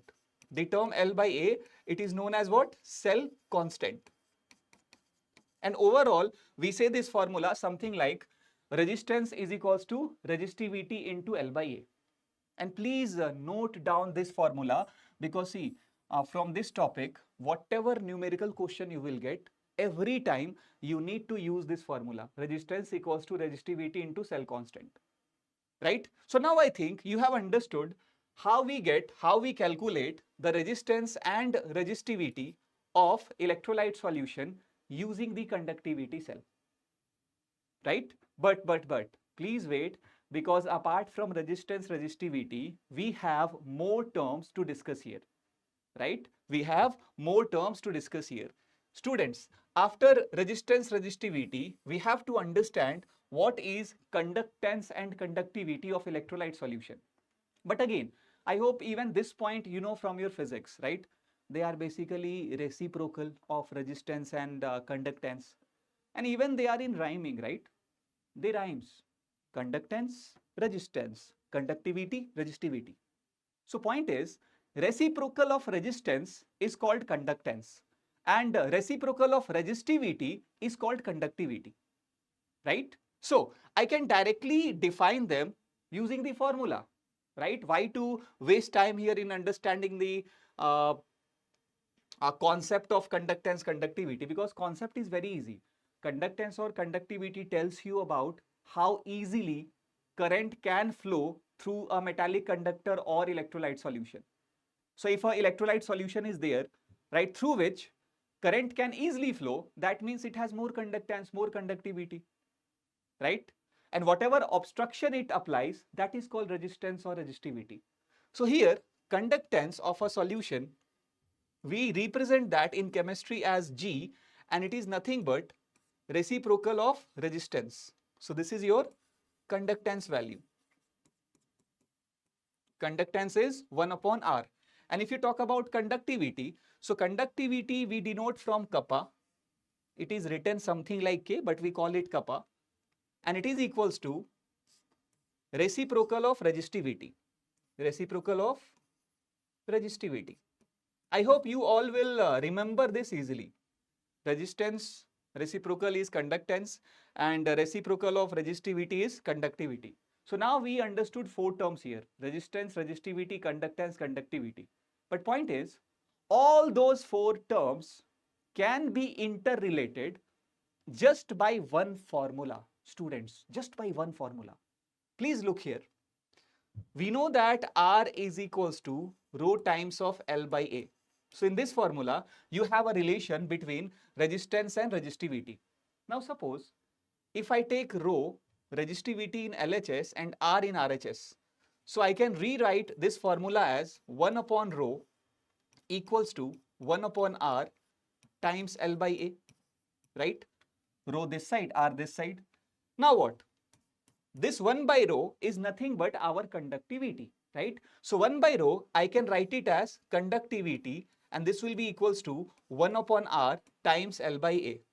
So now I got a relation between conductivity and resistance. I can say that conductivity is 1 upon resistance times cell constant L by A. Not only this, please focus. Again, I can write it as conductivity equals to, I can say that 1 by R. 1 by R is nothing but conductance. So I can say that 1 by R is conductance into L by A.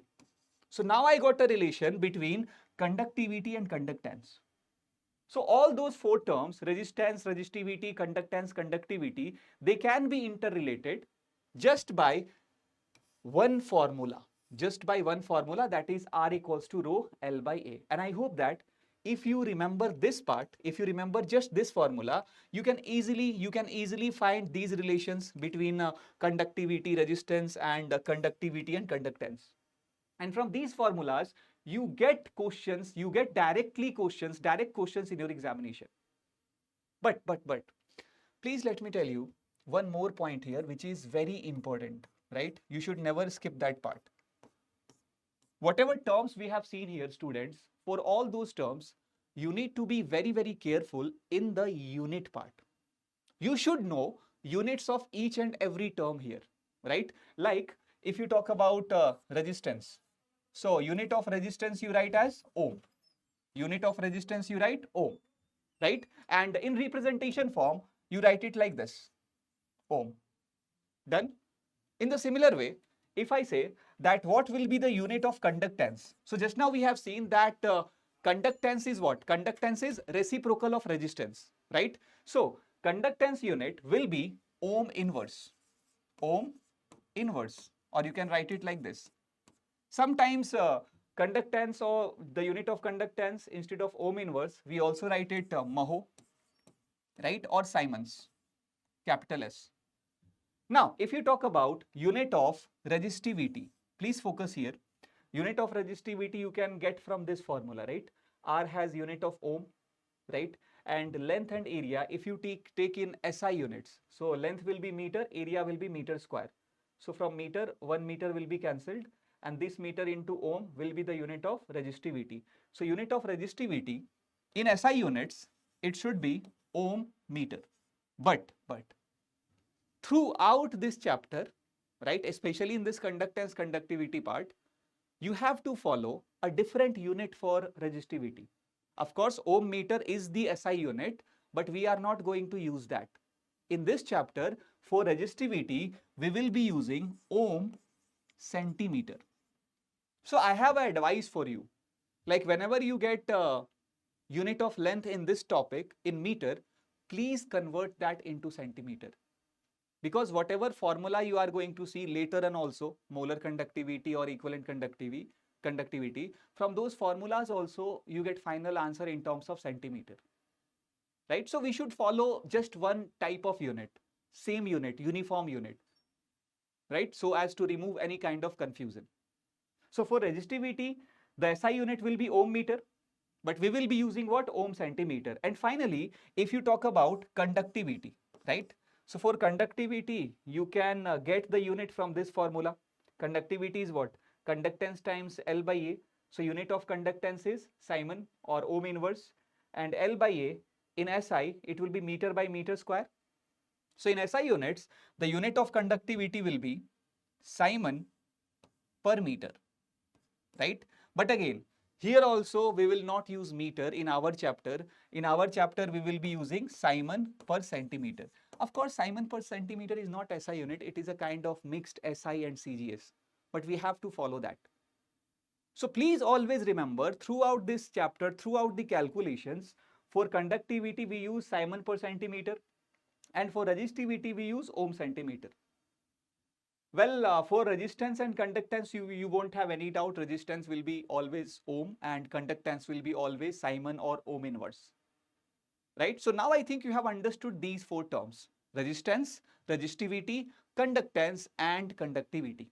But these four terms are also there in your physics for metallic conductors. So in chemistry, we should have some different terms, which is only present in the chemistry part. So we have, and that part is, students, molar conductivity, or equivalent conductivity, So one by one, we will understand these two terms. First term is molar conductivity, which is denoted by lambda m. This is capital lambda. You can use a small lambda also, like this, right? So lambda m is the notation or representation of molar conductivity. Now, if you look at the formula of molar conductivity, it is very simple. I think it is again a self-explanatory term. Molar means what? 1 mole, and conductivity means conductivity. So molar conductivity basically means conductivity of 1 mole electrolyte. Conductivity of 1 mole electrolyte. But in this definition, right, there is a one extra point, and we should always remember that. No doubt, molar conductivity by definition, it is conductivity of 1 mole of electrolyte. But when we take 1 ml solution, 1 ml solution.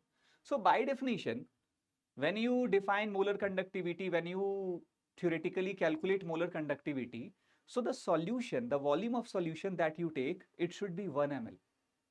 So now you can say like this, that in 1 ml solution, right, per mole, whatever conductivity is there, that is called molar conductivity.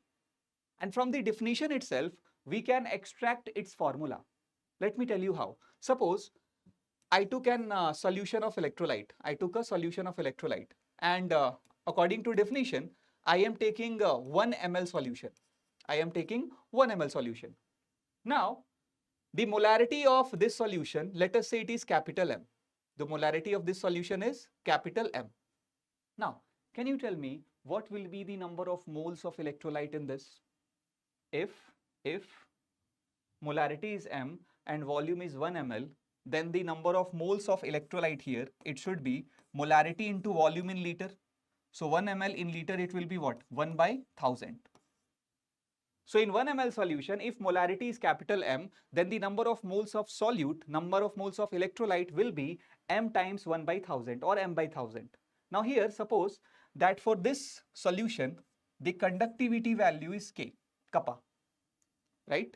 So for this solution, if conductivity is K and total number of moles are M by 1000, then what will be the conductivity for 1 mole electrolyte?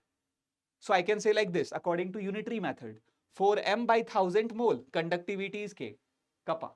So for 1 mole, conductivity will be K upon number of moles, which is M by 1000.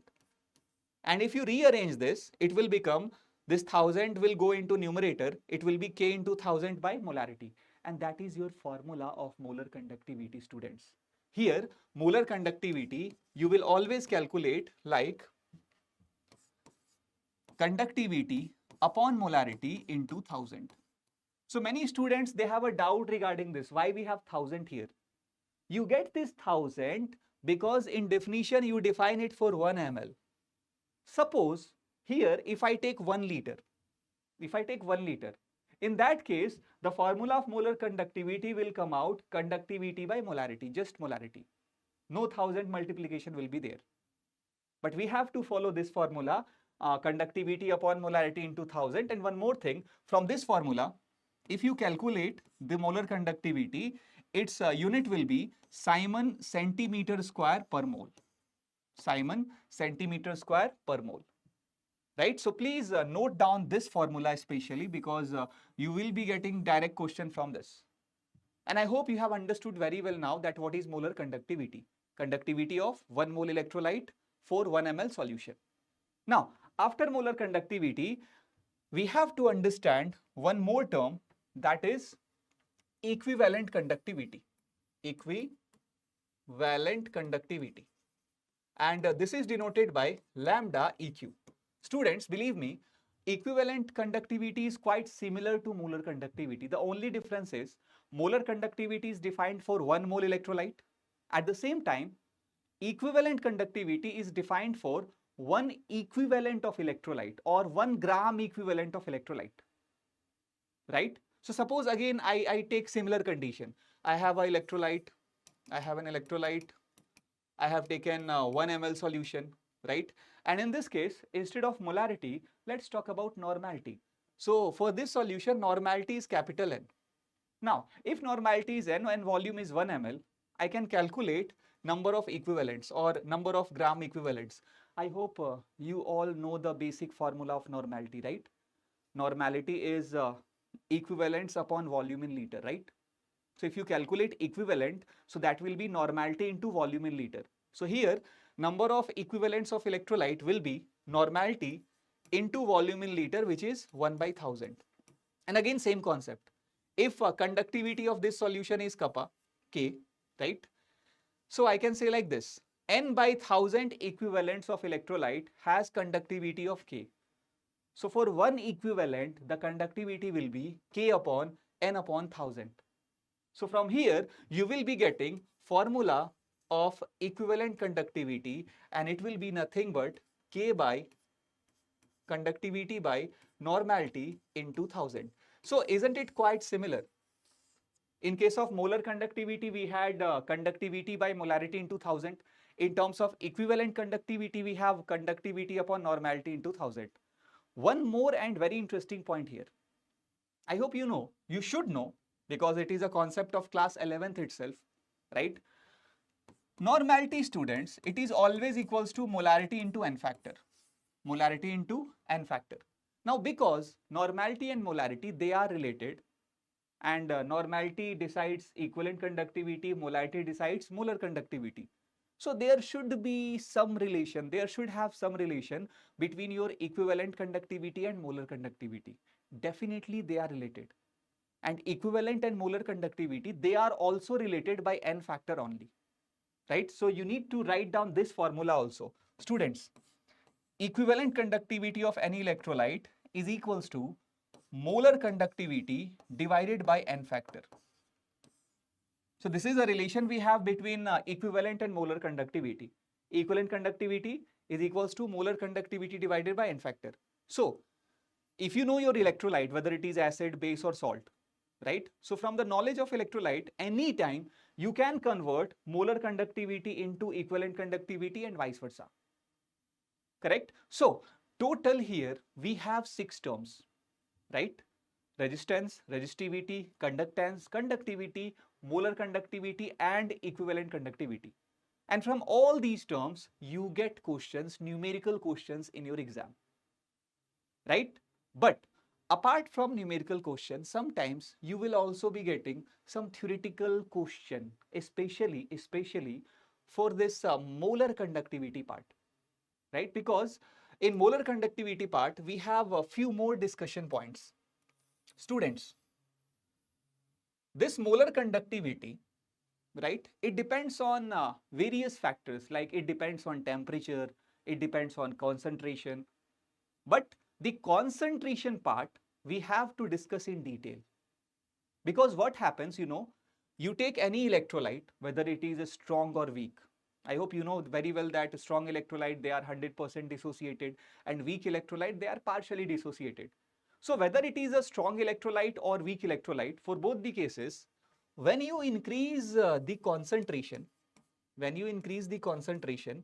its molar conductivity will decrease. So both are inversely proportional. Means what?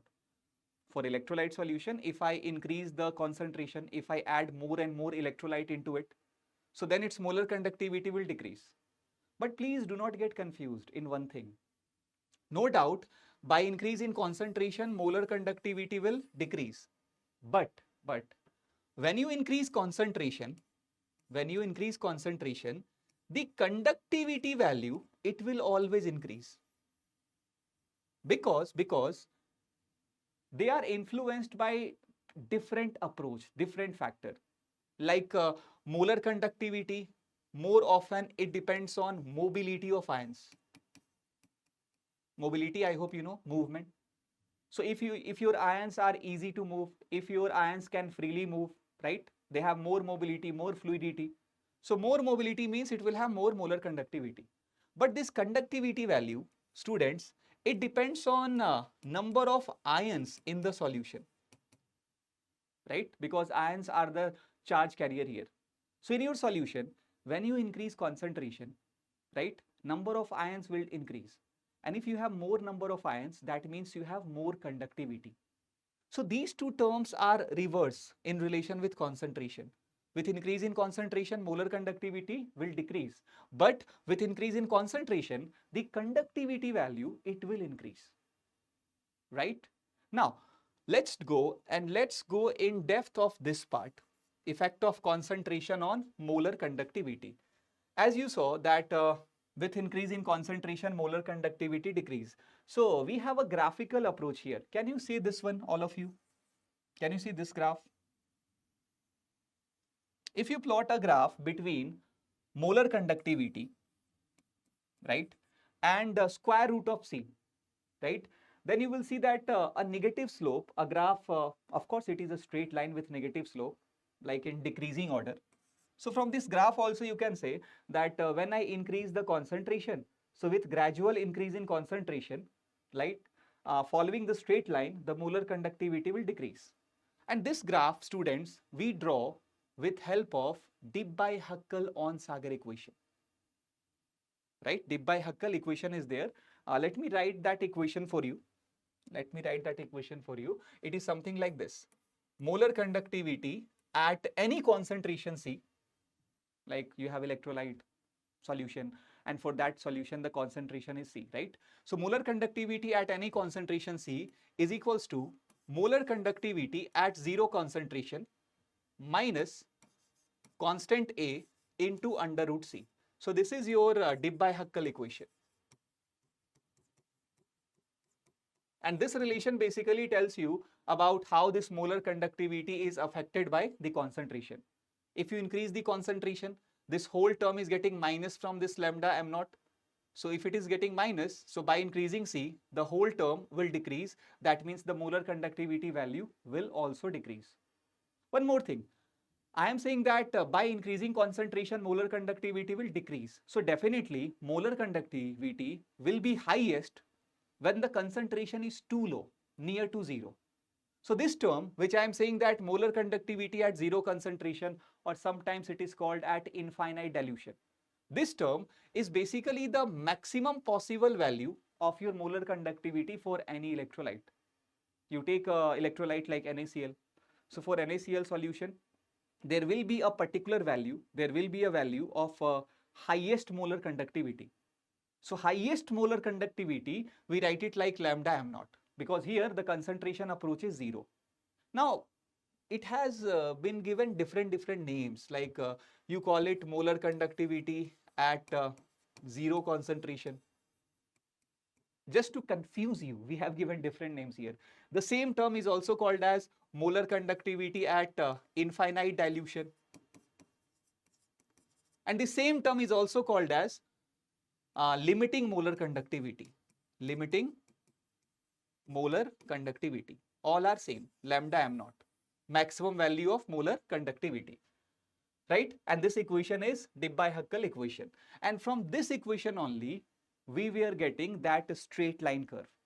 Because using this equation, if I plot molar conductivity on y-axis and square root of C on x-axis, then this minus A will be my slope and lambda m naught will be my intercept, and equation will be straight line.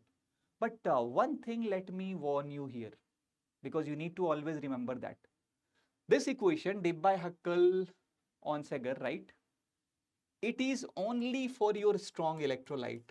It is not applicable for your weak electrolyte. Please note it down and please always remember that. Please always remember that. Right? So from this Debye-Huckel equation, we are getting this graph, which is a straight line. And I told you that Debye-Huckel equation is followed only by your strong electrolyte. We have checked that experimentally. So now I should say that this particular graph, this is straight line graph between lambda and root C, it is only for what? Strong electrolyte. It is for strong electrolyte. Now in the same graph, you can see that we have drawn another curve, right? This one. I hope you all have already guessed it. This variation is for your weak electrolyte. So you can notice that in case of weak electrolyte, we have a sudden change, right? We have more decrement as compared to strong. Even if you increase a little bit of concentration as compared to strong electrolyte, in weak electrolyte, we have a sudden decrease in molar conductivity. So weak electrolyte varies more as compared to strong electrolyte. But in both the cases, one thing is common, whether it is strong or weak, by increasing concentration, your molar conductivity will definitely decrease. Now, for strong electrolyte, we can relate this straight line graph using Debye-Huckel equation. But for weak electrolyte, how to relate this curve, right? I will tell you, do not worry, don't worry. See, in case of weak electrolyte, I hope you know that they are always partially dissociated. So whenever we have weak electrolyte, we need to talk about degree of dissociation. We need to talk about degree of dissociation. Now for weak electrolytes, please note down we have a formula here.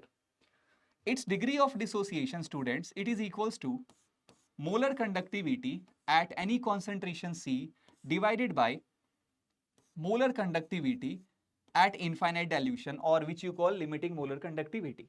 So point is this, for weak electrolyte, your degree of dissociation is directly proportional to your molar conductivity. Right? More the degree of dissociation, more is the molar conductivity of your weak electrolyte.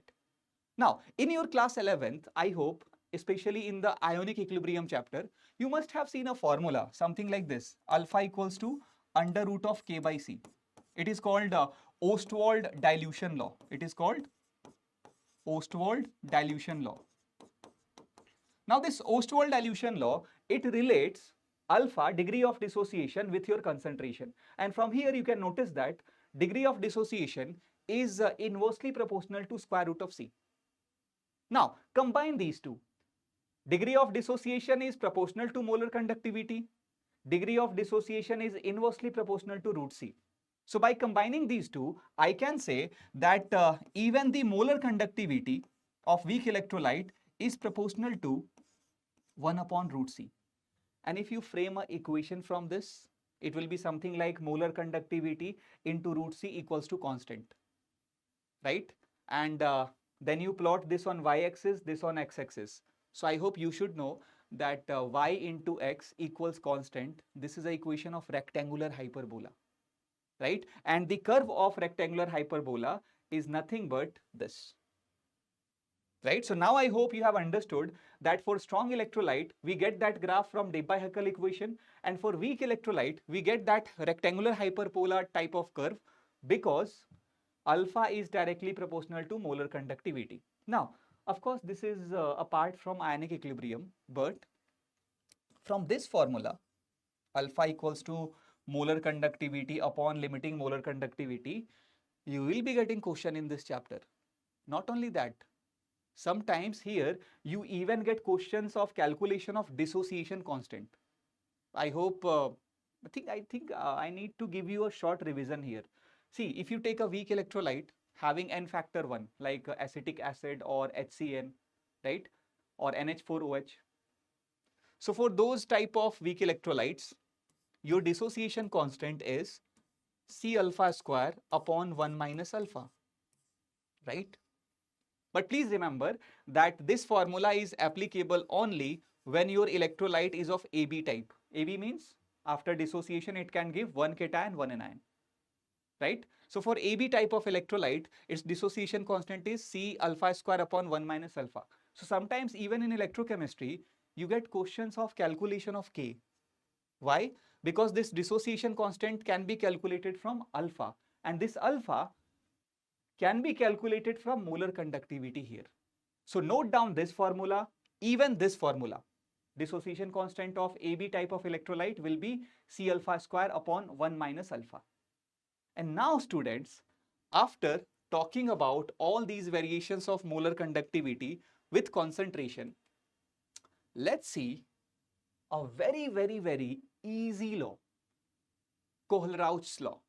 Sometimes I call this Kohlrausch's law as addition law because it's very simple. You know what it says? It says that you take any electrolyte, the molar conductivity of that electrolyte will be equal to the sum of molar conductivities of individual ions. But the condition is at infinite dilution. So let me write its definition in short. What is the statement of Kohlrausch's law? It says that the molar conductivity of any electrolyte is equal to the sum of molar conductivities of individual ions at infinite dilution. Now please notice one thing here. When we say that this law is defined at infinite dilution, so that means it will be applicable for both strong and weak electrolyte. Because you know what? At infinite dilution, even for weak electrolyte, your alpha degree of dissociation will be 1. Just recall that formula. Just now I told you, Ostwald dilution law. Alpha equals to under root of K by C. So theoretically, if you notice, if I put C here as 0, if I put 0 concentration, then theoretically this alpha will be infinity. But you know that alpha can't be infinity. The maximum value of alpha is 1. Alpha has a range of 0 to 1. So means when for a weak electrolyte, our concentration is very low, near to 0. So in that case, this alpha will be near to 1. And alpha is near to 1 for strong electrolytes. So please remember that point. When you say infinite dilution, so at infinite dilution, we don't have a difference between strong and weak electrolyte. At infinite dilution, both strong and weak electrolyte, they will behave similar. Both of them, they will have alpha equals to 1, degree of dissociation 1. So both of them are completely dissociated, right? So now coming back to the Kohlrausch's law, it says that molar conductivity is summation of molar conductivity of individual ions. Now let me give you some example for this. If I take, let us say NaCl, sodium chloride. So point is, molar conductivity of sodium chloride will be equals to molar conductivity of Na plus molar conductivity of Cl minus. Means what? In NaCl we have a sodium ion, we have a chloride ion.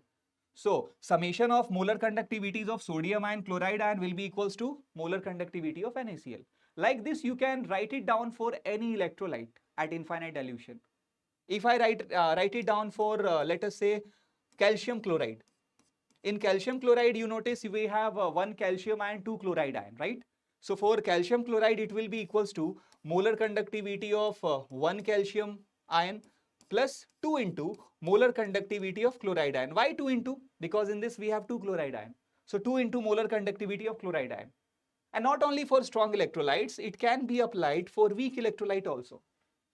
Let's say that we have acetic acid, the very famous molecule in this chapter, right? In acetic acid, we have a acetate ion, we have H plus ion. So for acetic acid, the molar conductivity will be equals to molar conductivity of acetate ion plus molar conductivity of H plus ion. So now I hope that using these examples, now you have understood very well what is the meaning of Kohlrausch's law, right? For any electrolyte, the molar conductivity will be equals to sum of molar conductivities of individual ions. So now students, let's see some of the questions from conductance and conductivity, like what type of questions we get in the examination, right? So First one is, it's not a calculative question, it's just a theoretical question. All of you please read this question carefully because you will learn something from this question, I am sure. The molar conductance of an electrolyte increase with dilution according to the equation. We just now saw that it is a Debye-Huckel equation, lambda equals to lambda naught minus a root c. Now, which of the following statements are true? So we have 4 statements, right? And out of A, B, C, D, we have to check how many statements are true. It can be A, it can be B, it can be both A, B, right? It can be all A, B, C, D. So out of A, B, C, D, we have to check how many statements are true. So the first statement is, this equation applies to both a strong and weak electrolyte. Definitely it is false, right? Just now I told you that this Debye-Huckel equation, it is applicable only for strong electrolyte. We cannot use that for weak electrolyte. So statement A is false. It is not true. Now, value of the constant A depends on nature of the solvent. This is absolutely true. This is correct. In this formula, let me tell you one thing. This constant A, right, depends on what solvent we have for the electrolyte. So definitely it depends. You can write it down in your notes that A depends on what? Nature of solvent. So B is absolutely correct. Now, value of constant A is same for both BaCl2 and MgSO4. Let me tell you, even the third statement here is false because BaCl2, MgCSO4, they are not same type of electrolyte, right? If you check the formula, if you check the stoichiometry, so in BaCl2 with one cation we have two anion. So it is a electrolyte of a formula of AB2 type. AB2 type, one cation, two anion. On the same side, if you talk about MgSO4, so here we have one cation, one anion. So in MgSO4, it is a electrolyte of AB type, one cation, one anion. So both, right, both of them, they do not have the same stoichiometry. So if they don't have same stoichiometry, they don't have the same value of A. If two electrolytes are there, students, and they are of same type, both are AB type, both are A2B type, both are AB2 type, both are AB3 type. So if they have similar stoichiometry, they have same number of cation and ions in it, then only they can have same value of A, right? So C statement, it is again incorrect. Now if you check the D1, value of constant A is same for both BaCl2 and MgOH twice. Now this you can guess, right? You can judge now that the last statement is again true. Why true? Because magnesium hydroxide, it has a formula of AB2 type, one cation, two anion, and BaCl2, it has also a formula of AB2 type. So both have same N factor, both have same N factor, both have same stoichiometry. So in this case, definitely the value of A will be same. So even this statement D is true. So out of A, B, C, D, in this case, the correct statements are B and D, and that should be the answer. Yes, B and D are your answers. And this question again came in NEET 2023 examination. So this was a completely conceptual problem. And if you have knowledge regarding that constant A, now I hope you know that, right? Earlier, I didn't tell you what is exactly A, but now I hope you have understood from this question. I told you, right, that from this question you will learn something, right? So now after this question, now you know that A depends on nature of solvent as well as stoichiometry of the electrolyte, correct? Now, after this, let's discuss another question. Now this time we have a numerical and it is again from conductance conductivity part. So take your pen paper, do some calculation with me, or you can do it before me, pause the video, solve it. The conductivity of centimolar. First of all, what is the meaning of centimolar, all of you? I hope you know that deci means 1 upon 10, centi means 1 upon 100, right? And milli means 1 upon 1000. These basic terms you should always know, right? Deci means 1 by 10, centi means 1 by 100, and milli means 1 by 1000. So centimolar means whatever solution we have, it has a molarity of 1 by 100 or 0.01, correct? Now conductivity means K they have given. For KCl, the electrolyte is KCl. Now the value of conductivity is 0.0210 per ohm per centimeter. Now if you notice, the unit is in centimeter, fine. and the resistance of the same KCl solution at same temperature is 60 ohm. So they have given the conductivity and they have given the resistivity. We have to calculate what cell constant. So don't you feel that it is a direct formula? Like suppose if you do not know, if you do not remember the relation between conductivity and resistance, what you can do, you can start from scratch. I hope you all will remember this at least. R equals rho L by A. And here L by A we have to calculate. Now take rho and R into LHS, RHS, reverse them. So it will be 1 by rho equals 1 by R times L by A. Now from here, 1 by rho is what? Conductivity equals to 1 by R resistance and into L by A. So from here, I have to get L by A. So L by A will be what? Cell constant will be conductivity into resistance. So very easy question, right? Conductivity they have mentioned, it is 0.021 and the resistance they have mentioned, this is 60. So 0.021 into 60, multiply 10 in this, so it will be 0.21 into 6. Now multiply with 6, it will be 6 ones are 6, 6 twos are 12, and the decimal here, it will be 1.26, and the unit will be per centimeter, because here also unit is per centimeter. So in this case, our answer should be B. And I told you that from this formula, you will be getting direct question. Here we have a question between relation of conductivity and resistance.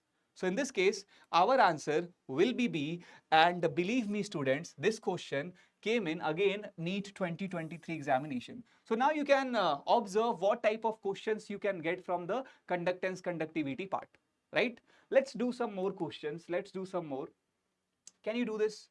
The molar conductance of NaCl, HCl and this at infinite dilution. So as soon as you start reading the question, you get a sense that it's a question of Kohlrausch law.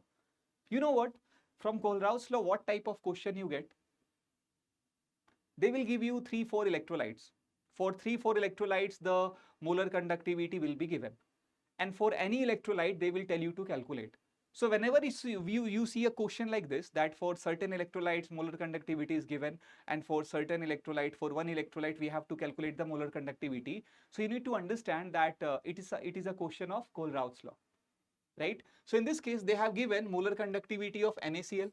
Now, if I write molar conductivity of NaCl first according to Kohlrausch law, so it will be molar conductivity of Na plus molar conductivity of Cl minus, and its value is known. For NaCl, the first electrolyte, the molar conductivity is 126.45. So it is given 126.45. Now, the second electrolyte here is HCl. So according to Kohlrausch law, if I write down the molar conductivity of HCl, so it will be molar conductivity of H plus molar conductivity of Cl minus, and it is given how much? It is 426.16. So it is 426.16. Now, we have another electrolyte, sodium acetate. Now, according to Kohlrausch law again, if I write down the molar conductivity of sodium acetate, so it will be molar conductivity of acetate ion plus molar conductivity of Na plus. And it is given, its value is given as 91. So their molar conductivities are given. We just wrote that according to Kohlrausch law. Now what we have to do, the molar conductivity of acetic acid, this electrolyte, we have to calculate at infinite dilution. Now see, for acetic acid, again according to Kohlrausch law, if I write, it will be molar conductivity of acetate ion plus molar conductivity of H plus ion, right? So point is this, from anywhere, if I get this term, if I get molar conductivity of acetate ion plus molar conductivity of H plus, so if I get this term, I can say that it is nothing but molar conductivity of acetic acid. Now by doing some plus minus, you can achieve that. If you observe these ionic expressions, just try to find out. It is like a target type of task. Just try to find out where is your acetate ion. So here is your acetate ion, right? Now try to find out where is your H plus ion. Here is your H plus ion. So apply some basic logic now. Suppose if I add these two, if I add expression 2 with expression 3. By adding 2 and 3, I will achieve acetate plus H plus. But I will get some extra terms. I will get Na plus and Cl minus extra. So I need to eliminate that. Now, these two Na plus and Cl minus terms can be eliminated by this, right? So, the first expression, if I minus it from 2 plus 3, I will achieve acetate ion plus H plus ion. So here, by doing 2 plus 3 minus 1, in the ionic part, you will be getting this, acetate plus H plus, right? So same thing can be done for molar conductivity.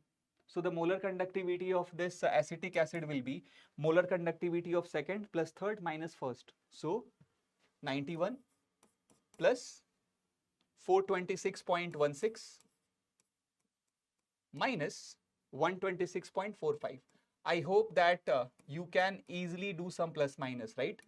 91 plus 426.16 will be 0.16, 617, 9 to 11, 5 minus 126.45. And now if you do the minus value, your answer will be, I think, can we do approximation? Of course, you can do the subtraction very easily, but let's do it approximately. That is 520, this is 120. So the answer should be nearly 400. The only answer near to 400 is C. So even without subtracting that, we can guess the answer is C. And of course, if you do the complete subtraction, your final answer will be 390.71. So this is a type of question we get in our exam, right? From this Kohlrausch's law, right? So now, after understanding, so first let me tell you one thing. The whole chapter can be divided into 3 parts. One part, electrochemical cell, electrode potential. Second part, electrolysis, complete electrolysis. Third part, conductance, conductivity. After these 3 parts, we have some extra terms like batteries, corrosion, and then this titration point. So first now see what is the meaning of conductometric titration. Students, I hope you all know what is the meaning of titration, right? Reaction between two compounds where one has a known concentration, one has an unknown concentration, right? Titer, titrant, all. Now, point is, during titration, we observe, we calculate various parameters. Like even sometimes during titration, we measure the variation in pH, right? So that you discuss in your ionic equilibrium chapter, that during titration, how the pH values of your titer will change. But here, instead of pH, what we have to observe? We have to observe that during titration, how the conductivity, molar conductivity will change, right? The conductivity, how it will vary, correct? So let's take first example in which we are having a titration between strong acid and strong base. Now here, one thing is very important, that what is your titer, what is your titrant? Like in this setup, you can notice that in the container, we have taken a solution of NaOH, and drop by drop, we are adding HCl. So in this case, the strong acid is your titrant. Strong acid is your titrant, and this strong base is your titer. Means initially you have a solution of a strong base, and slowly you are adding strong acid into it, right? Initially you have solution of strong base, and in the strong base, you are adding strong acid. So that is our titration, correct? Now, please focus here. Please focus here, because if you have knowledge of that reaction, if you know how strong acid, strong base reacts, from that knowledge you can easily judge, you can easily guess that how your conductivity, conductance will vary. Students, initially if I have a solution of strong base, so I will have a very high concentration of OH minus. I will have a very high concentration of OH minus. Now, slowly, gradually, when I will add strong acid into it, so indirectly I will be adding H plus ions.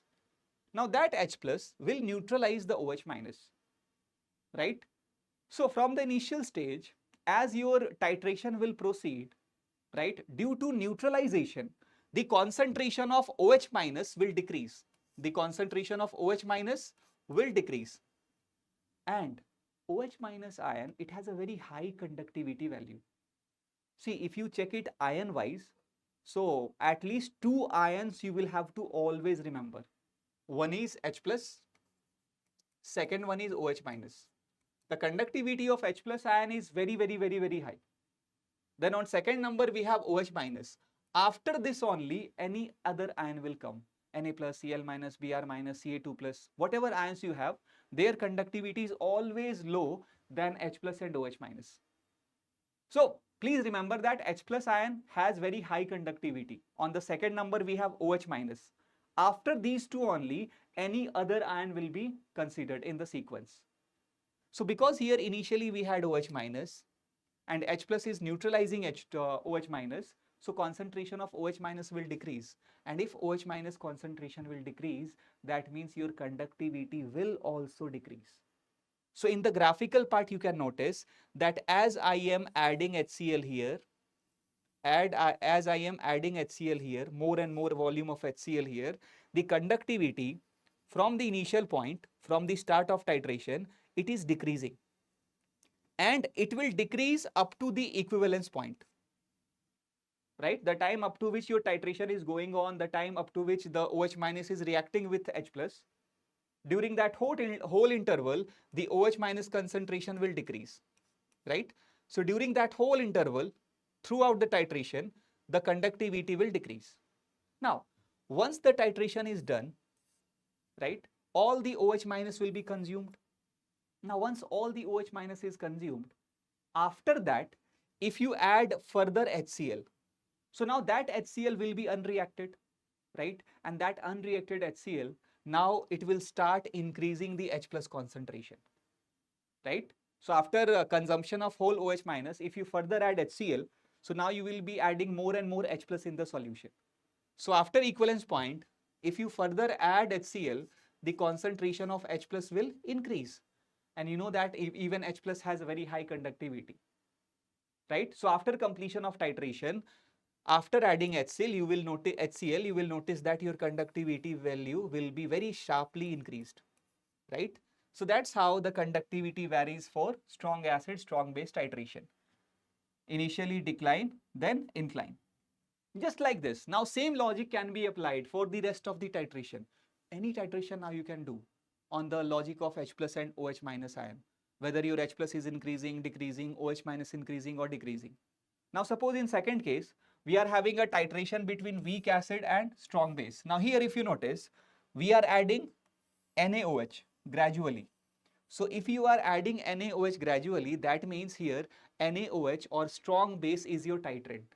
In this case, strong base is your titrant. And this weak acid is your titer. This is your titer, right? So initially in your solution, you will be having a weak acid. Now weak acid, they are very little ionized. They are very little ionized. So they will have very less amount of H plus. They will have very less amount of H plus, right? So initially that little amount of H plus, when you will be adding a strong base, so even that little amount of H plus will be consumed. So initially here also the conductivity should decrease because that amount of H plus in the weak acid solution is getting neutralized. So here in a very small interval you can notice that conductivity is decreasing because the concentration of H plus is decreasing. Now once that H plus is consumed, right, once you have started adding a strong base in the solution, now here during the titration, throughout the titration, you will notice that the conductivity will be almost constant or it will increase just a little bit, right? Because it will act as a buffer solution. See, once you add some strong base in your weak acid, right? So after that, what you will have a mixture of your weak acid, something like, let's take example, acetic acid. And due to addition of base, some salt will be formed, CH3COONA. Now this mixture, I hope from your ionic equilibrium, you know that it acts as buffer, right? So because it acts as buffer, right? But again, a certain number of ions is increasing, like now you have Na plus ion in your solution, which was initially not there. So certain number of ions increases, but not H plus or OH minus. and Na plus, they don't have much conductivity, right? So during that interval, during the course of further titration, conductivity will increase, but very slight, very slight. But after complete titration, after the equivalence point, right, when all the weak acid is consumed, if you notice, if you further add strong base, so now that strong base will be unreacted, and strong base will give you what? Strong base will give you OH minus. So after titration, here if you further add strong base, the concentration of OH minus will increase. And now you know that OH minus has a very high conductivity value. So after titration, here also again the conductivity will increase, right? So this is the variation of conductivity in the titration of weak acid with a strong base. So you have, I hope you have understood one thing, that you have to analyze the reaction and you have to notice especially the H plus and OH minus ions, because they have very high impact in the conductivity value. And apart from that, if other ions, the number of ions is increasing, then also slightly the conductivity will increase, right? Now, after talking about the variation of conductivity during the titration of acid base, let's talk about another important topic in this chapter. And from this also we get questions sometimes in the examination. And this is one of the most neglected topic by students. Please do not neglect this, right? That is batteries. Every day in your life you are using batteries, right? In your watch, in your remote, right? Everywhere, in your laptop, in your cell phone, everywhere you have batteries. So first thing is, whatever batteries we have, right, they have been classified into two categories. One is primary cell, the other one is secondary cell. Primary cells are those batteries, those cells which are non-rechargeable, non-rechargeable, or you cannot reuse that, right? Like in your home, whatever pencil batteries you have that you are using in your remote, right? So once you put it in, you use that and later on you throw that, right? So it is not reusable because you cannot recharge that. So those batteries which cannot recharged again, they are called as primary batteries. But at the same times, I hope you have understood what is the meaning of secondary battery. They are rechargeable. We can reuse that, right? So rechargeable ones are secondary and not rechargeable ones are primary. And we have to learn examples of both. Some examples of primary batteries and some examples of secondary batteries, right? So the first battery we have is dry cell, and definitely it is an example of what? Primary cell or primary battery, right?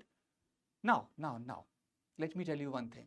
You have to remember some of the things in batteries for all the batteries, like especially the construction part of battery and the reaction of the battery, right? Because every battery, it will have some redox reaction going in it. So the redox reaction that is happening for the battery and its construction, these two things you have to remember. Now I have a trick for you. You know what I do? Because even I have to teach, right, all the batteries. So I have to memorize all those things. So how I memorize those things, especially for batteries, just by memorizing its anode and cathode, right? So for any battery, if you remember what is its anode, what is its cathode, and what is its electrolyte, so that is enough for you to explain construction and reaction of the battery. Like especially suppose if I talk about dry cell. So in the dry cell, I will have some anode, I will have some cathode, right? And I will have some electrolyte for those anode and cathode. So point is this, in case of dry cell, your anode is zinc. Zinc is your anode. And your cathode is basically MnO2, but because MnO2 is a fluid, kind of MnO2 is a paste, so with MnO2, we use carbon or graphite. So graphite is there, and around that carbon, around that graphite, you have paste of MnO2, manganese oxide. So you can say like this, that graphite or MnO2 or graphite MnO2 is your cathode here. But mostly we do not say MnO2, we always say that graphite is our cathode, correct? Just like your hydrogen electrode. In hydrogen electrode, you say that your electrode is platinum, not H2, right? Now, in this electrolyte part, for zinc, we have ZnCl2. And with ZnCl2, we have ammonium chloride also. So a mixture of zinc chloride and ammonium chloride is there as your electrolyte. So this part, if you remember, what is anode, what is cathode, what is electrolyte, it is enough for you, let me tell you. Because you know what? From this, I can explain, I can remember the construction. In dry cell, what happens in the structure, in the construction part, you will notice that this zinc or this anode, right? The container we take, right? The container we take, it is made up of zinc.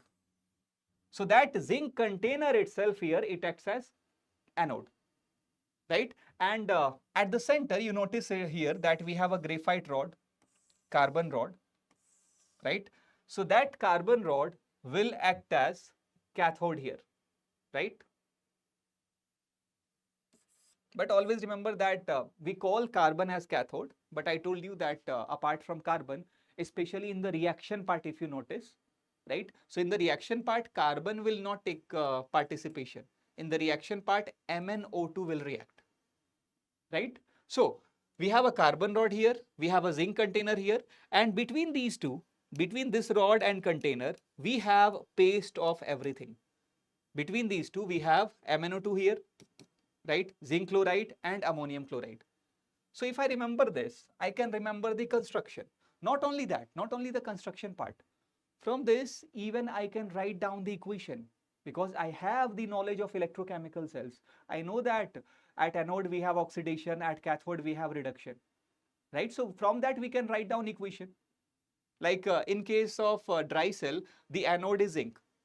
You know that at anode, oxidation happens. So in this case, oxidation will happen for what? Zinc. So zinc will oxidize into Zn2 plus by loss of 2 electron. This is the equation of anode for dry cell, right? And how I wrote it? Just by remembering that my anode is zinc, and of course at anode we have oxidation.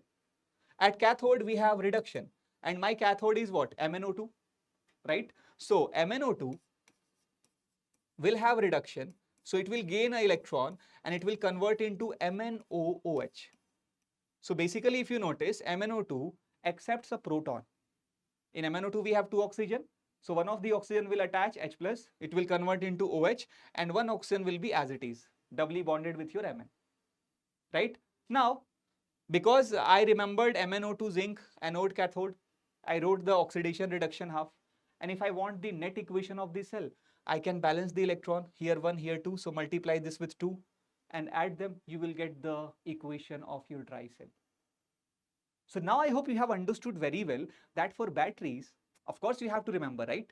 So for batteries, if you just remember the anode cathode electrolyte, and once you have discussed the concept, obviously once you have to go through all the construction and reaction part, then you can easily remember this battery part. And also dry cell gives you a potential of 1.5 volt nearly, right? And there is a very famous point in it that throughout the lifetime, we do not get a constant supply of 1.5 volt because in this case, in the electrolyte part, we have aqueous mixture, right? Right? So that's why it depends on concentration. So we never get constant power supply from the dry cell. Now, after dry cell, in the same way, we can talk about lead storage battery. But lead storage battery is not a primary cell. It is a secondary cell. It is a secondary cell. You can recharge it and you can reuse that. But again, its construction and reaction can be remembered from the anode cathode. And in the lead storage battery, in the name itself, they have mentioned what is your anode cathode. Can you see lead here? So in this case, anode is spongy lead, Pb, right? And cathode is also lead, but not pure lead, it is lead oxide, PbO2. And in this case, your electrolyte is dilute H2SO4, dilute H2SO4. So anode lead, cathode PbO2, and electrolyte is dilute H2SO4. If you see its construction, right? So here lead is my anode, right? PbO2 is my cathode, right? And don't worry, here we have written anode cathode because this diagram represents the charging part, not the discharging part. It is rechargeable.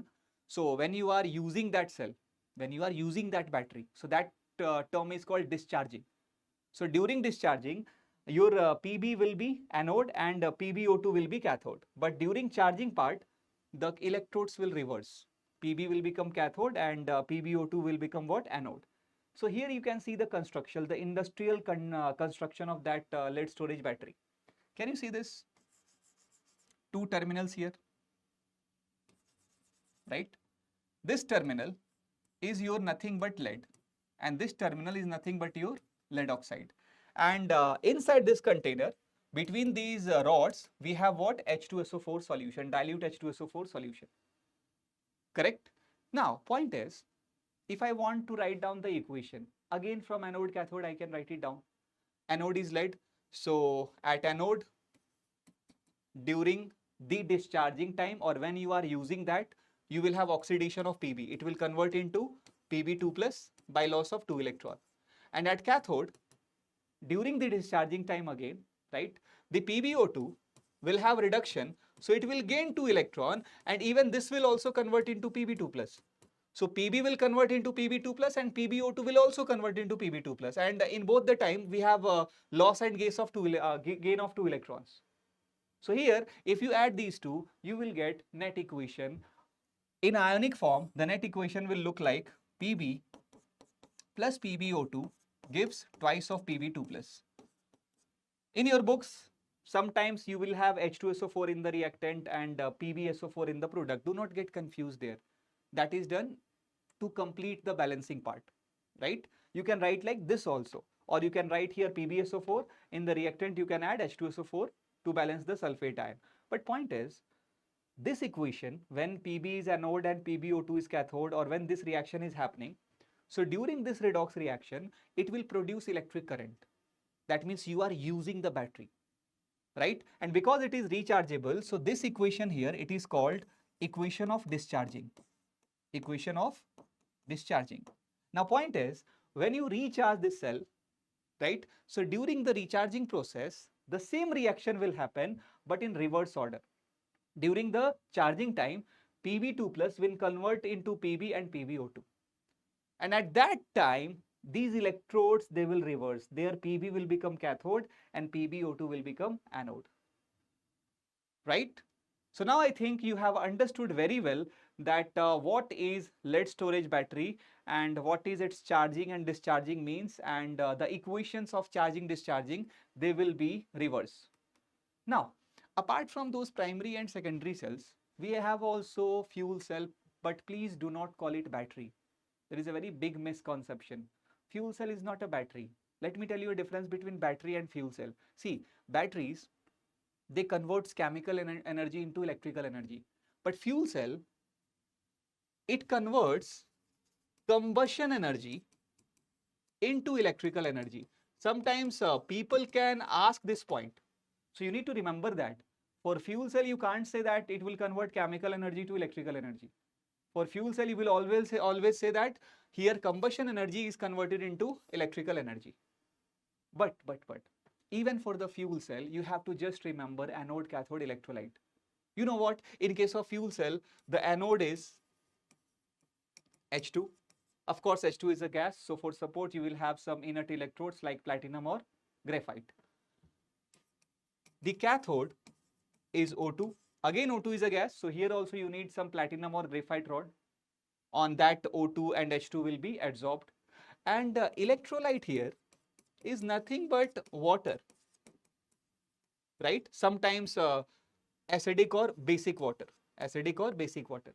So anode H2, cathode O2, and electrolyte acidic or basic water. Now point is, if you see the construction of fuel cell, what we do here, from one side we give hydrogen gas, from one side we give oxygen gas, right? And here we have the electrodes, anode and cathode. So on the anode, we have H2 adsorbed, right? And at anode, this H2 will oxidize into H plus ion. And at cathode, we have O2. So these O2 will reduce into H2O or OH minus. And during that, electrons will be transferred, right? Hydrogen will lose electron and oxygen will gain electron. So there will be a transfer of electron from this anode towards cathode. If I write the equation of fuel cell, it will be very easy. You know what? At anode, the equation will be H2 converts to twice H plus by loss of 2 electron. Instead of H plus, you can write H2O here. It is fine. At cathode, the O2 will convert into twice of OH minus by gaining 4 electron. If you balance electron, you add it, you will get the net equation of the fuel cell.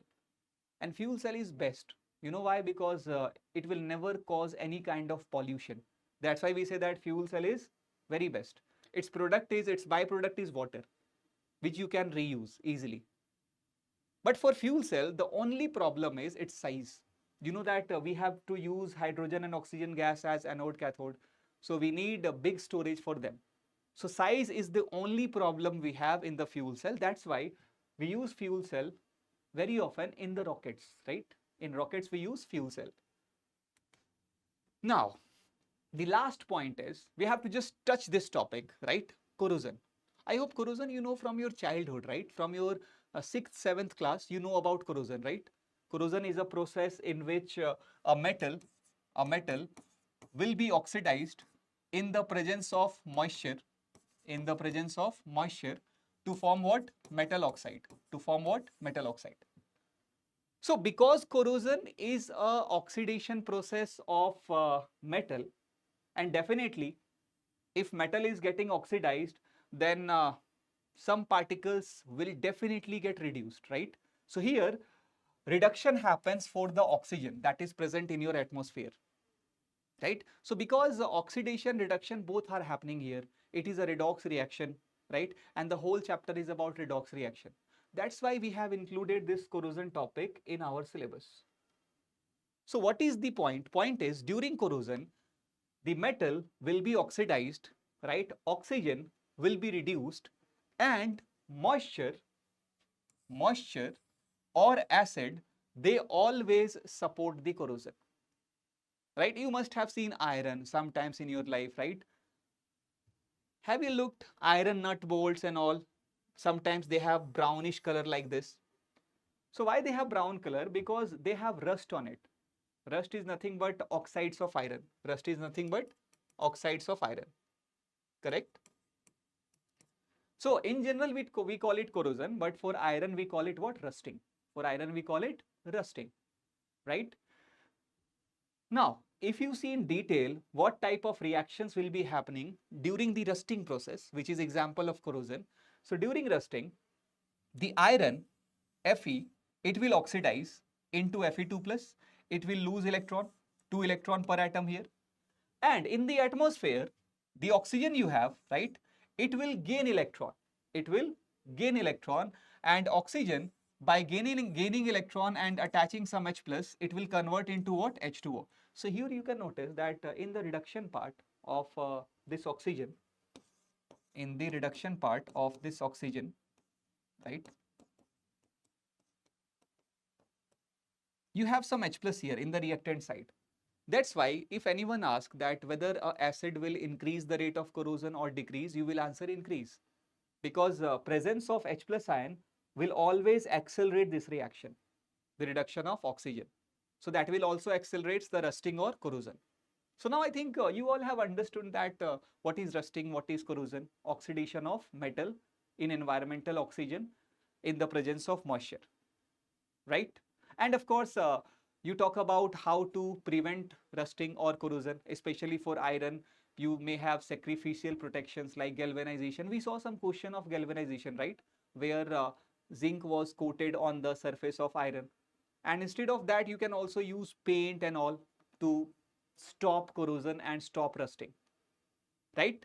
So with this, we are done with the topics in this chapter, but can we solve another question from this? A question from corrosion. From the following, select the one which is not example of corrosion. So this is a question from fundamental idea of corrosion, whether you understand corrosion or not. Rusting of iron is definitely corrosion, right? Production of hydrogen by electrolysis. Now definitely electrolysis is not corrosion, right? Because corrosion happens in your free environment, right?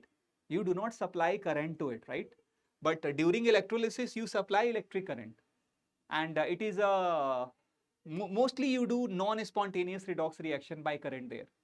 So electrolysis not at all corrosion, and they are asking that which is not example of corrosion. So definitely answer will be B. But let's check rest of the options. Tarnishing of silver. Of course, tarnishing of silver is a corrosion. Silver converts into silver oxide. Development of green coating on copper and bronze. If you have copper utensils in your home, you will notice that some green color patches will be there on the copper. So that happens because of corrosion of copper, right? So A, C, D, they all are examples of corrosion, but electrolysis not at all example of corrosion. So definitely here the answer will be B. And this easiest question, this is one of the easiest question we got in the NEET 2024 examination, students, right? So point is, at the end, if I talk about this chapter, I can say what you should do. Take electrochemistry. Whenever you are revising by your own, take the chapter electrochemistry, right? Divide the whole chapter into 3 parts during the revision, right? In first part, talk about electrochemical cell, read about electrochemical cell and electrode potential. Then in second part, you study electrolysis, product of electrolysis and Faraday's first law, second law. In the third part, you talk about conductance, molar conductivity, equivalent conductivity, their numericals, variations of molar conductivity with concentration. And then separately, you can revise the batteries and corrosion part, right? I taught you the conductometric titration part, but in NEET, you do not get very often questions from that part. So if you want, you can skip that part, the conductometric titration, right? But it's easy to understand, so nothing to worry, right? It gives you knowledge. So you can do that one also. So that's all from my side. Now your task is, whatever DPPs we are providing, you can find that in the video's description, and you can even find that on the PW app. Download the app. There you can find me, Praveen Jha, right? And there you will be getting all the DPPs prepared by me. So after watching this complete video, after noting down all the formulas, I hope you all make notes of these sessions, right? Always do that, because you need formulas to solve questions, right? So after making note of the chapter, after going through this session, practice all the questions that we are providing, right? And when you are done with that, after that, you just need a revision time to time after certain interval. Like electrochemistry, you can revise after 15 to 20 days, because this is a chapter which you can remember for a longer duration. So today, if you have finished the whole chapter, so after 15-20 days, you can revise the chapter, right? So keep rocking, right? Crack the NEET examination. Thank you so much. Over and out. Bye-bye.